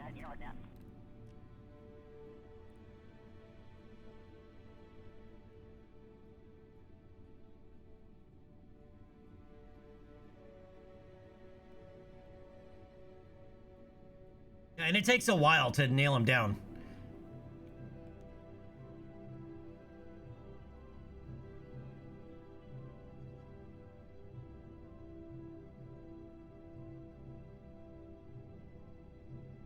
Oh, and if you want better screenshots, just if you hold down the, if anybody doesn't know, if you hold down the left alt key and scroll all the way out like this, it changes the field of view.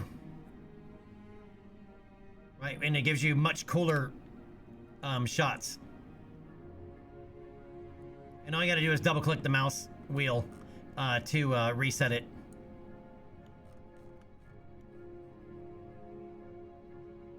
All right, but you can get much cooler shots this way.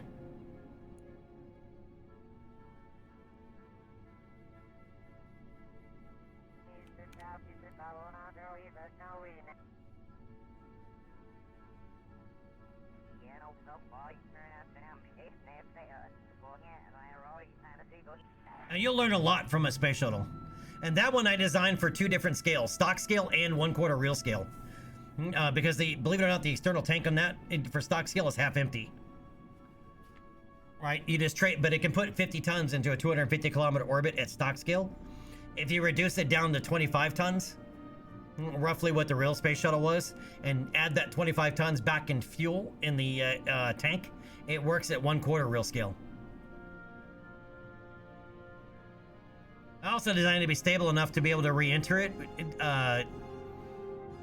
without a whole lot of fuss. Meaning you just set it to re-entry and you can literally go hands off and just let it go.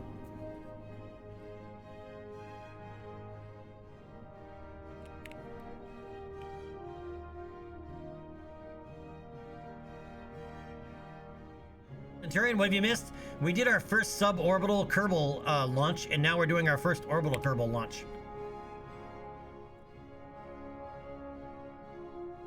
I wanted him in high orbit. Oh, speaking of, we should get some science here. We'll have him do a spacewalk here in a moment. We're almost ready to burn.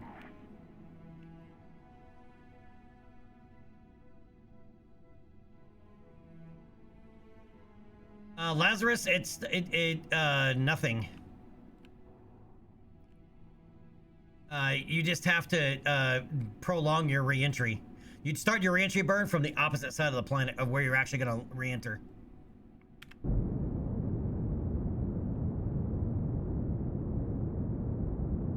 right, let's go ahead and circularize here.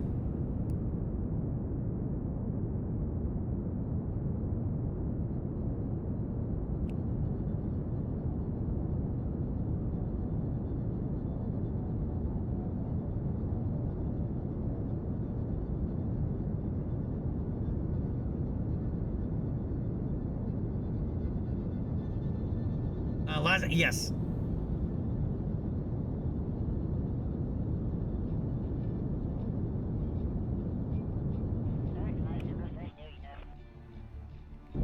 I'll push it up to 150.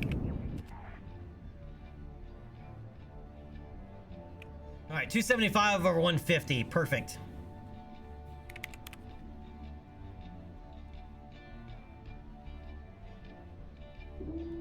All right, so Jeb can do his spacewalk here and get an EVA report from high orbit. Put his visor down.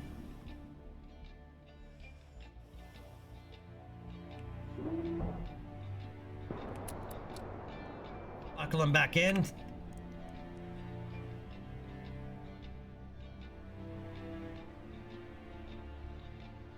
Centurion, Alpha Mensays launch pads. And cockpit IVAs for Airplane Plus.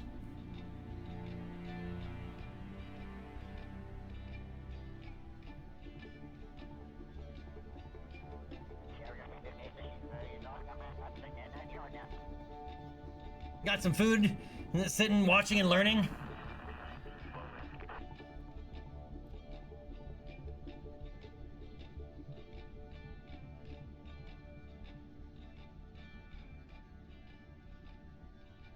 Well, there is nothing stocked for that.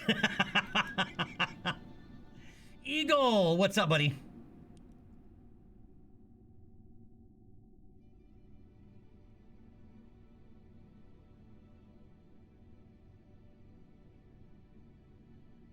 Oh yeah, Jeb is having fun.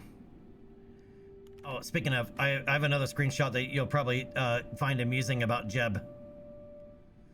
I just gotta remember which install of Kerbal it might be in.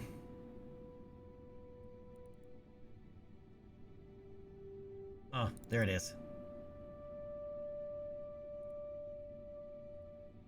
So this is from a different playthrough several years ago, but this is Jebediah Kerman learning that Chuck Yeager Kerman beat him to breaking the sound barrier.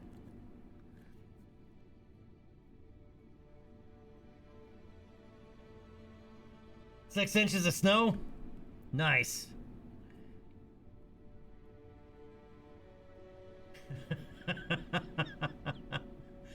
But yeah, Jeb learning that Chuck Yeager Kerman beat him.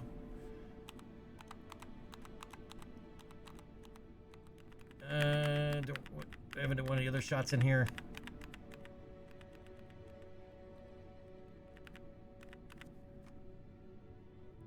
Nope, not in that install. It must be, is it in that one? No.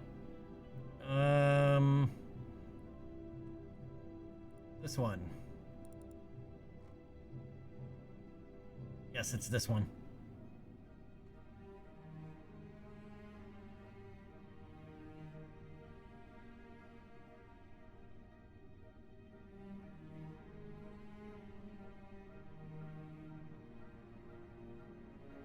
I think I passed it.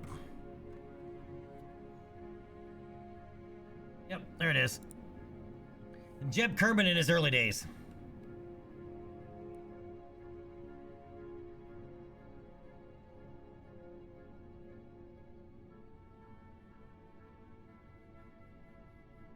I like this screenshot.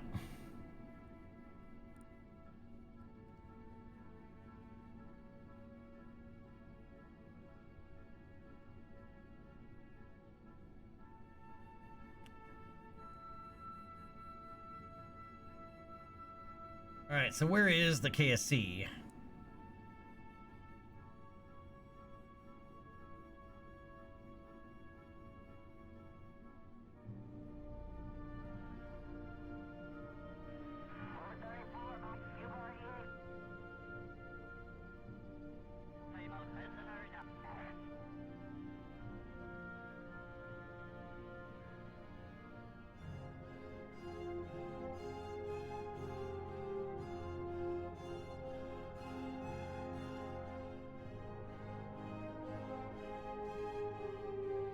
Interesting. We're going to be doing our re-entry burn on the backside.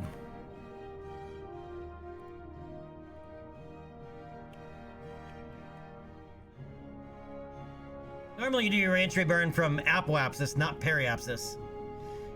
And for me, unfamiliar, periapsis is the bottom of your orbit. Apoapsis is the top of your orbit.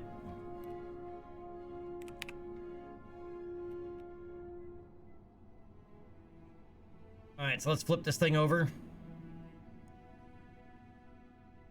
And we just passed our apex from the KSC. So we're opposite of the planet from the KSC.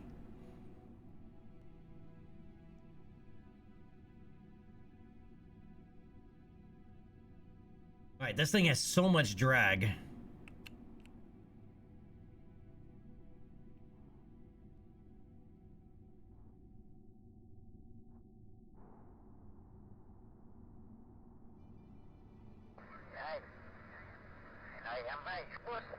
All right, let's do that re-entry burn.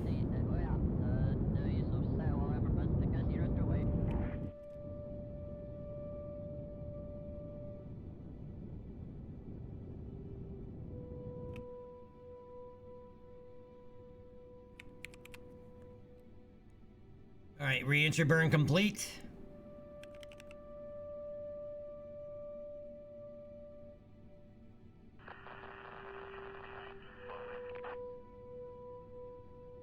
All right, there's that magnificent sunrise.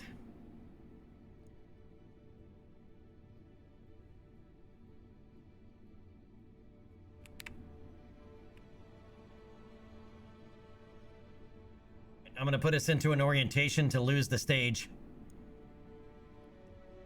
so that we don't hit it. By the way, you never want to be in line.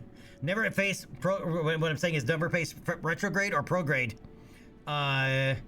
with a stage that you don't want to hit in re-entry. Right, so we're going to be letting go of all of this. Always do it perpendicular direction of travel. If you do it prograde or retrograde, there's a pretty good odds that you're going to smack, because you're going to slow down at different rates.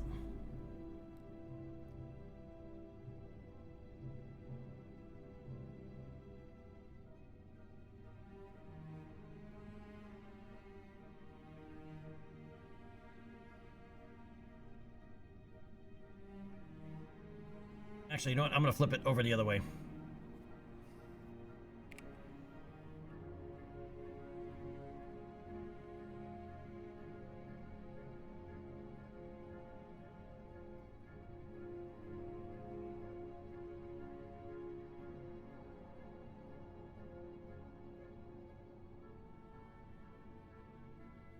All right, let's go ahead and lose the upper stage.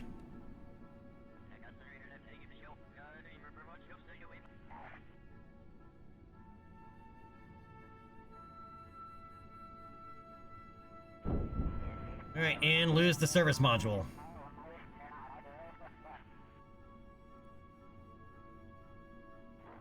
All right, now it's just up to physics, Jeb. Enjoy yourself.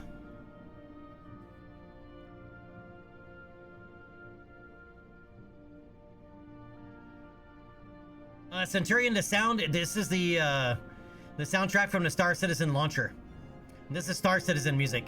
I couldn't take the Kerbal music anymore. The Kerbal music last stream, dude, I had such a pounding headache by the time I was done.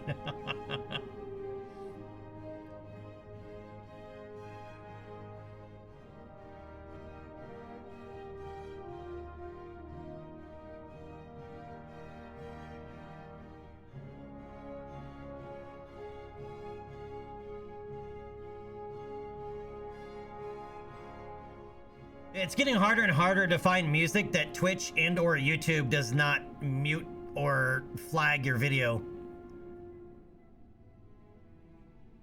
They still flag it even if it's royalty-free music half the time. All right, coming up on orbital interface. Frostborn, it is from it's the Star Citizen launcher. So in the Star Citizen launch, you can actually, it's optional. You can have it turn on sound, but it's the soundtrack from Star Citizen.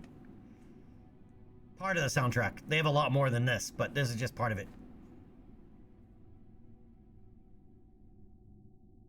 Yes, I'm just playing it from the launcher.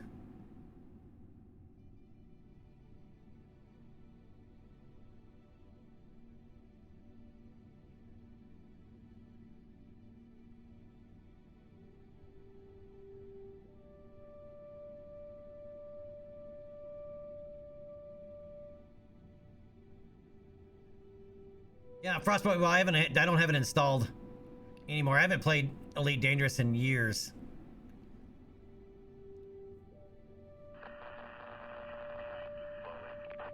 All Right, and YouTube has an ad every minute, every 90 seconds, so I can't play anything off of that. I said half the shit on Spotify, even if it's royalty free, will get flagged.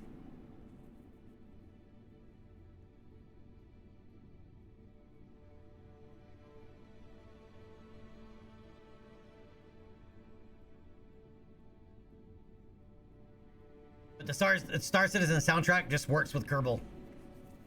I mean, the MechWarrior 5 soundtrack is also really good, but it wouldn't fit Kerbal.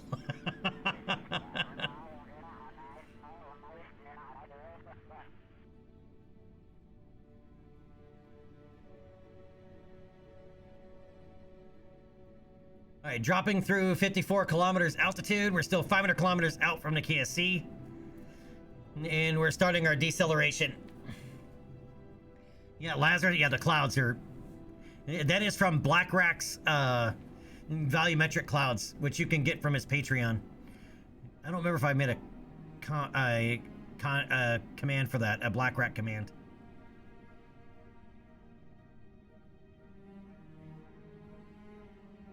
Yeah, wait till you see a thunderstorm. They're unreal.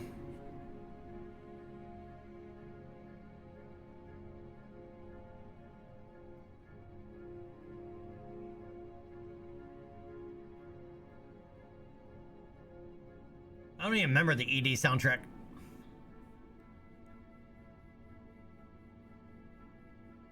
The re-entry effects, by the way, are from a mod called Firefly. And it actually has bow shock and particles, and it's going to get way more intense here momentarily. Maybe, because this thing is slowing down fast.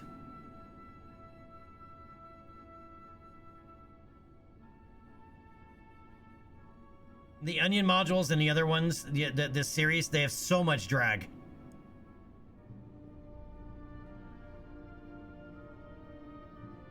But yeah, you're starting to see the bow shock come out.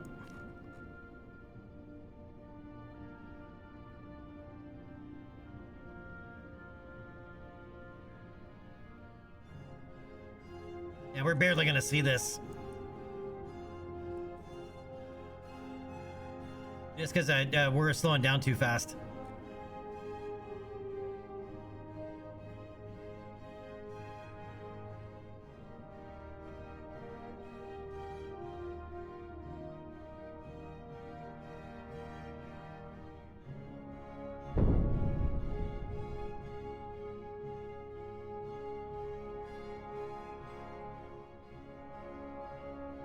This thing just has so much drag.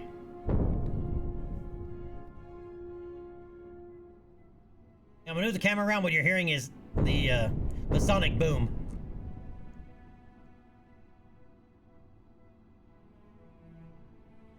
And it's courtesy of a mod called Rocket Sound Enhancement, which is also why our rocket sounds so cool.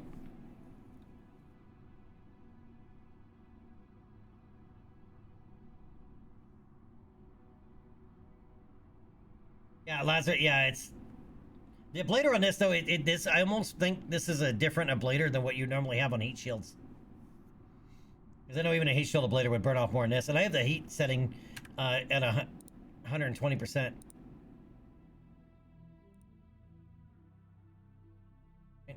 Where is it? Basic? Oh, 110. Wait, it should be 120.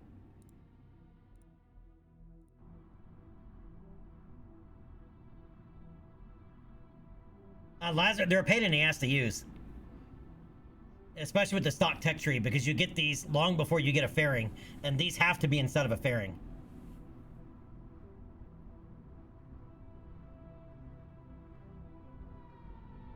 The only way to launch these stably outside of a fairing, or without a fairing, is to spin stabilize it. Spin stabilize the launch vehicle.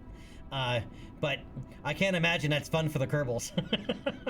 We were talking about that before. Right, yeah, I mean, you'd be putting the Kerbal on full spin cycle.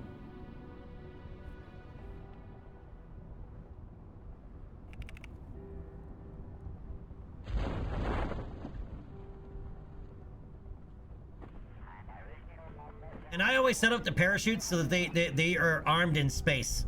They're usually put in the same stage of whatever if we're getting rid of the service module.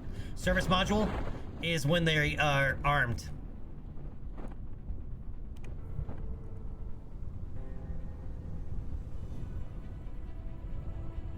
And I make sure that my re-entry vehicles are all aerodynamically stable.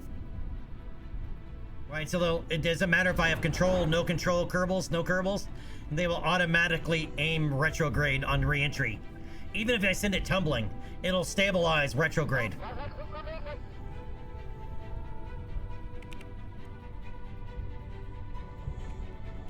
Look at that sky.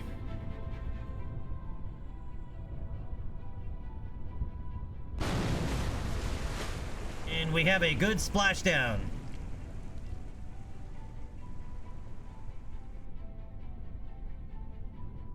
All right, put first Kerbal in orbit. Congratulations, you've achieved the first major goal of our current crewed space program.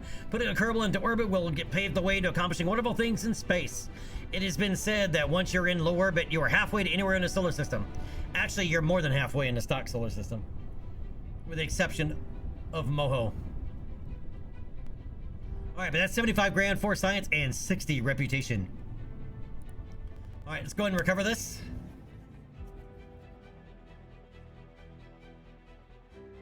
Yeah, Lazarus, yeah, that's also from Black Rack, part of the same mod. Well, Volumetric Clouds comes with Scatterer. He's got a version of Scatterer that comes with it. All right, we brought back 10.6 science. Jeb got a Mach 2 ribbon, and Kerbin EVA ribbon, a first Kerbin Orbital EVA ribbon, and a first Kerbin Orbit ribbon. Again, this mod is Final Frontier.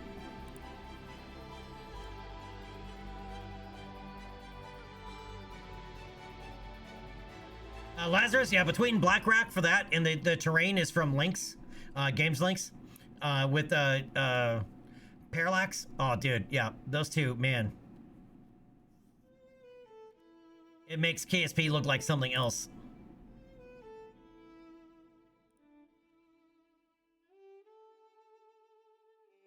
So I'm going to show you what my chat has dubbed. The plane. That's it. Everybody just called it the plane. So for those of you that remember, I used to do, or around the time, if anybody remembers KSP TV, I used to teach Kerbal on KSP TV. And one of the things that I taught was airplanes. And this airplane I designed to teach advanced aerodynamics in KSP, and how you can use control surfaces to manipulate the center of lift in flight, because that's what they do.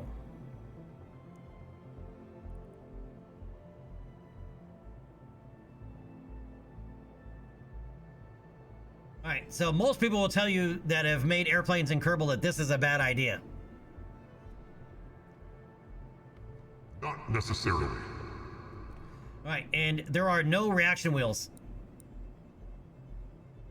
Right, as I have them removed. I'm using a couple of viewers made a mod for me called the Rocketology Rebalance, or just Rocketology. It removes reaction wheels from all airplane cockpits because it does not make, it makes airplanes not fly like airplanes. Right, it's the whole internal versus external force debate type of thing. But also too, it's the same amount of response regardless of speed, where control surfaces will change in response to speed.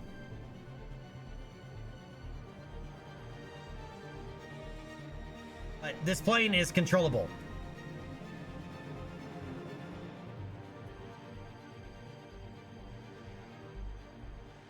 And yeah, Lazarus, yeah, they're both working on KSA. Kitten Space Agency.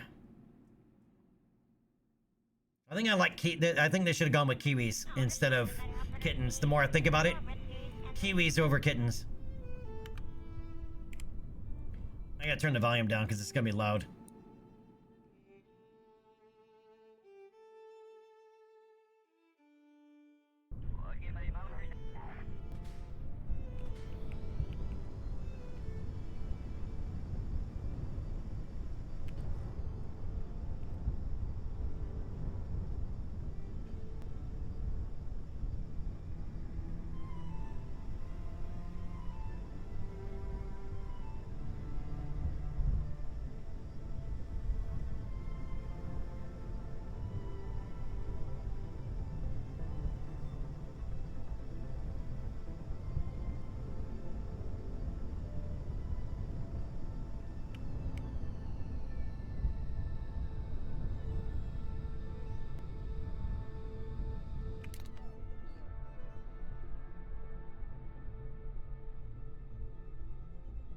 Yeah, ignore the cockpit stuff for now.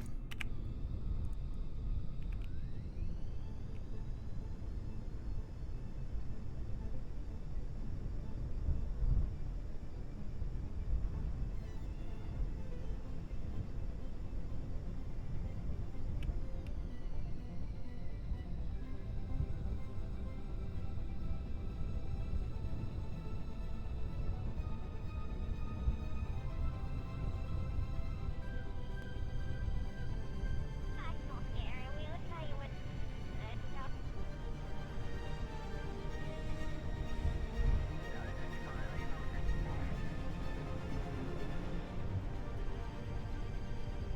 No. Yep, the plane.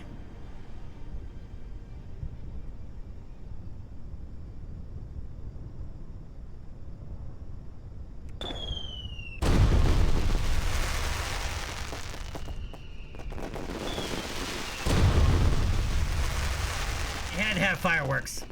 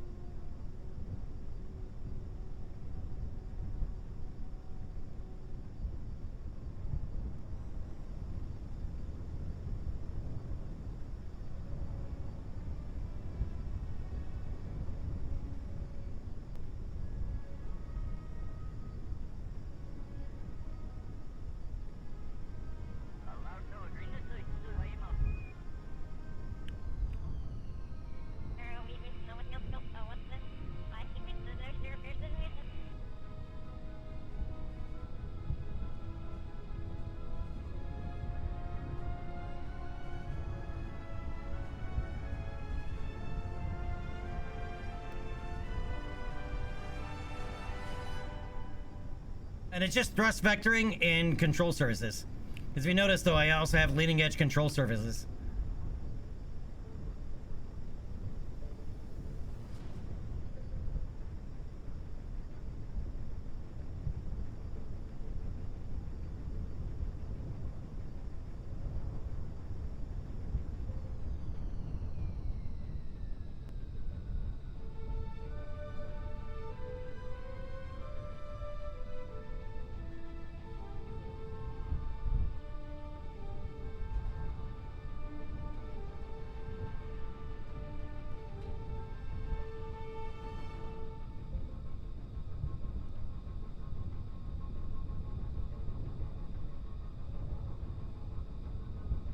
We might hit this tree.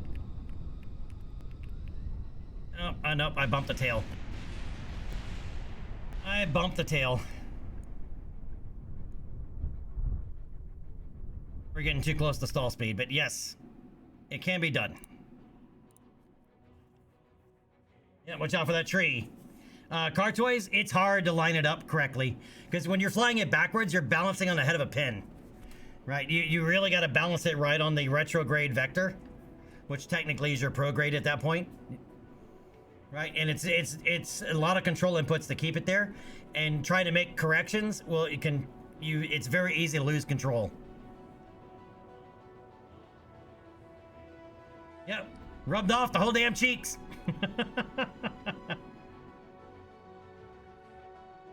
What a rookie! Can't even land that plane backwards. I know, right?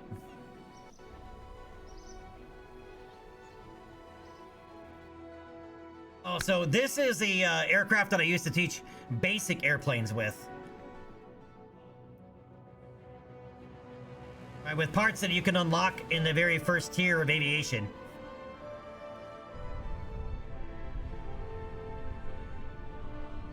And it's designed to be extremely easy to fly. Oh, I don't have a Kerbal. Why don't I have a Kerbal in this?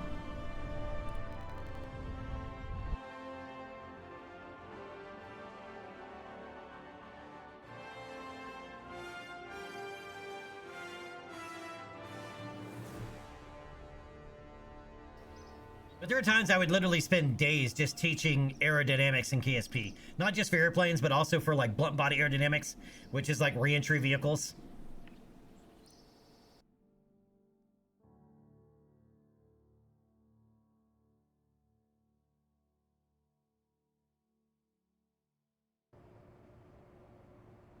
And part of the reason for making the plane is so that you can make space planes.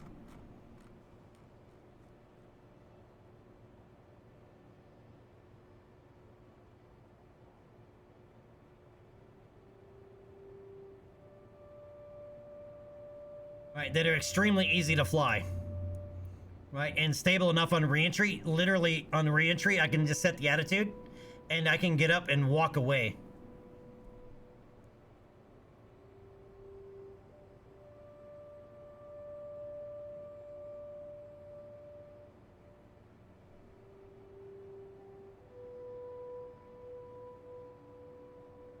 And I build them so that their fuel, as their fuel drains, their center of mass barely moves.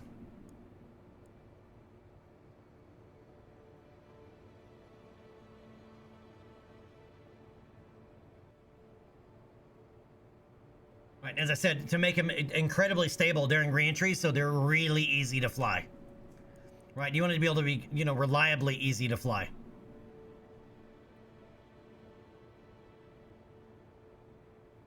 Car Toys, my basic trainer air jet does that. Which is... Oh, you wanted to see... Here, this is the Prometheus orbiter. Without the stack, it's just the orbiter.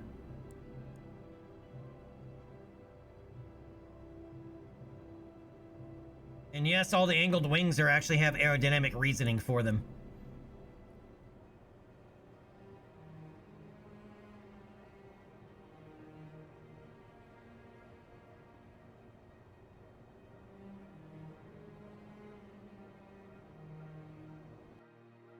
Alright, so basic trainer jet.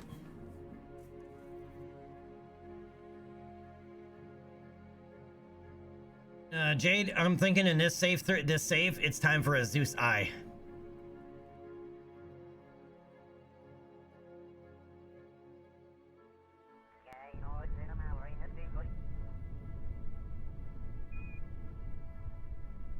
Okay, so this one, no SAS, no atmospheric autopilot.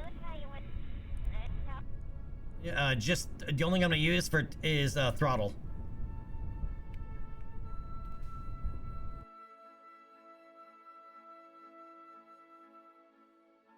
That make a little noise.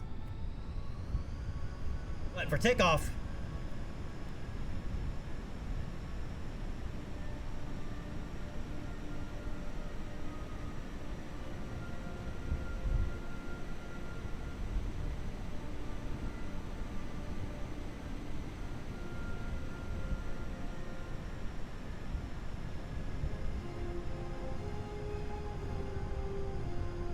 all I've done is reduce throttle.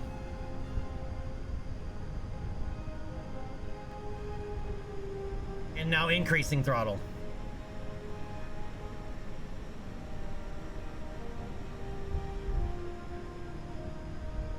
Or porpoising, as I'm overcorrecting, but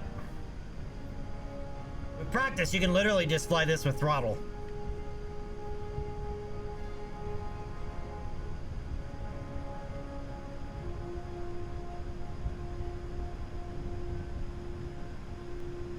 But I'm not giving it any flight input whatsoever.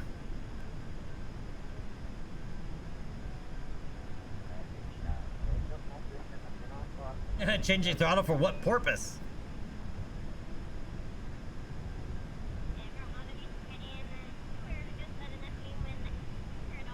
And eventually, even without changing throttle, it'll just settle in.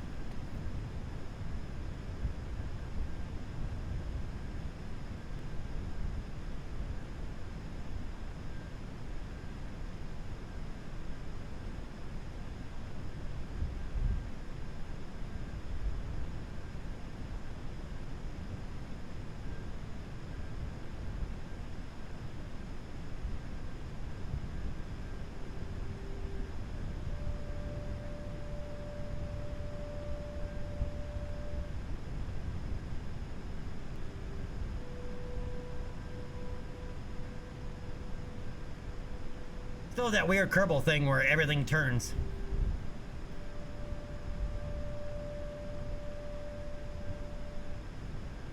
But as you can see over here on their roll, yaw, pitch indicators, they're not moving.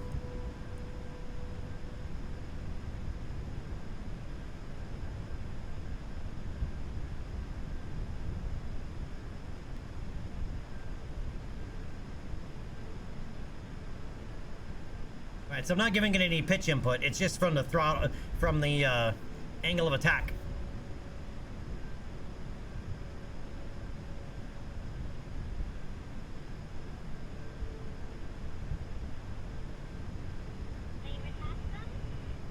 Alright, I'm gonna level it out here. At least wings.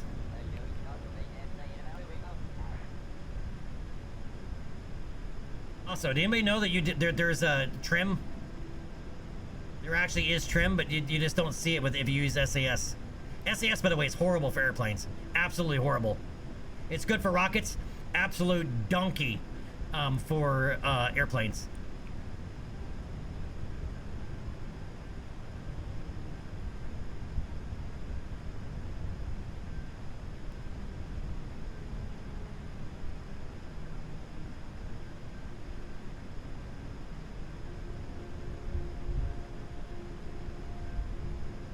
So all I did was use pitch. Or use trim. So if you hold down the left alt key, Q, W, E, A, S, D all become trim in the associated direction. Right, and then to reset it, all you have to do is hit left alt plus X, X-ray.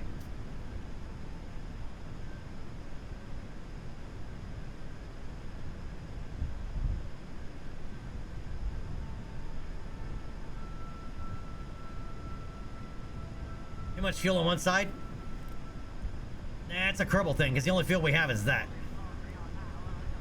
Oh no, I added one inside too, okay. There's some fuel in the tail, but that's it. There is no fuel left or right of the center line.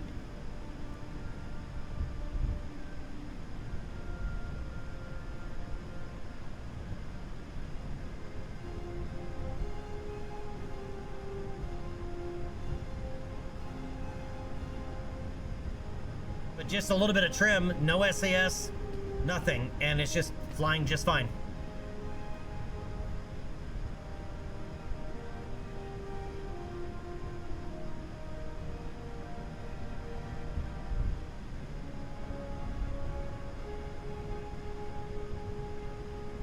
Lazarus, all right, so if you look at the pitch indicator right now, right, you'll notice it's down. We have some nose down trim because of the way Kerbal works. Right, so I've done a partial deflection of the rear of the elevators to hold the aircraft at this attitude.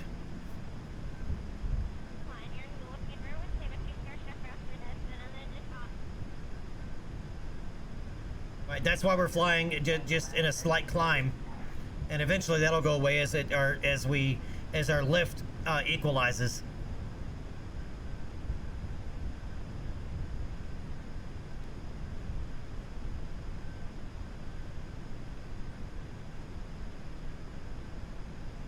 Right, but if I hold on the left alt key and use, like, for example, S to pull the nose up a little bit, or back down,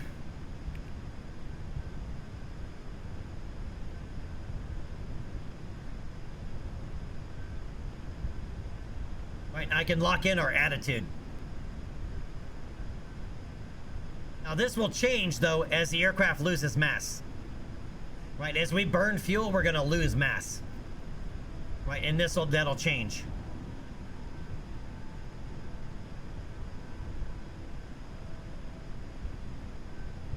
The engine's on the bottom for a reason. The engine is on the bottom so that we have thrust torque. Remember when we took off and then it nosed up really early on before we took off? That's from thrust torque. Right, because our center of thrust is below the center of mass, right? So it gives us a moment of torque, lifting the nose off the ground.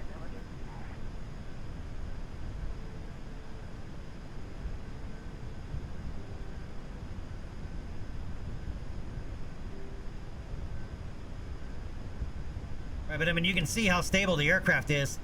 There's no flight assistance whatsoever. There's no reaction wheels.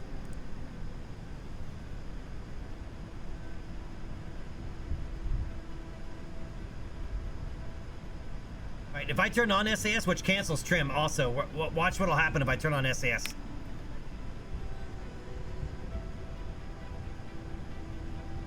Actually more stable than I thought it would be. And the big reason I don't like SAS for airplanes is that you cannot do a coordinated turn.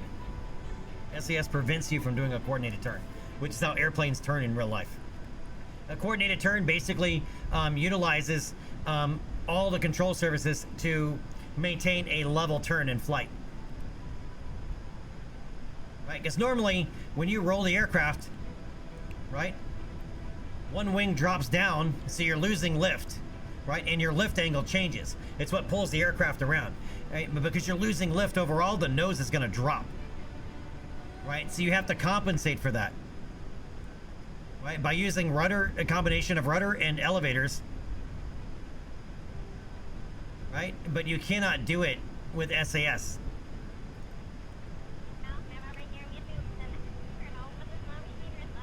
Now, if I turn this off and use a mod that's called Atmospheric Air Autopilot, that is actually meant for airplanes, and I turn on coordinated turn.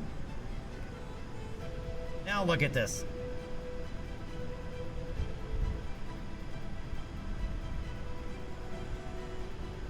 See the difference?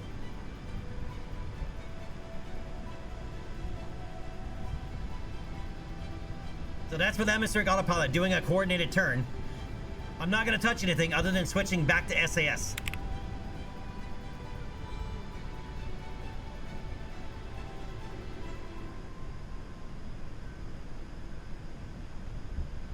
All I've done is switch it back to SAS, and you can see SAS can't do it. This is the number one reason why I don't like SAS for airplanes.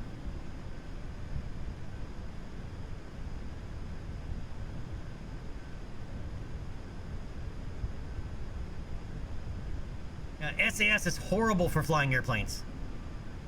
If I could only fly with or play Kerbal with two mods, number one would be Kerbal flight indicators, which is what this is. Right? I have an artificial horizon, a datum line, or watermark, whatever you want to call it, right? And a prograde vector, but out the back I also have a retrograde vector, but it's also a velocity vector. So this is the direction the aircraft is traveling, and this is where the nose is actually pointed. And the other one would be Atmospheric Autopilot. Right? Because it'll actually allow me to fly like an actual airplane.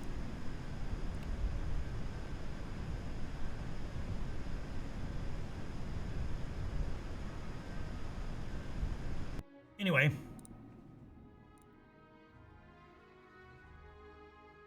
There's a lot more explaining to do with that. Literally, when I used to do my airplane tutorials, even my basic airplane tutorial, it was like 2 days of 8-hour streams.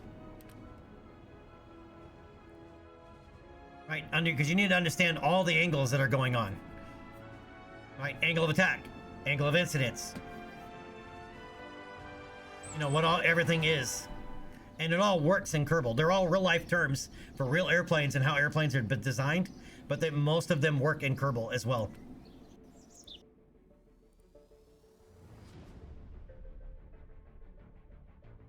Oh, that was just for the basic stuff.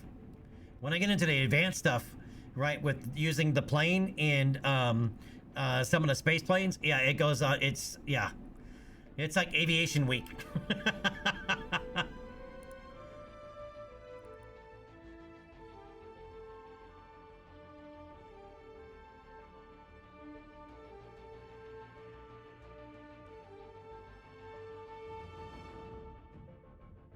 I need to just do some YouTube videos on it and let it go, right? Or let them go, because I really got tired of going over it. So, because we would do it once every 6 months or so, maybe for a while.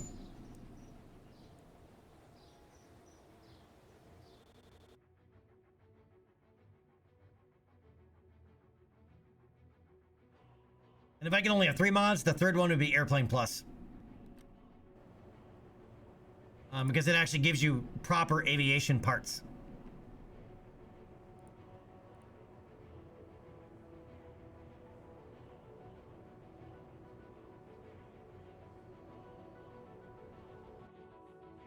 Alright, so you can build things like this.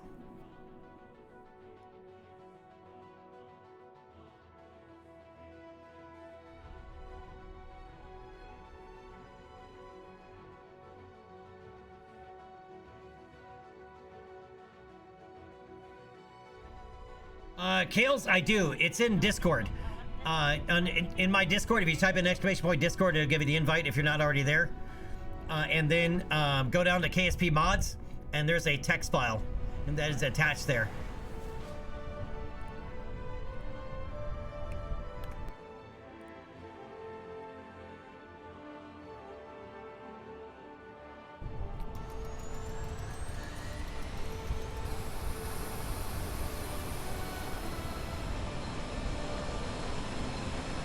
Oh, okay. Is this a Blackhawk? No. This is more like the S-97 Raider.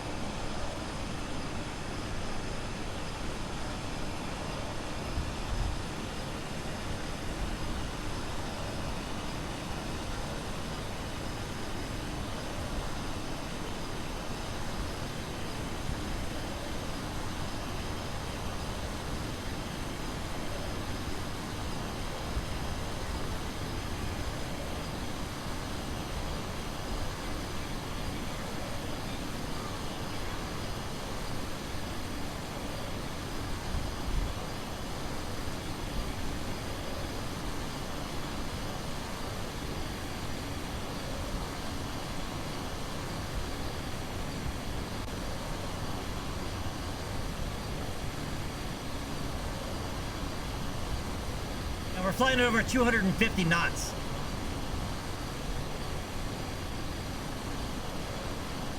This thing is hauling ass.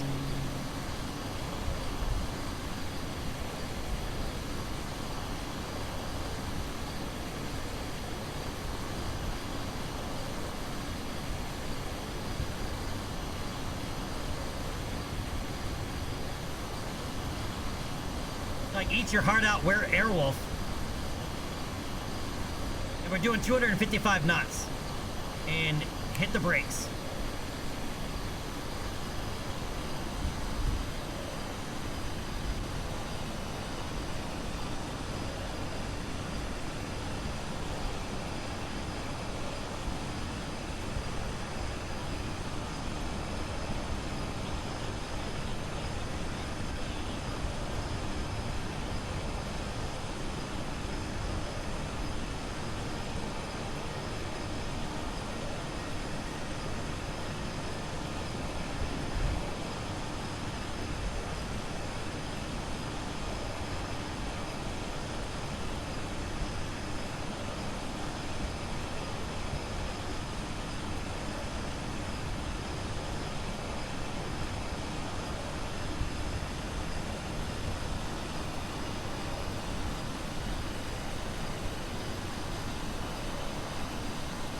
I have to use this as a separate throttle for this because I need the regular throttle as my collective.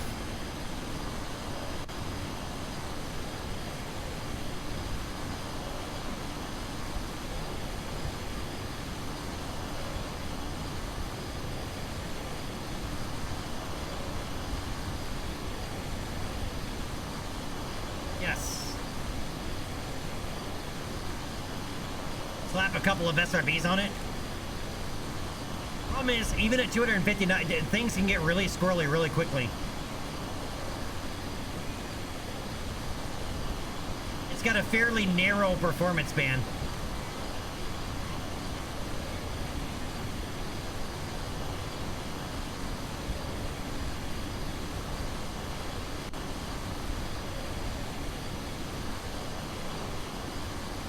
And you can't fly it like an airplane. You'll crash. Just to give you an idea how fast we're actually moving.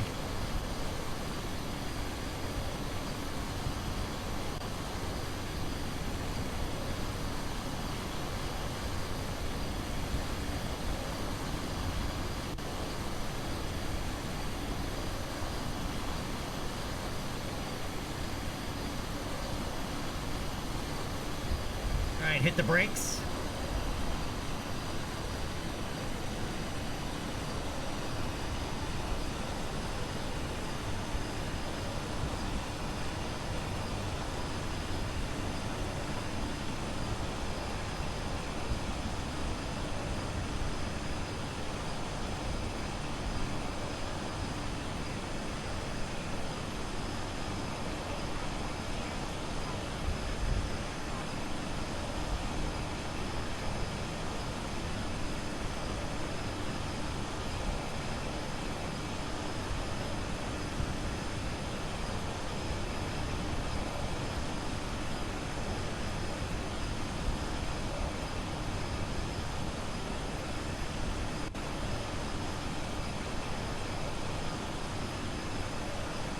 Missing some farmland patches. Maybe they're all underwater. They just eat seaweed.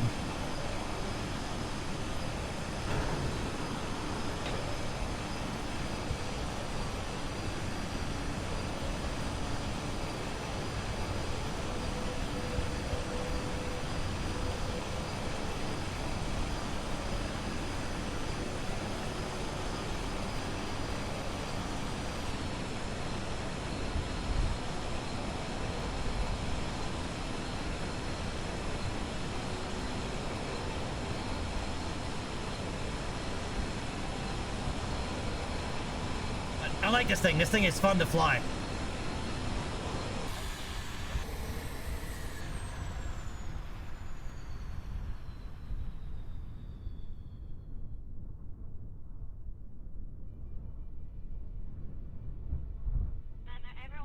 And again, all the parts that you may not recognize, they're all from Airplane Plus, like the cockpit. Minus the IVA. The IVA is from something else, is from Thalen's IVA cockpits for Airplane Plus.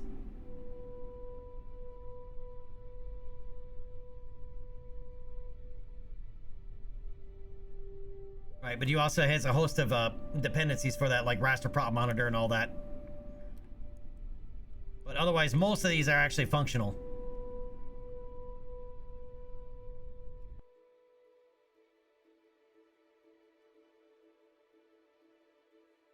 Cucumber, that's what I made it for. You still can't, I mean, it's only got about a 300-kilometer range. Right, so you can fly out 150 kilometers, then you gotta fly it back. Right, and this one can only land on land. We have another helicopter, but it can't fly nearly as far. Right, and I have two versions of this. And this one is the land version, and I have a water variant. Right, it's got floats. The floats are from a different mod called SXT. This one can land in the water, but this only has about 30 minutes of flight time. Right, and this one can't go nearly as fast as the other one. This one can get us up to about 45 meters per second. The other one can fly nearly three times as fast.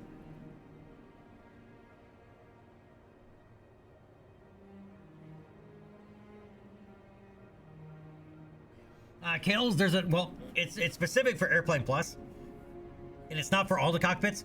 There's another one by the one Galen, that is for warbirds.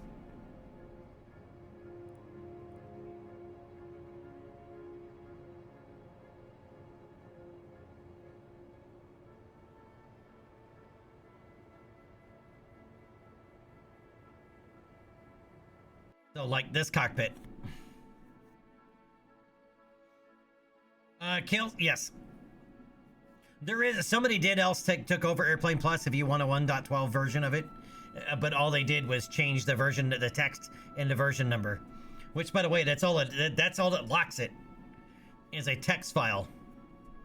By Kerbin version number.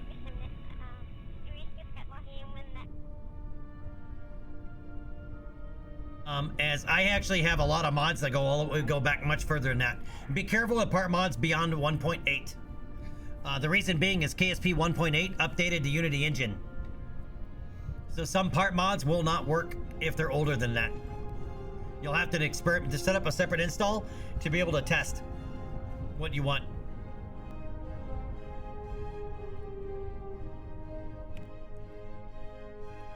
this one does not. I picked the one cockpit that does not have the Warbird IVAs.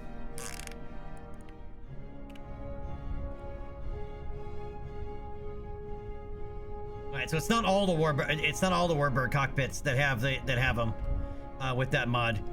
I believe Galen said he'd only partially completed it.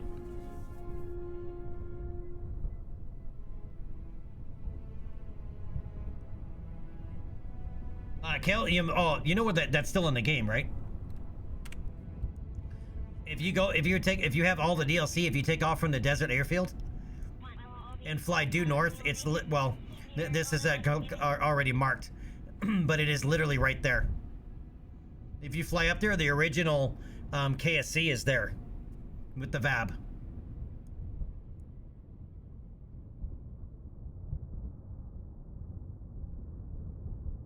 And for everybody that doesn't know, if you fly due east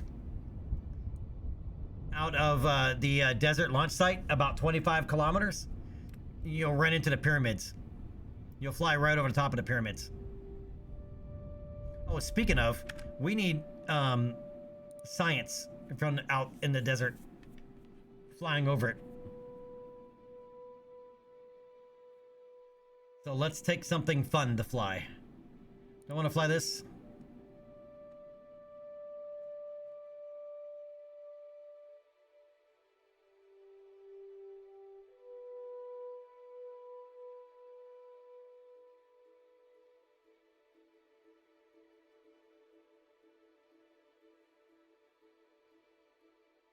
That's our airliner. This is our early airliner bird. Yep, let's fly this.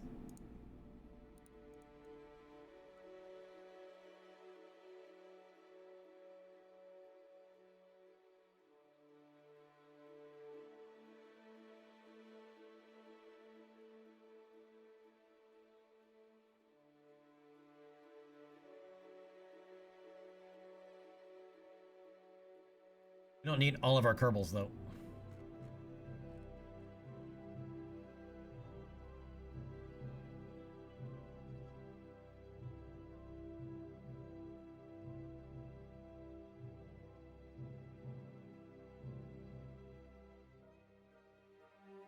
Right, where is it?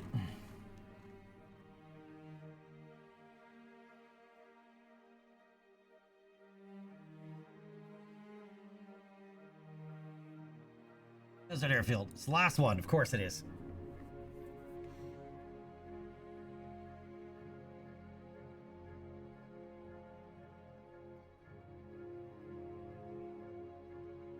Gales, I have it installed. That's why I have so many launch sites. Carbon Side Remastered works.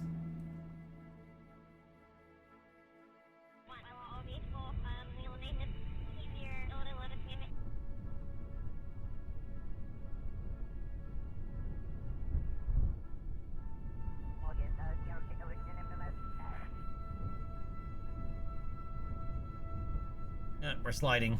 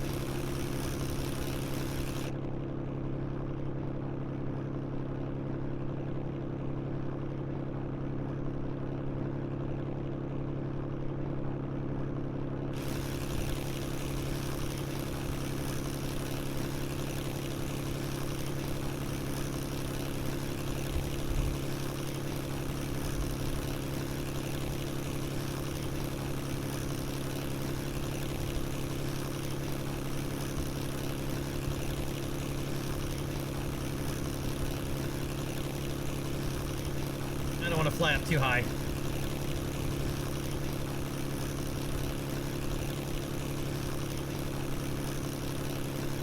Kales, it doesn't.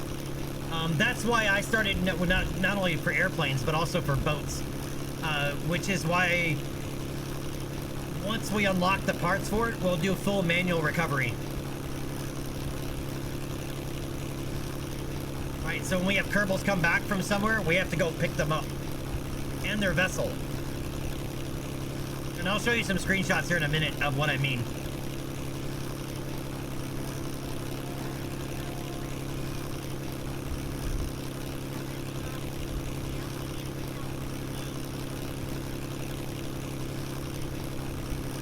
The dog.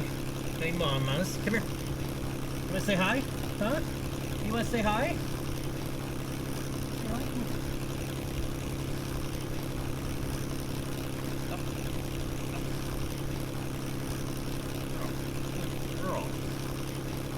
Alright, somebody wants to say hi.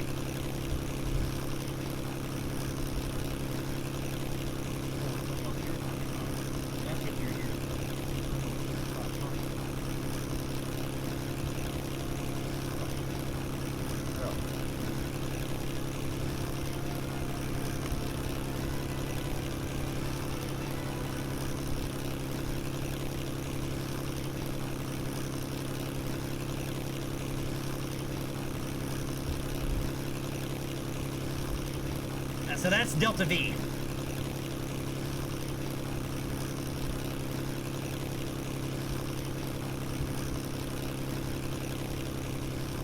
And yeah, and just making the clouds and the terrain makes it worth flying.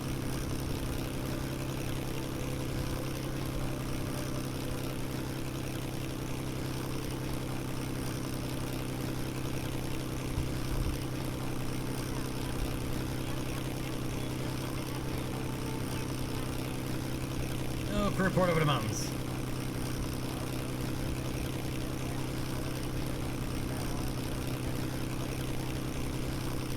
Has anybody never seen the pyramids?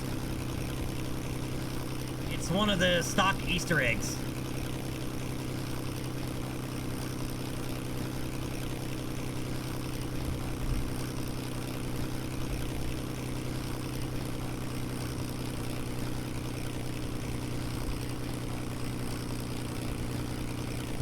Somebody that's not aware, there are lots of Easter eggs. Not lots, but there are several Easter eggs in Kerbal.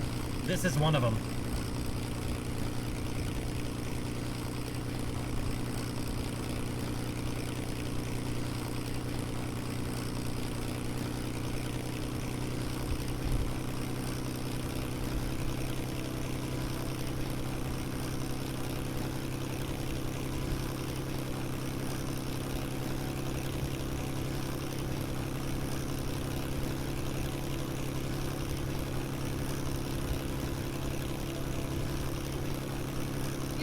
What's going on, buddy? KSP is going great, man.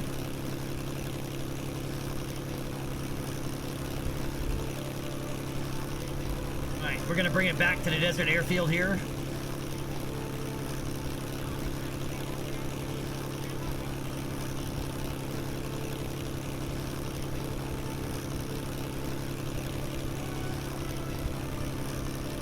Potato,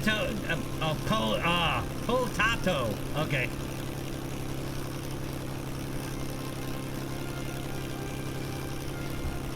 So how you doing today, Beetle Rock?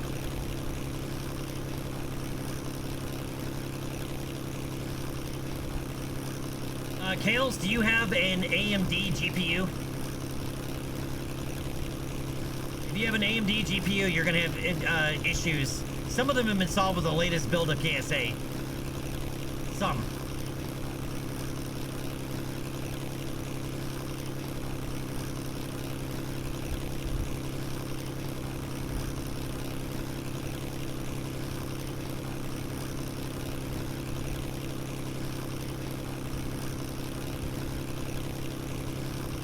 Yeah, so, fog is a thing.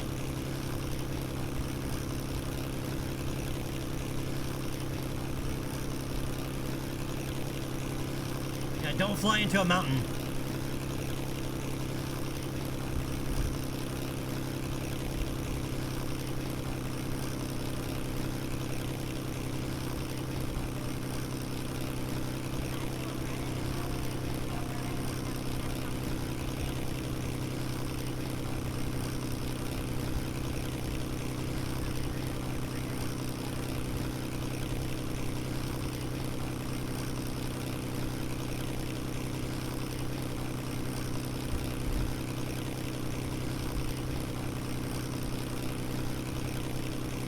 Kales, also, what directory did you install it in?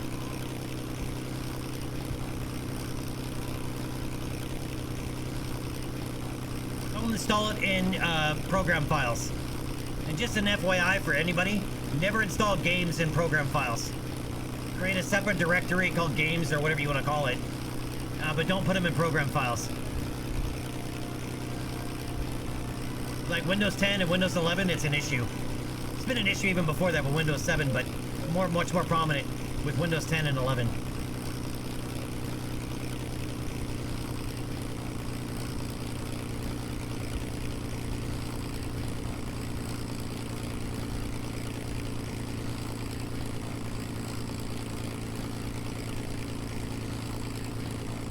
Has to do with administration permissions.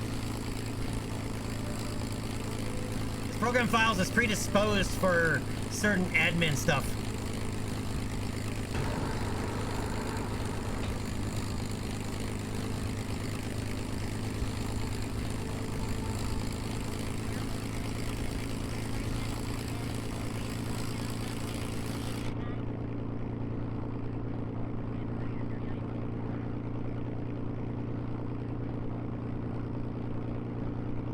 Where's my airspeed indicator not working?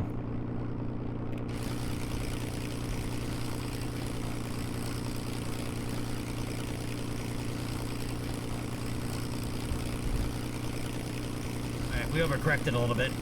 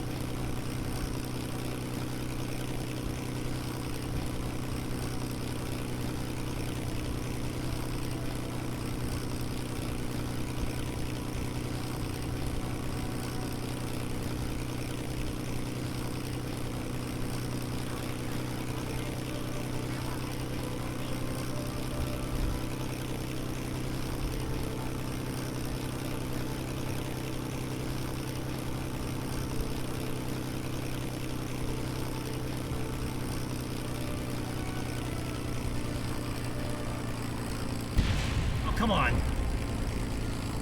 Are you serious?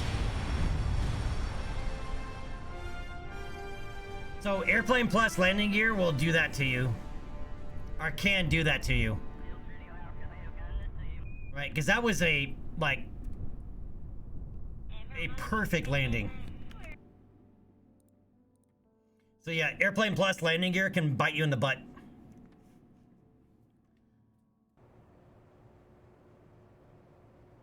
Yeah, but our vertical velocity was like less than 2 meters per second. And we still bounced.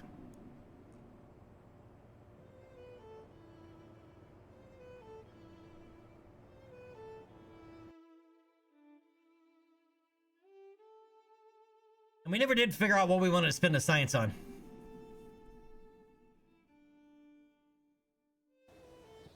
Yeah, ground wheels minus, exactly, wizard. Okay, so we earned 100, well, not all 156 science, but most of it we earned today. So, we'll have to take a look next time and to figure out what we actually need to unlock. Primarily something that's going to give us more science. And again, in this save, we're running at 50% science, so we got to milk everything we can. But as you can see, I mean, here's, just so you're aware with this tech tree, this is the UnKerbaled start tech tree. The Mark 1 command pod is way up here. Right, you don't start out with it. Right, you start out with probes. Right, so we've only put a Kerbal into orbit. We just literally today put a Kerbal into orbit using the onion, right, which you unlock over here. Right, so there's a lot more nodes to unlock, and at only 50% science, it takes even more science to be able to unlock them all. And the only reason there's this many nodes is based on the mods that I have installed. If I had like all the near future mods installed and several other like part mods installed, then this tree would be even bigger.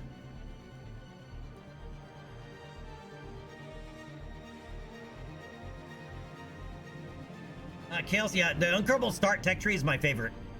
I tried pros before crew, it's not my favorite.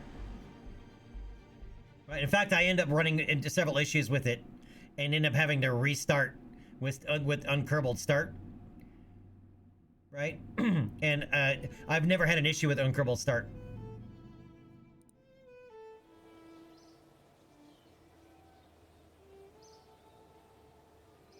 All right, but boys and girls, ladies and gentlemen, Rocketeers all, that is going to do it for me today for Kerbal.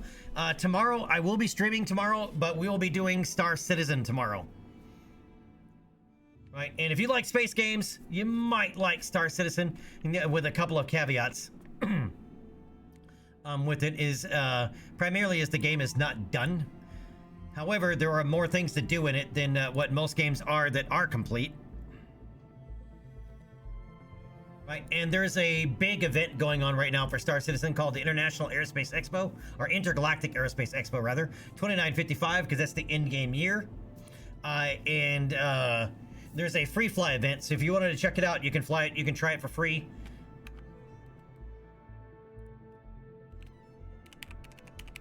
With that link right there. But as I said, tomorrow we're going to be checking out some of the ships. I think tomorrow, if I look at I had to look at the schedule. I don't have it up. The music, by the way, that you're listening to is from Star Citizen. It's literally from the Star Citizen launcher. Right, so that's what we'll be doing tomorrow. For anybody that wants to see everything that we've done so far in this series, it is up on YouTube, which you can find here. Right, so you can catch up on this install from the this playthrough from the very, very beginning. And this install will be uploaded to YouTube tonight and probably available tomorrow at some point. All right. And if you have not done so already, hit that follow button for me. Much appreciated. And self-plug here. Consider subscribing to support the channel. All right, so let's see here. Who can we give some love to today? Who is up and running? I don't know any of these other people. What is Tyler? Tyler's playing Blueprints. I don't know what that is. Tyler Reyes does a lot of Kerbal, mostly RSS, RO.